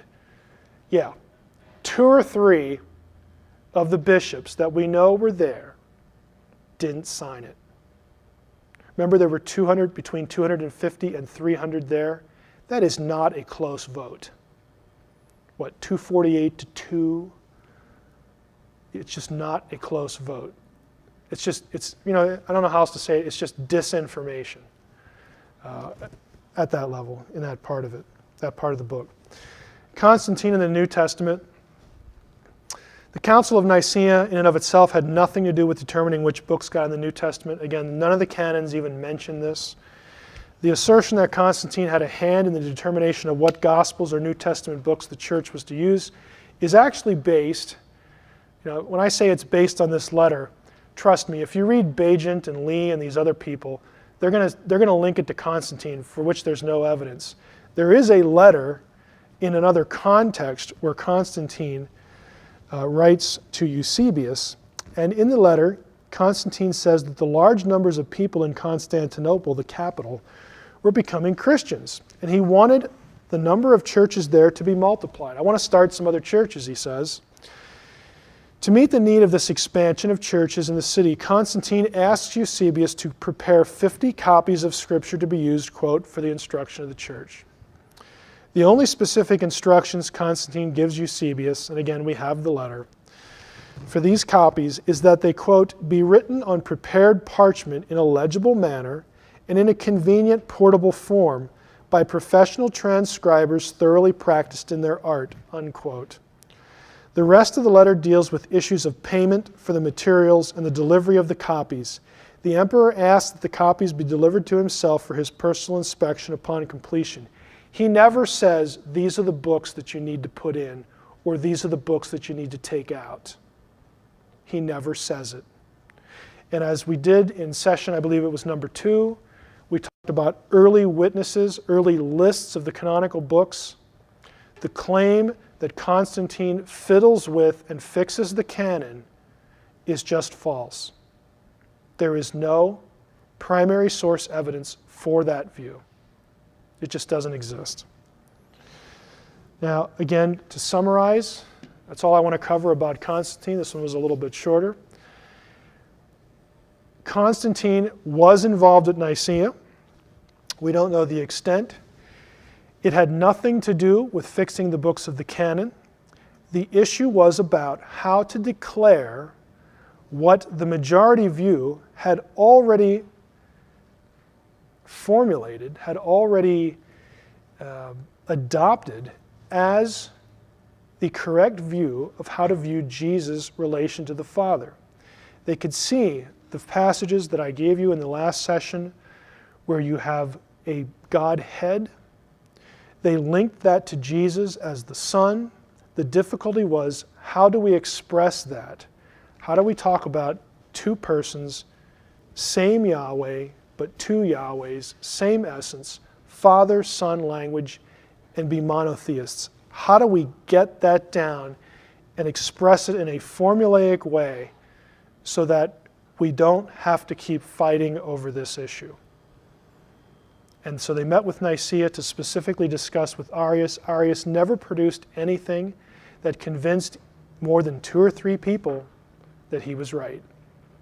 He was outvoted at least 248 to 2. It was not a close vote. Okay, number 7 session for today. This is one I just wanted to have a little bit of fun with, and it's designed to be a little shorter. The conspiratorial logic of the DaVinci Code and Jesus' bloodline theorists. Up until this point, it's been a lot of nuts and bolts, a lot of this text says this text says that. And again, my style is, I know it's not the most exciting thing in the world, but I try to give you the primary sources, give you good secondary sources so that you can check up on me. I'm not making it up. Just go and look. That's what we're all supposed to do. For this one, though, I wanted something, when I sat down and I thought about this, I wanted something that would be a little lighter, but I think equally important, and that is to talk a little bit about what you, the reader, the recipient of Dan Brown's work, and especially his sources again, Michael Bajent, Richard Lee, and Henry Lincoln, and of course Picknett and Prince and other writers. What are they asking you to believe? When it really comes down to it, how are they asking your mind to work?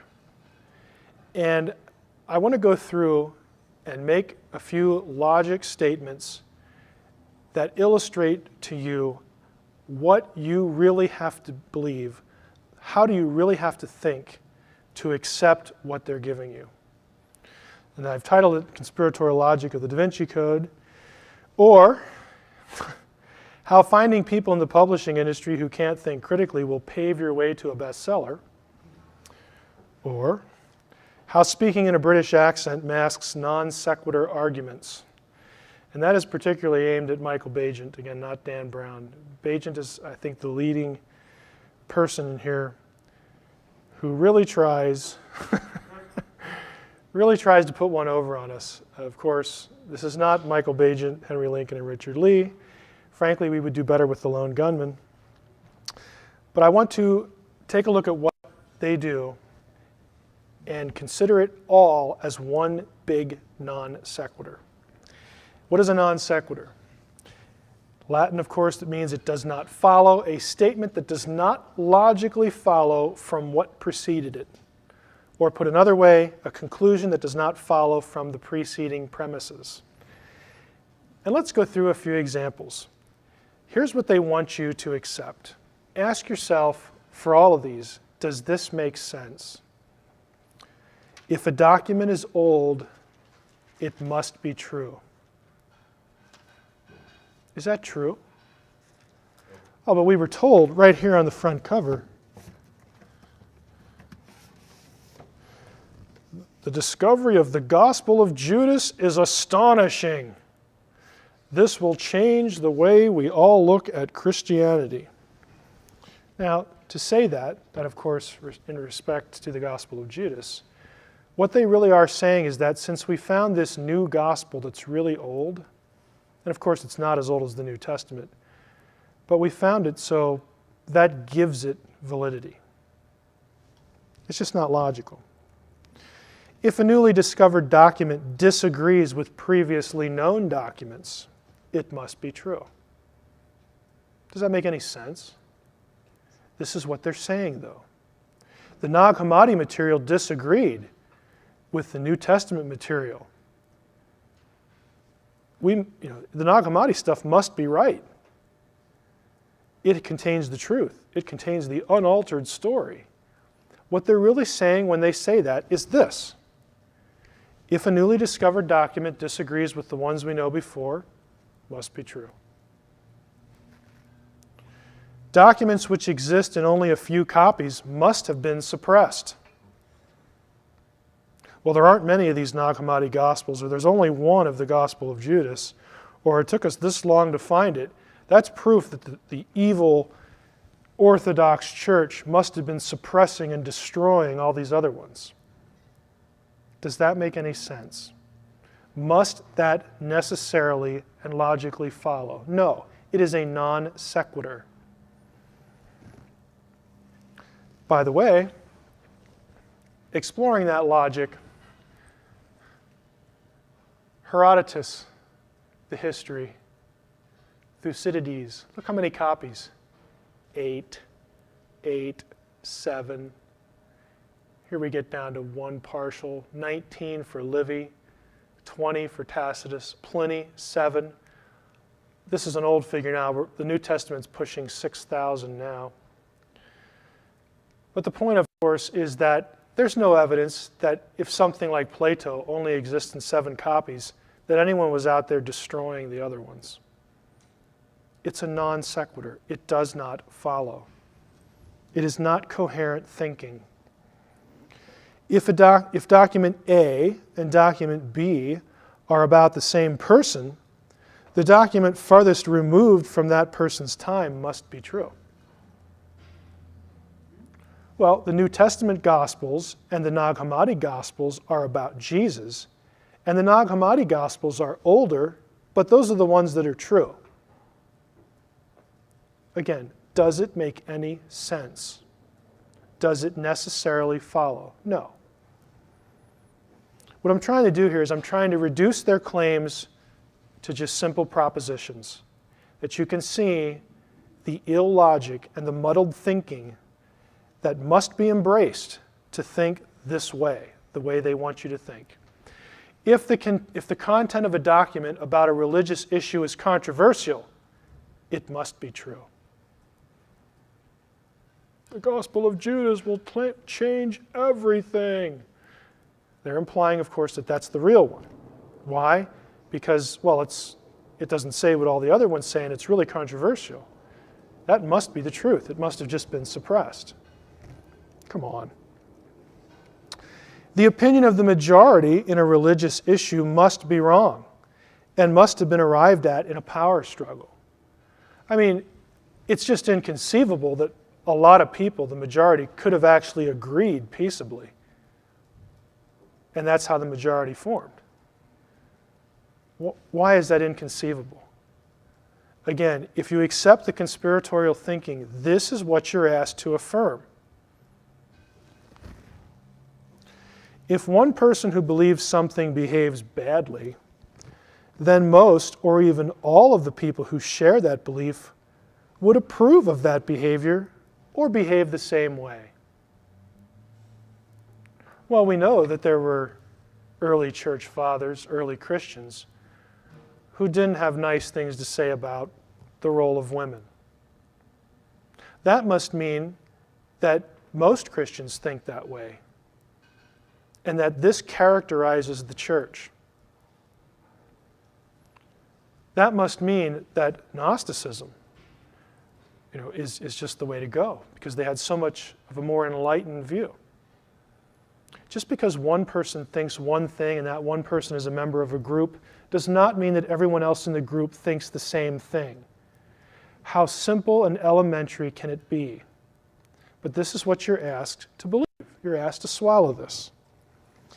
A person or group of persons who behave badly can't be correct, especially when it comes to religious truth. So what we're saying here is that we can judge the veracity of an idea by virtue of the way a person behaves. Is that necessarily true? No. He or she could just be a dork. But the dork might actually be right on whatever given issue it is. Okay, we all know dorky people who get things right. You and I might be among them. I can speak with authority on this one. Anyone who opposes an idea has an axe to grind. There can't be any substance to what he or she is saying. So, if I object to the idea, let's say, that the Nag Hammadi Gospels are unaltered truth, if I object to that, I must have an axe to grind.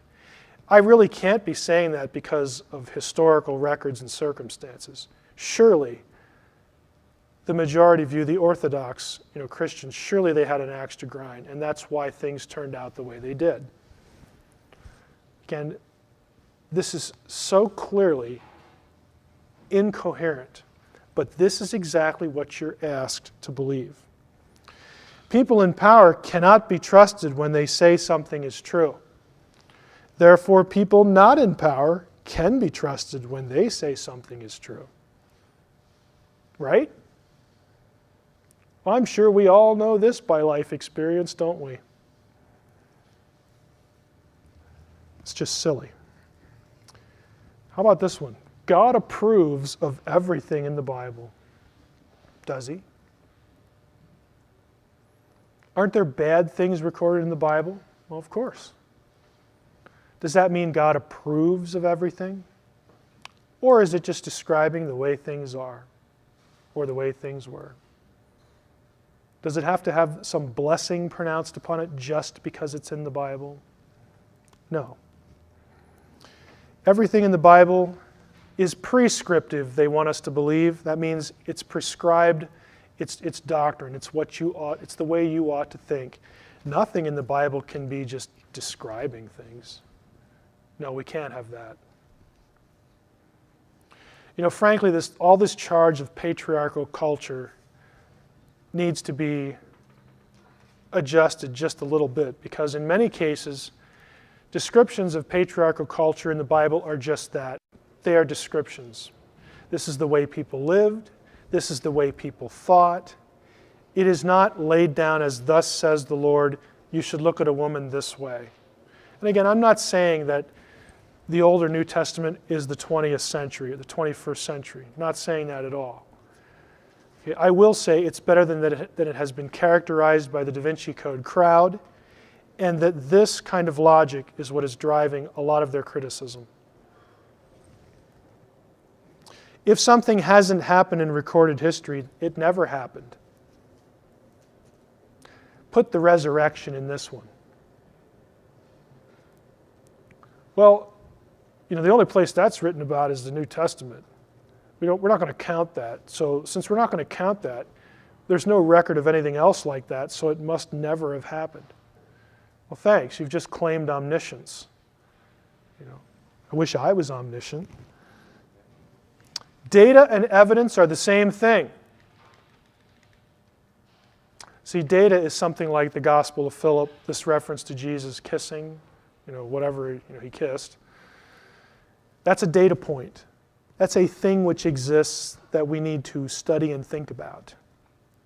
It's not evidence of any particular thing yet. That's why we have to think about it. It's just data, all right? Evidence and proof are the same thing, are they?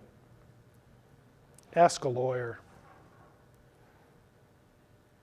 Evidence just is. It can be a physical object, it can be a statement, it can be an event.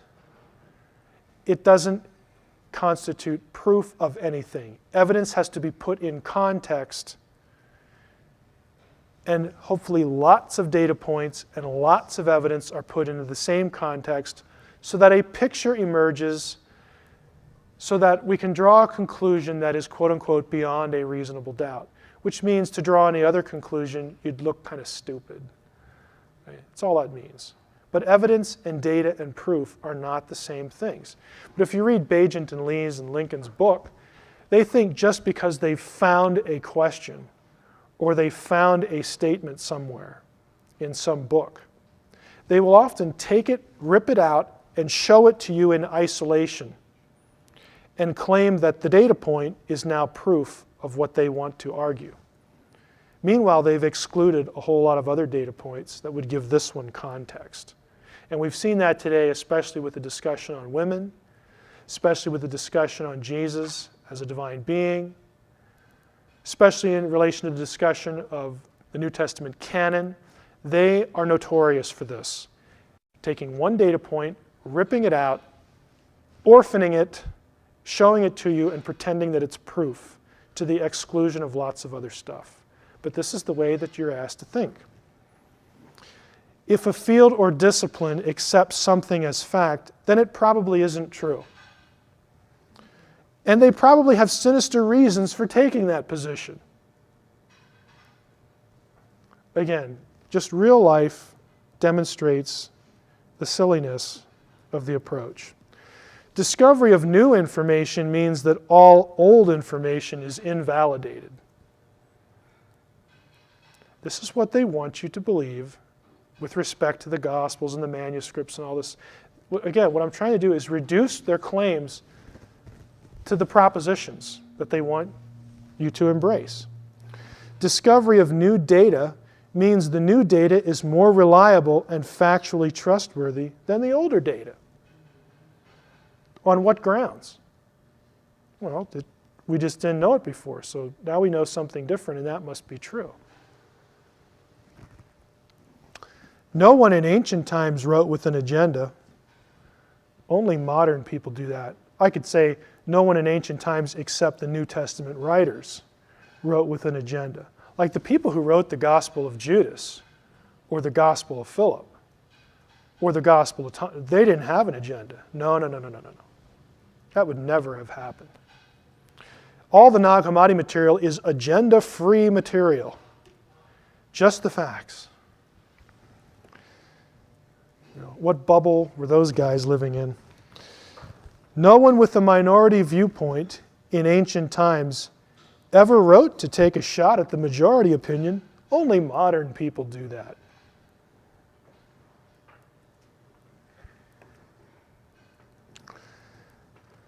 Just a few quotes here that, again, to me summarize the whole situation. Like I said, I wanted to have a little fun with this one. An education isn't how much you have committed to memory or even how much you know. It's being able to differentiate between what you do know and what you don't. That is an honest handling of evidence, an honest handling of material. That is the point of scholarship.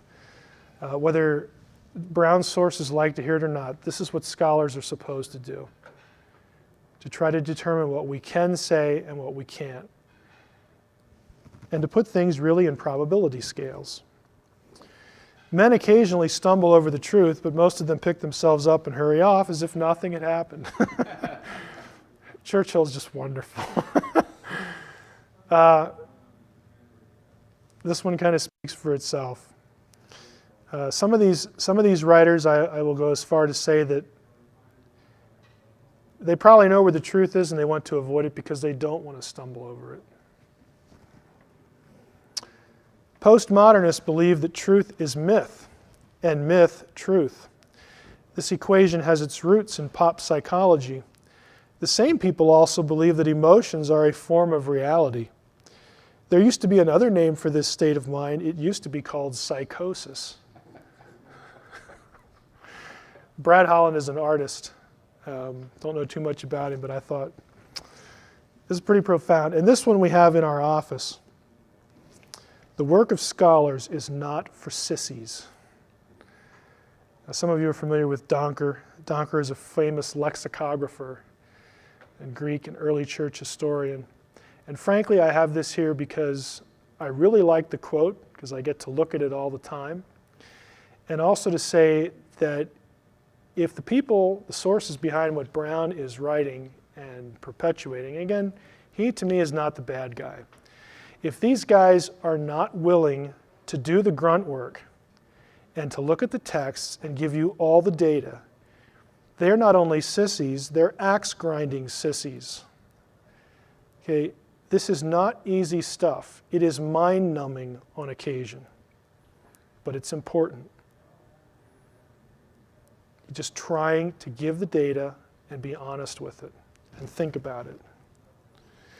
Again, non sequitur, conclusion that does not follow from the preceding premises. And Shakespeare's quote, I think, is a good way to wrap this up. An empty vessel makes the greatest sound. And I think that's what we have in this case.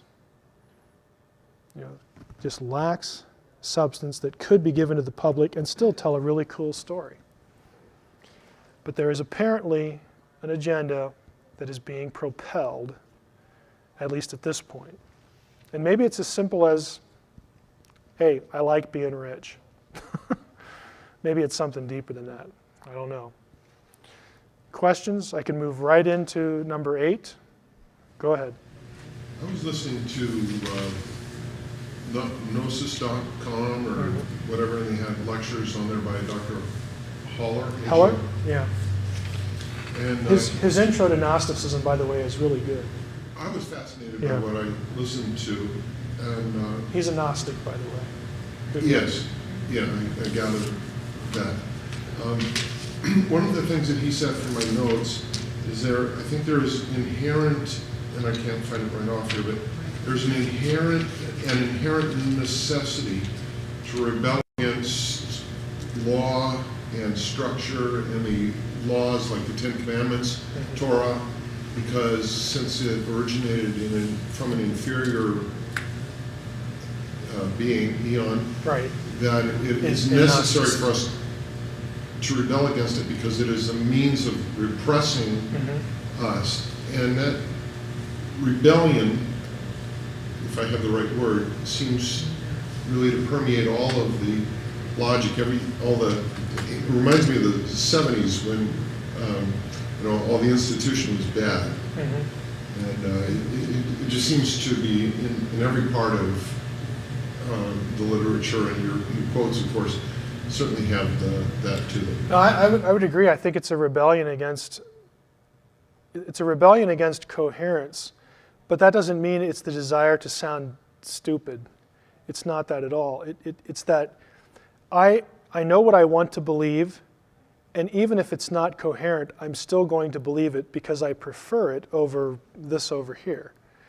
And who knows why people make such choices. I mean, I'm willing to think that a lot of it, maybe is the church's fault. People are victimized in some way and they go another direction regardless of how silly the thinking process is that takes them there. But I tend to agree that a lot of it is just rebellion. I don't really know what motivates it. And I'm willing to say that, I don't really find myself too much as part of an institutionalized church. I mean, I go to a church that's in a denomination, but I frankly never think in those terms, because I don't think that's what's important. I'm not here to perpetuate the livelihood of a particular denomination. But that being said, there is this sense of not wanting any sort of check and balance on thinking, and I don't know what else you'd call that. That's the whole issue. They don't want any constraint. Yeah, I think that there is an element of that for sure. Another question?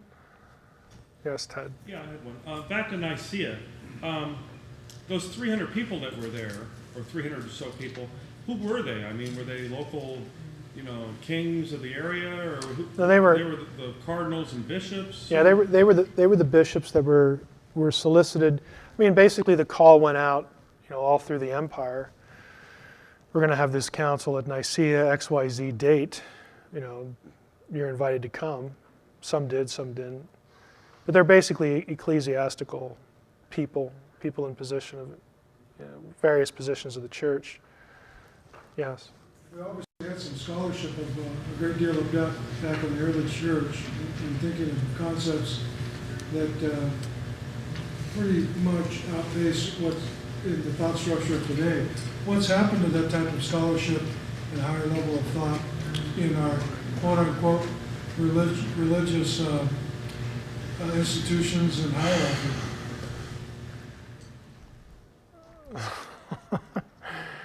Yeah, I'm having one of these moments of what I should say and what I want to say.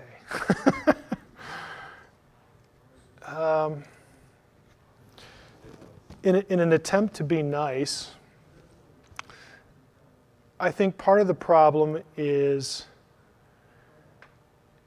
a general, the only circles I can really speak for are what I have seen in Protestant evangelicalism. And I think that because of, for historical reasons, namely the late 19th century on, when you had the rise of Darwinism, and Darwinism as a school of thought permeated the institutions of higher learning and created what became known as the fundamentalist controversies and debates of the early 20th century, that produced an inherent or a systemic suspicion of higher education, because the universities were the places that were cranking out Darwinism, and it's not just Darwinism, but it's 19th century German philosophy and the things that worked well with a Darwinist scheme, a Darwinist perspective of reality. And the church was sort of blindsided by this and began to look at institutions of higher learning as just, these are just, intellectually speaking, dens of iniquity, and people who go off and get higher education come out corrupt, and they don't believe the faith, and they're just it really created an atmosphere of anti-intellectualism that is still evident to some degree within what today would be called fundamentalism, even though I don't want to mischaracterize it, because fundamentalists tend to, they start their own institutions and they have PhDs like everybody else, but in the mid to early 20th century, you just started to get a very anti-intellectual tide within the church. That's one issue. The other issue, I think, being a little less nice, is just frankly laziness. We just seem, especially in our culture, to prefer being entertained over thinking. And a lot of what's in the culture reinforces that. It's the old nerd complex, where if you're not going to go off and essentially, party and just really be alive to have fun. If you want to be serious, what's the problem with you, kind of thing. In the modern church, we just have instances where, I've actually had Christians come up to me and ask me why I've wasted my life studying the Bible. You're smart, Mike. You could have been a doctor or a lawyer. What are you doing this? You could have made a lot of money. I've actually had people tell me that and ask me that. There is an anti-intellectualism there. I think it's a worldliness that we tend to look at ourselves vocationally for how much money we can accumulate, how much wealth we can accumulate. We are too lazy to want to be intellectually stimulated because it's not going to lead to a profit, at least as we can perceive it. I think you have all sorts of forces that are intertwined and combine within the church to perpetuate an anti-intellectual stance. I'm trying not to make too sweeping of a generalization, because I know lots of Christians with PhDs in all sorts of fields that really care, about learning and sciences or humanities or whatever. But the lay community, people like you are the unusual ones. I hope you realize that. To me, having a lay person or someone who has who maybe didn't go to grad school, just the average person, you get into adulthood and it's like, man, I want to learn lots of stuff. I just find it interesting. I'd rather go read this book than go watch American Idol. That's wonderful, to meet people like that. I've had grandmas in their 60s order my dissertation from my website. And they'll tell me, I don't know Hebrew or Greek, but I've read everything else on your website and this is what's left. I wish we had more of that. But the reality is we don't. And I think it's because it's just not valued, because it's not a money thing. I think the church is just very worldly. I don't know any other way to say it. I think it's misplaced priorities. I think churches should make their pastors be theologians and hire theologians on staff. That's the way it used to be. Theologians aren't exciting, but the church rises or falls on their backs. Speaking outside of Providence now. But it's because of guys like Athanasius, who attended the Council of Nicaea as a lowly secretary, that we have the Nicene Creed.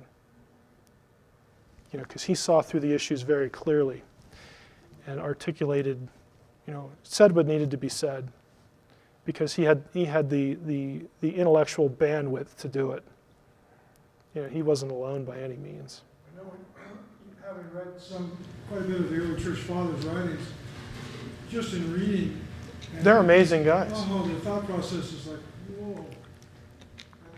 You really got certain. Outside of serious Catholicism and maybe Anglicanism, the fathers have just been neglected everywhere. Now, I will say one thing and give credit to where credit's due. InterVarsity Press, which is predominantly selling books to the evangelical midstream, commentary, which is a book-by-book commentary from the church fathers on every book of the Bible. That plus the church fathers' writings themselves, I think, are a step in the right direction.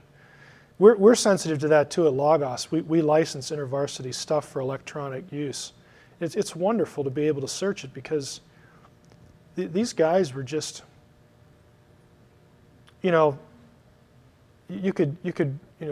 probably have to replace any one of them with 3 or 4 other people now that have PhDs. They were just really amazing people. Evidence for any kind of evolution in the thought process doesn't stand up when you put the majority next to them. It just I know guys who do doctoral work in philosophical theology, and that's you're doing a lot of stuff with the fathers there. But that's even rarer than a guy who goes into Semitic languages like me, because it's the old, well, if you go and study philosophy, all you're going to do is flip burgers or drive a cab. Never thinking that maybe we should send this guy to grad school to be a philosophical theologian and hire him on staff and have him actually write things for the lay audience so that they learn how to think again. I'm not naive enough to think that's going to happen, but that used to be the norm.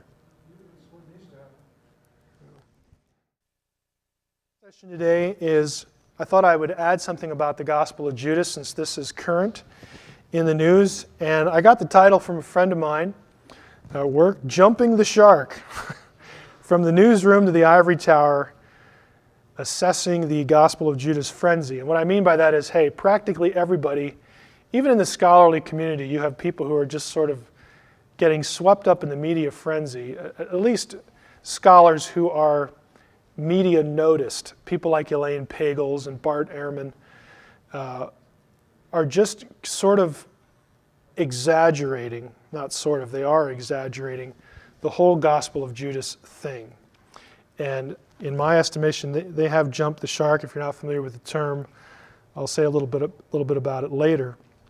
But let's just jump into what the Gospel of Judas is. If you've been on another planet over the last month or so, this is for you. Of course, the Gospel of Judas is a Gnostic, Coptic document. The National Geographic Society put together a team once this document was recovered, and frankly, it has a very shady lineage when it comes to how people got it, how the National Geographic Society got a hold of it, who had it before then, and how did they get it and pass it around. But it is another one of these Gnostic Gospels that we're familiar with in other contexts, specifically Nag Hammadi. This is what the Gospel of Judas looked like as it was retrieved from the cardboard box in which it was kept. It actually was kept in cold storage for a while, according to the story, which really damaged it. It caused deterioration of the ink, and one of its owners thought that if you froze it, it would help it, but just didn't prove to be the case. So, you can see in this picture the ink leaching through from the other side and tattered there. About the project, in order to be certain of the age and its authenticity, the National Geographic Society, again, put it through a whole round of tests. If you go to the National Geographic Society website from which this is taken, you can view profiles of the contributors to the project, those guys who were on the team, which was kept secret for quite some time, to put it together physically, to translate it, and of course to try to deduce some meaning out of it. Profiles here on this page. I'm not reproducing all of these, of course. Some of these are familiar if you've read. Bart Ehrman publishes a lot on the popular seminary or semi-popular level. Bart teaches at NC State, I believe. This guy down here, the reason I have this page is I do want to draw your attention to Craig Evans. Craig teaches in Canada, the Acadia Divinity School in Nova Scotia. Again, I got to meet him last year. Just a wonderful guy. This is a picture of him. He was on, as I providentially found out, he was on this team and asked him to be a guest on Coast to Coast, and their producers thought it was a wonderful idea, and he did a good job. Notice what Craig says. This is an article from a newspaper called The Chronicle. It's a Canadian paper. Right here. Judas is a 2nd century Gnostic text, he said, referring to the Christian sect denounced as heretical by the church as early as 180 AD. It has an axe to grind, and it grinds it. Okay? He's very honest. Craig has authored over 50 books, authored or edited, I should say. One of the bigger names in New Testament studies, and Craig is, he would be comfortable calling himself an evangelical scholar. Very, very well respected in the scholarly community. Let's face it, folks, you're not going to get on this team if you're a hack. Okay, this was a big deal to get selected here. Frequently asked questions. Now, I refer to you to the top one and the last one. You will see this term thrown around, Codex Chakos. The Codex is an ancient book consisting of folded pages and so on and so forth. It's called that because of this line right here. is named after Demaratus Chacos, father of the Zurich-based antiquities dealer Frieda Nussberger. Now, Nussberger Chacos, you can get some description on these people. I don't know if I want to necessarily, I can't endorse necessarily the website, but there, if you put these names into a website, into a browser with Gospel of Judas, you're going to come across some websites that detail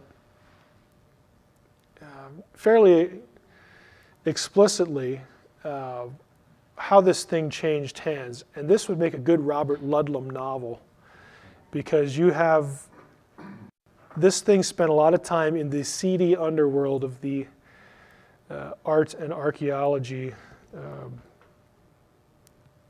acquiring community. Basically those people who like to steal antiquities and pass them on. Now this is from a blog on the Gospel of Judas, the unsettling conclusion. The Robinson contribution. Robinson here is James Robinson, the guy who was put in charge of translating the Nag Hammadi Gospels into English, forming that team. And it seems that Robinson has had some role to play in the surfacing of this gospel. Robinson used to be a Reformed evangelical Protestant pastor. He is now basically a Gnostic. I don't know him. I know a friend of his who used to be a colleague of his, in fact. And basically what Evans said of the Gospel of Judas, you can say of James Robinson. He has an axe to grind and he grinds it. You can look up his role in this on the web, going to this blog, Ekthesis. The lower page of this is about this fellow Farini in here, who is one of the central figures, it appears, with how the Gospel of Judas surfaced. It gets kind of bizarre, because the current state of this is that this codex actually contained 4 books. The Gospel of Judas was one of them. There are 3 other books, portions of which are in this codex. That means that there's a question to be answered. Does Mr. Farini still retain the missing parts of the codex? If so, how much? There have been things in the recent past that have appeared on eBay associated with Mr. Farini that some suspect might be part of this codex, believe it or not. It's like everything winds up on eBay. But this, if you're going to follow the Gospel of Judas story, this is a figure that you should keep your eye on. And if you go to the New Testament blogs, there are several good ones. They will keep you up to date on it. The Gospel of Judas, again, the mysterious case of Mr. Bruce Farini and others. Just detailing, again, his relationship in this. I'm not going to spend too much time on this at all. Was the Gospel of Judas known to scholars? Well, the answer is yeah. Irenaeus mentions this. He doesn't quote from the Gospel of Judas. Irenaeus, writing in about 180 AD, mentions that there is this book that some have referred to as the Gospel of Judas. I put this here because this is a blog that one of my friends writes about jumping the shark. And my illustration here is this quotation right here. This is from Bart Ehrman. Bart Ehrman is a scholar, New Testament studies, and this is the kind of thing that to me personally is a concern when it comes to the Gospel of Judas. How many of you have read the Gospel of Judas by now? Anybody? Okay, I have it up here on the screen. We can flip through parts of it. I'm not going to just read the whole thing. It's not that long. But they are really making much ado about, I won't say nothing, but next to nothing. And you have this quote by guys like Bart Ehrman. We aren't sure when this gospel was written. The copy in our possession appears to date from the end of the 3rd century, around 280 or so, 250 years after Jesus' death. But that doesn't tell us when the book was originally composed. In the case of the Gospel of Mark, for example, we don't have any surviving copies until after the 3rd century. But Mark, most likely the first of the canonical Gospels to be written, was almost certainly composed by 65 or 70. Do you see what he's just done? He's saying, well, Mark, we don't have copies of Mark until the 300s, and we know that that was written around 65 or 70. Okay, there's our logical construct. Now we'll plug in, well, the Gospel of Judas is around 300, and maybe it works the same way. Maybe that's as old as the Gospel of Mark. It's just patently illogical. This is the kind of logic I was illustrating in the last session. And my friend here catches Bart on it. He says, "Holy non sequitur, Batman." One leaves the paragraph thinking that it's possible Judas was written at the same time Ehrman postulates for Mark, 65 or 70. He leaves the comparison to Mark hanging in the last sentence of the paragraph, seemingly implying, though not really, that Judas is similar. A careless reader could easily connect the lingering dots and think, well, if that happened with Mark, why not Judas? Ehrman's quotation comes from this book. If you don't have this, this is the one that the National Geographic Society is selling on their website. It's sort of the hurry-up version to get it out before the DaVinci Code movie. They're actually working on a more substantial book, a more academic book about the Gospel of Judas. But this is nice, light reading. And Ehrman has a chapter in this about the meaning of the Gospel of Judas for Christianity. And he has this quote in there. It's just very poor thinking. And when guys like Bart Ehrman come out with this, this will show up, and it has already showed up on lots of New Testament blogs, basically saying, come on, Bart, you just like the limelight too much. And it's drawing some negative publicity for Dr. Ehrman. Another example of a blog is the Gospel of Judas Troubling. This blog is called Ralph the Sacred River. It's kind of an odd, whimsical title. The originator is Edward Cook. Edward Cook is an Aramaic specialist who he might still be there at the Hebrew University in Cincinnati, Hebrew Union College in Cincinnati, but he writes here about the Gospel of Judas. And as far as I don't know if Edward Cook has any theological commitments at all. He says, all right, here we go, sigh, with another Gnostic gospel alert. Now the publication today of the Gospel of Judas is providing tons of grist for the junk scholarship mill. Again, lots of scholars are just not buying that this is just this earth-shattering revelation. Here's what the New York Times has to say about this and other Gnostic gospels, and then he has the quote. And if you look at his comment down here, the utter inability of the New York Times to understand the import of this discovery is just amazing. I'm giving you quotations like this again just to make the point that the scholarly community, there are two communities. There's the scholarly community, the people who do this stuff. And they're frankly like, oh wow, this is cool, this is kind of interesting, but it's not earth-shattering. Then there's the group over here, the interested layperson who wants to find out about this, but the sources they use just aren't that great because they're using popular media sources, again, like the New York Times or People magazine or something like that. I mean, at least they're learning something. But the people who write those articles are not specialists. They're not even close to being specialists. And so they're getting, most of the public is just getting bad information, which is a shame because my view is if people, the average person, wants to know about this, this will get people talking about the New Testament, it'll get people talking about the Bible. This is, in and of itself, is a good thing. But boy, I wish they would get better information. And so the scholarly community has just not been kind to the media frenzy, but the popular audience is like, wow, this is just earth-shattering. Here is the Gospel of Judas. This is from the PDF translation that the National Geographic Society has on their page. You can download this for free. You can't download the book for free, but you can at least get the translation. Your title, your editorial team, your copyright notice. I don't know how much of this I really want to read. There are a few spots that are kind of interesting. Let's just go down here to, by the way, when it says seen, this is not in the text. This is just the way the editors have divided up the material. So down here, this is manuscript material. It says, one day Jesus was with his disciples in Judea, and he found them gathered together and seated in pious observance. When he approached his disciples, and there's he approached, his disciples gathered together and seated, and offering a prayer of thanksgiving over the bread, he laughed. Jesus does a lot of laughing in the Gospel of Judas for some reason. The disciples said to him, Master, why are you laughing at our prayer of thanksgiving? We have done what is right. And he answered and said to them, I'm not laughing at you. You are not doing this because of your own will, but because it is through this that your God will be praised. That's kind of an odd phrasing. Remember, think like a Gnostic. Think like a Gnostic. Who is their God? The disciples are Jewish.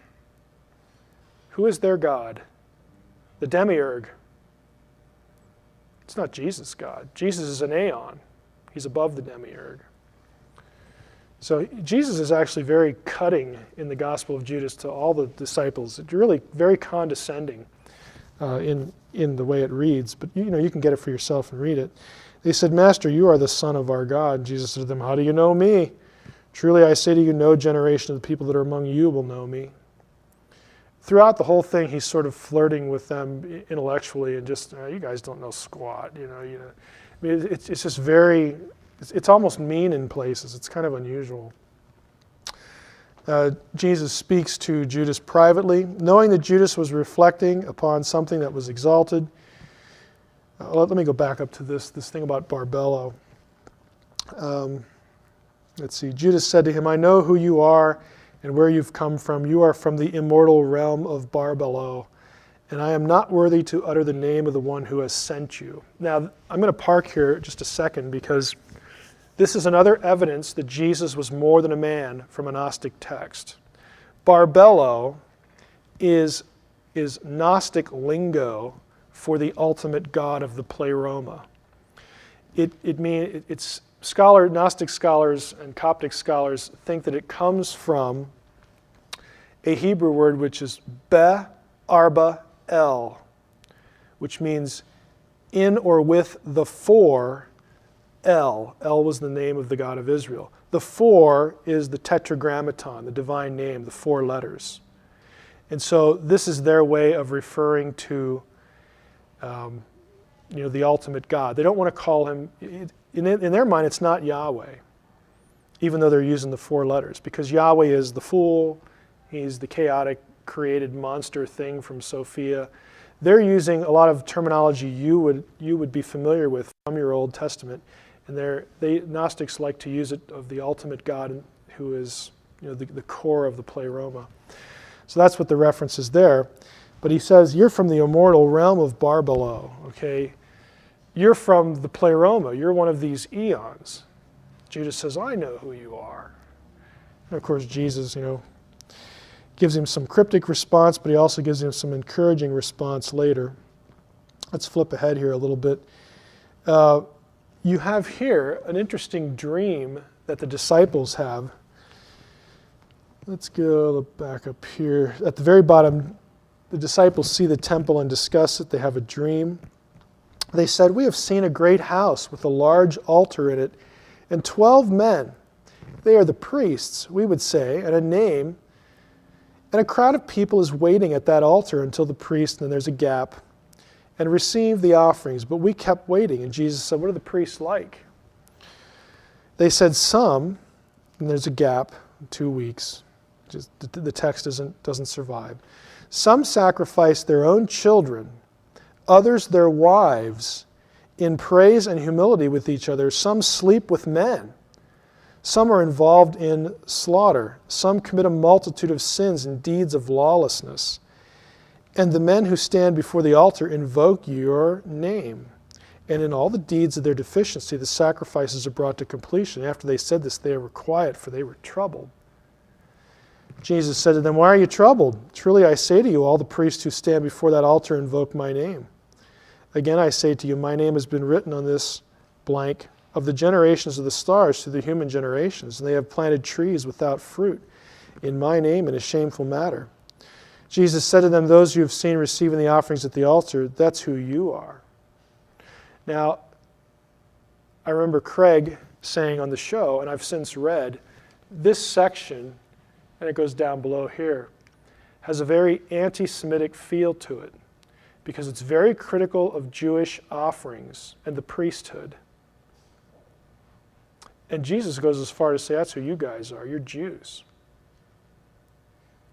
Again, this isn't the kind of flavor you get from one of the New Testament Gospels, but it's very typical of Gnosticism. Because, why? Because the God of the Old Testament, the God of the Jew, is the demiurge. He's evil. He's the fool. He's Saklos, the blind one. He's the enemy, because he doesn't want us to know that we have the spark of divinity in us. So they're very critical of Judaism. You know, Jesus isn't a normal mortal Jew. He's an aeon that just kind of takes the appearance of a man. So Jesus can slam the Jews all he wants. He's not one of them. Again, this is Gnosticism. One of the things I hope you take away from, if you're just watching the DVD or you're here, don't be fed the line that Gnosticism is just this wonderful, enlightened thing, and boy, wouldn't we all be blessed if everybody was a Gnostic and all this kind of thing. And I'm not saying, you know, Gnosticism's like any other faith. You can have people in it that just take it to the nth degree and use it abusively. You know, a lot of Gnostics aren't going to do that. But what I encourage you to do is read the literature. It will tell you very clearly that this is not just option B or plan B or a little pretty much like Orthodox Christianity. It's not. There are significant differences. This is not just the flip side of a single coin. There are fundamental differences between Gnosticism and what we think of as Christianity. It grew out of Christianity, became an oppositional thing when it took on the form of a movement. There were reasons why the church fathers were troubled. I mean, how can you claim, you know, to be a follower of Christ and say these, you know, things like, this is just the gospel of Judas. This is all through the Gnostic stuff. How can you say these things about God's people? This is where the church came from. Judas recounts a vision. Jesus responds. Let's go down to Judas asks about his own fate. Judas said, "Master, could it be that my seed is under the control of the rulers?" The seed in Gnostic thinking is the soul, by the way, you know, his internal self. The rulers are the archons, the divine, the watchers, I guess we would say in my lingo, Enoch lingo. Jesus answered and said to him, "Come, that I," and then there's lines missing, "but that you will grieve much when you will see the kingdom in all its generation." When he heard this, Judas said to him, "What good is it that I have received it? For you have set me apart for that generation." Jesus answered and said, "You will become the 13th. It's a reference to him being set aside from the apostolic 12. "You will become the 13th, and you will be cursed by the other generations, and you will come to rule over them. In the last days they will curse your ascent to the holy generation." Generation here means the generation of the pleroma, the eons that were produced from the ultimate divine force.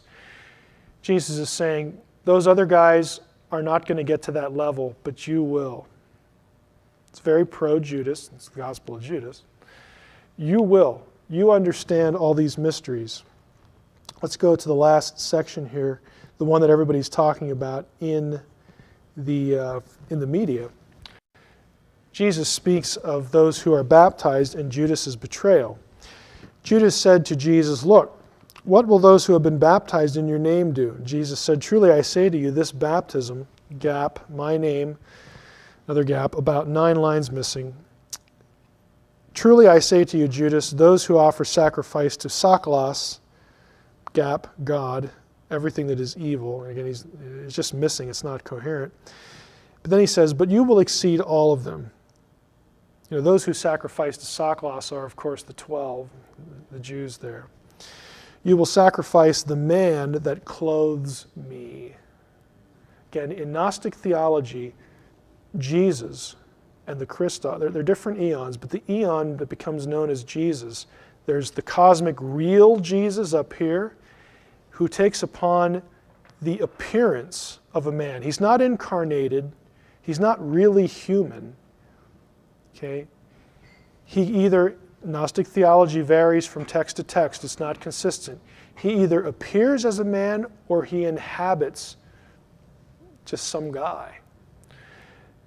But he's saying, look, Judas, you're going to hand over the man, who clothes me, I'm not really going to die because I'm an eon, I'm eternal.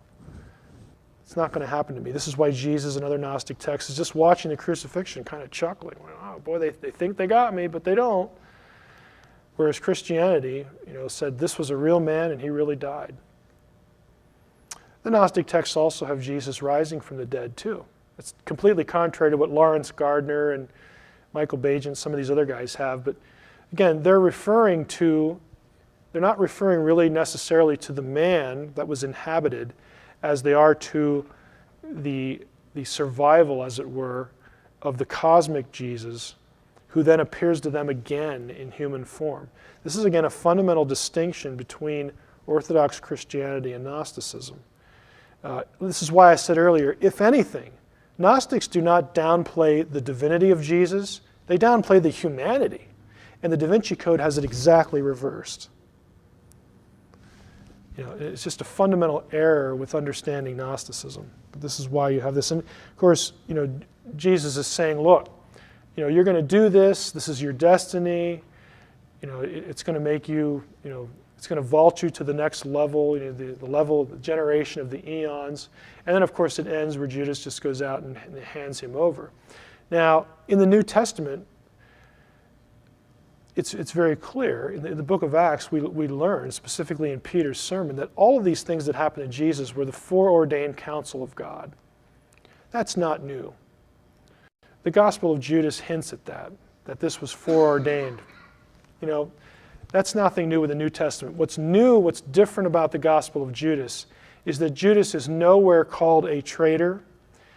Judas is not viewed negatively. Judas was a hero to certain Gnostic groups. Why? Why would Judas be a hero? He's fulfilling the will of God in that the Savior is going to be crucified, and Gnostics still believe Jesus is the key to salvation.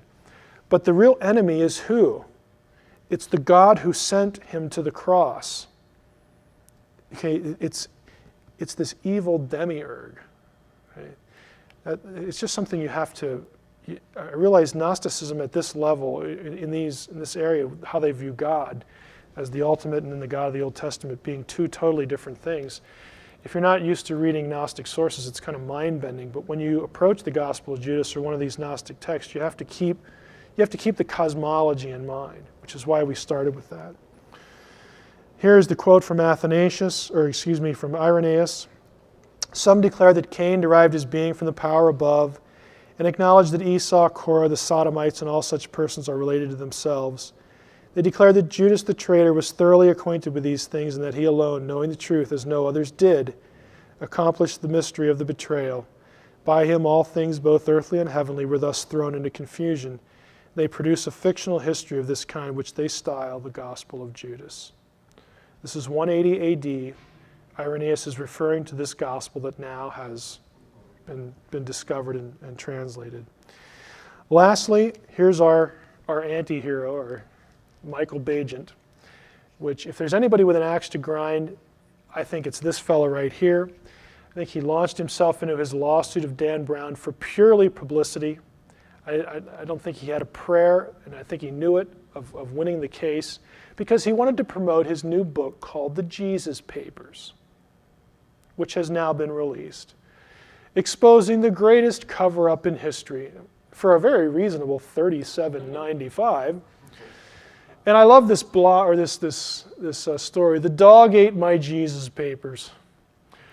Heiser claimed in advance publicity that he had uncovered a document written by Jesus in the year 45 AD that proves he was alive. Okay? Well, if you actually get the book, if you're foolish enough to pay the $37.95, and you start reading it, this is what you find. Pretty soon, the reader realizes that there probably won't be any Jesus documents, that this book is really a private credo, an intimate declaration of belief dressed up to be the religious bombshell of the millennium. But then the long-anticipated appearance of the documents comes, or does it, near the end. Heiser meets with an unidentified antiquities dealer. This is kind of a formula for a movie, who shows him 2 pieces of parchment. Each was about 18 inches long and 9 inches high. These were the letters from Jesus to the Sanhedrin. They existed. I was silent as I fully enjoyed the moment. Of course, he tells you later that he can't read Aramaic or Greek or Coptic. So it turns out that he has an antiquities dealer that he can't identify that tells him what's in these things that he never actually produces. That's the big bombshell of the millennium. I wished above all that I might have a familiarity with the ancient languages. Yeah, that would help. That would help. Comes in handy. It's like holding a treasure chest but not having the key to open it. You know, and the final line is pretty much where it's at. The writer of the story says, this is just insulting. You know, to have all this build up, to throw yourself in court, to basically sell books, and you come up and you produce nothing. You could have at least photocopied or taken a picture of these manuscripts. He's never going to do that. They probably don't even exist. Okay? He wants to make money off the conspiratorial logic. What a real scholar and a real researcher would do is you go to somebody like the National Geographic Society with deep pockets, you pony up for the manuscripts, and then you turn them over for scholarly study.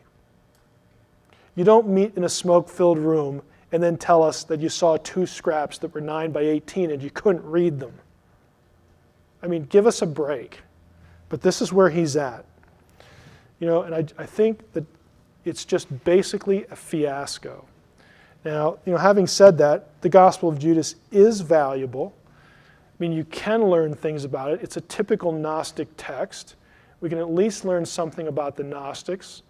It's not surprising they held a positive view of Judas. We already knew that from Irenaeus. So, you know, where does that leave us? It leaves us really not knowing too much more than what we knew before it was discovered.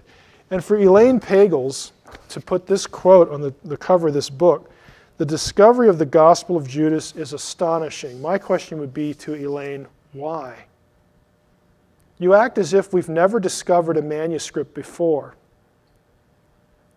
We have like several hundred, or actually thousands of manuscripts, if we count fragmentary things. What's so astonishing about discovering a manuscript? What's so astonishing about discovering a manuscript that somebody in church history already told us existed? What's so astonishing about the contents of the manuscript being consistent with stuff we already knew about the Gnostic sect, specifically the Sethians, and their high view of Judas? Where's the revelation? But again, that just doesn't make for good copy.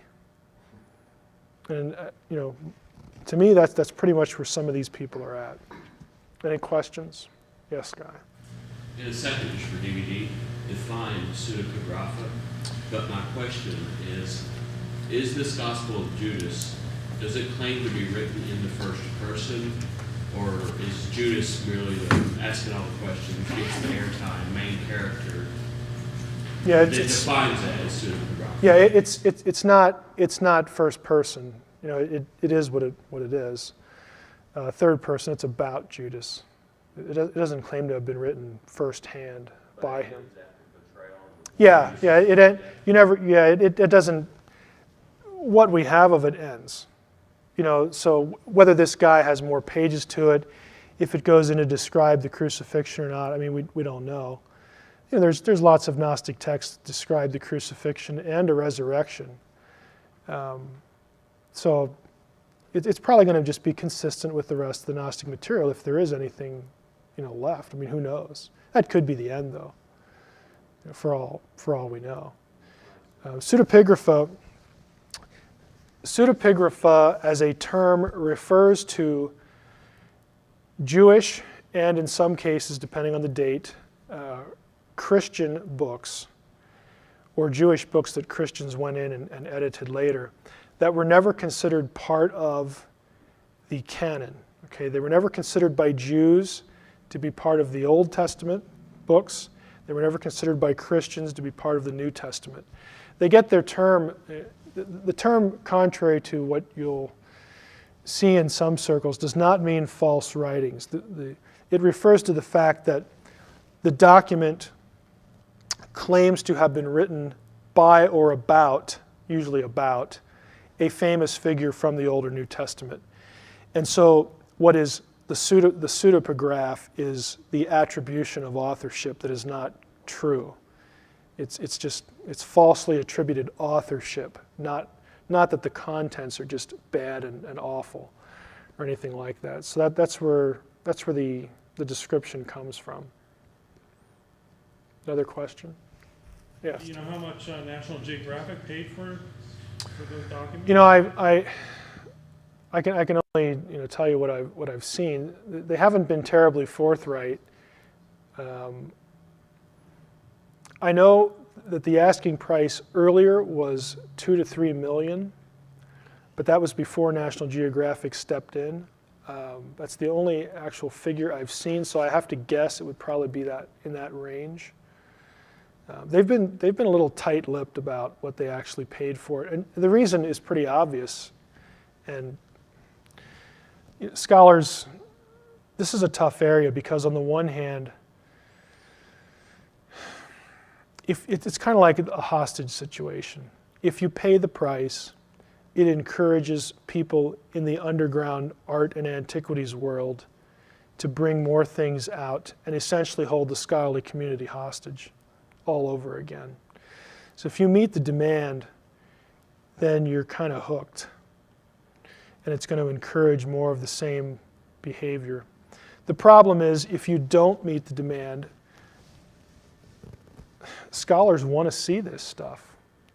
And frankly, even more than wanting to see it, they're concerned that this kind of material is just mishandled and it'll be destroyed and it'll be lost forever. And so there is a propensity, I'm not going to state a position here because frankly I haven't thought too deeply about it. I don't know if it's a good thing or a bad thing. I would be inclined to want something preserved, but I am concerned that it's just going to create a kind of hostage situation. This is still happening with the Dead Sea Scrolls, believe it or not. There are consistent rumors that there are still Dead Sea Scrolls out there, because when they were originally discovered, people aren't dumb. When they knew they could get money for them, they would take a scroll and slice pieces out of it, because they know they can sell it more than once. You can call it greed. You could also call it, I guess, good business sense. From a black market perspective. But it encouraged that kind of behavior, and so that's the pickle you get yourself into. And didn't I hear that I read somewhere a short thing about this particular manuscript, and that some of the people involved in obtaining it have a history of the kind of dealings you're talking about that are they're very questioned. Yeah. Is that true? Yeah. If you go to the blogs, the names of those people will be given. There's one blog. It's not a blog. It's actually a website of a guy. I know I have his name in the file there. It's not coming to mind right away. If you put Gospel of Judas into a browser, and I could send you the specific address. There is a guy on the web that has a kind of a cheesy website. It looks like a 10-year-old put it together, but the guy's actually in the underground art world community, and he loves to make fun of the people who are doing these kinds of things, because he doesn't like the corruption in the underground art community.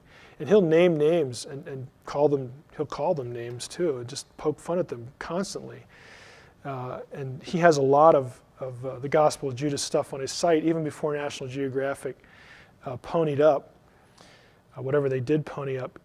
This guy was a friend of a guy named Charles Hedrick, who was a Coptic scholar who years ago got to see part of the Gospel of Judas and wrote out a very quick hand-drawn transcription and translation. And the guy has it on his website. So he's saying, I'm a friend of Hedrick, and here's the proof. here are the pictures that he took, and here's his translation. In other words, he's doing that to say that I'm not making it up. I know what I'm talking about here. I know these people. And he has lots of real kind of comical, but also sort of digs at some of these people involved, because they were extorting others. They were, trying to, I won't call it thievery, because, they would get their hands on it, and it would become a tool for extortion. But see, then you're caught in the middle, because how do I know if I'm a buyer, how do I know what I'm buying isn't stolen property from somebody else? And even part of it, they could be withholding parts, and I don't really get what I think I'm getting because the people are unscrupulous.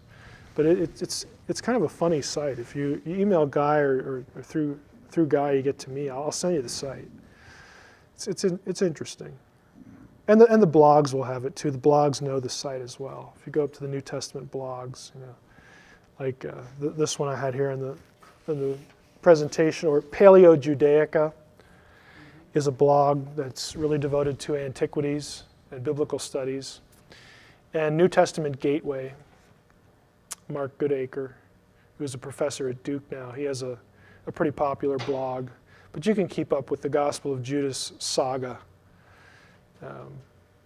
by just keeping track of the blogs a little bit.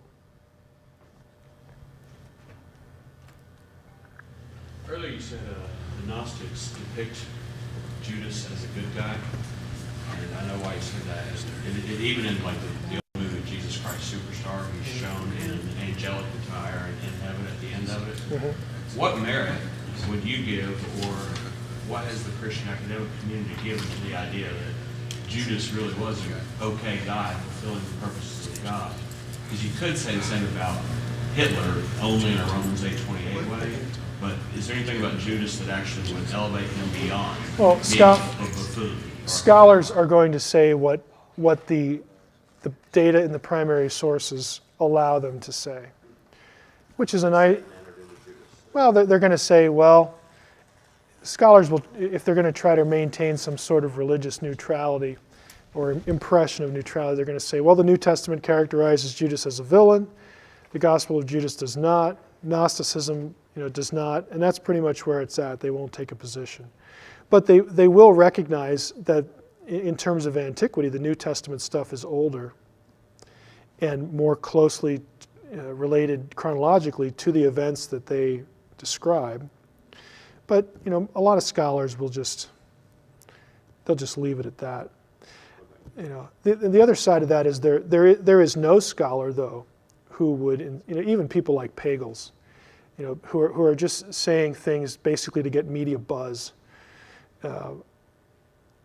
Even she's not going to say anything as silly and ridiculous as, this is, pardon the pun, this is the gospel truth, and Judas really was a good guy. I mean, she's going to stick with the data. This is what the Gnostics believed, and that's what it is. What it is.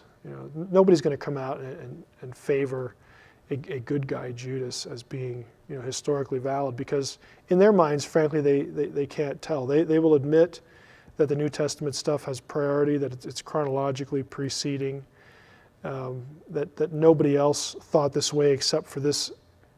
This is even a subsect of Gnosticism, the Sethians. So nobody's going to say that this was a dominant view held by anybody. We done?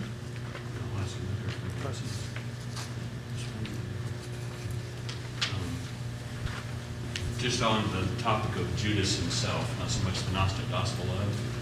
Have you ever seen a commentary suggesting it says that one of the 12 was adept? Chris Ward, if you ever seen on the side, one. I think it's Matthew Henry's commentary. Have you seen anything or have any belief that would indicate that Judas himself actually was a watcher, i.e. a non-human? No. I've never seen that. I don't believe that.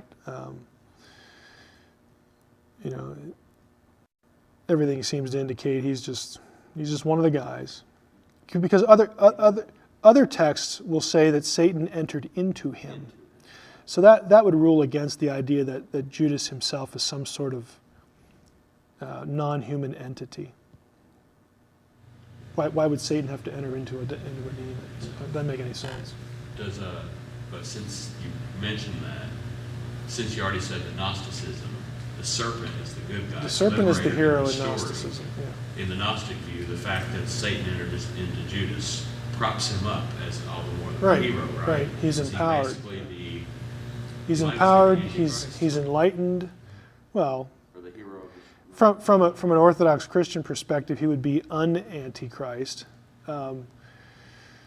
Just someone who, in that sense, who would be oppositional. But I actually don't think that that's really a good way to look at Judas, because, Peter's sermon and there are other suggestions that Judas, it's the old, how can I be morally culpable if God engineered circumstances to do X, Y, or Z?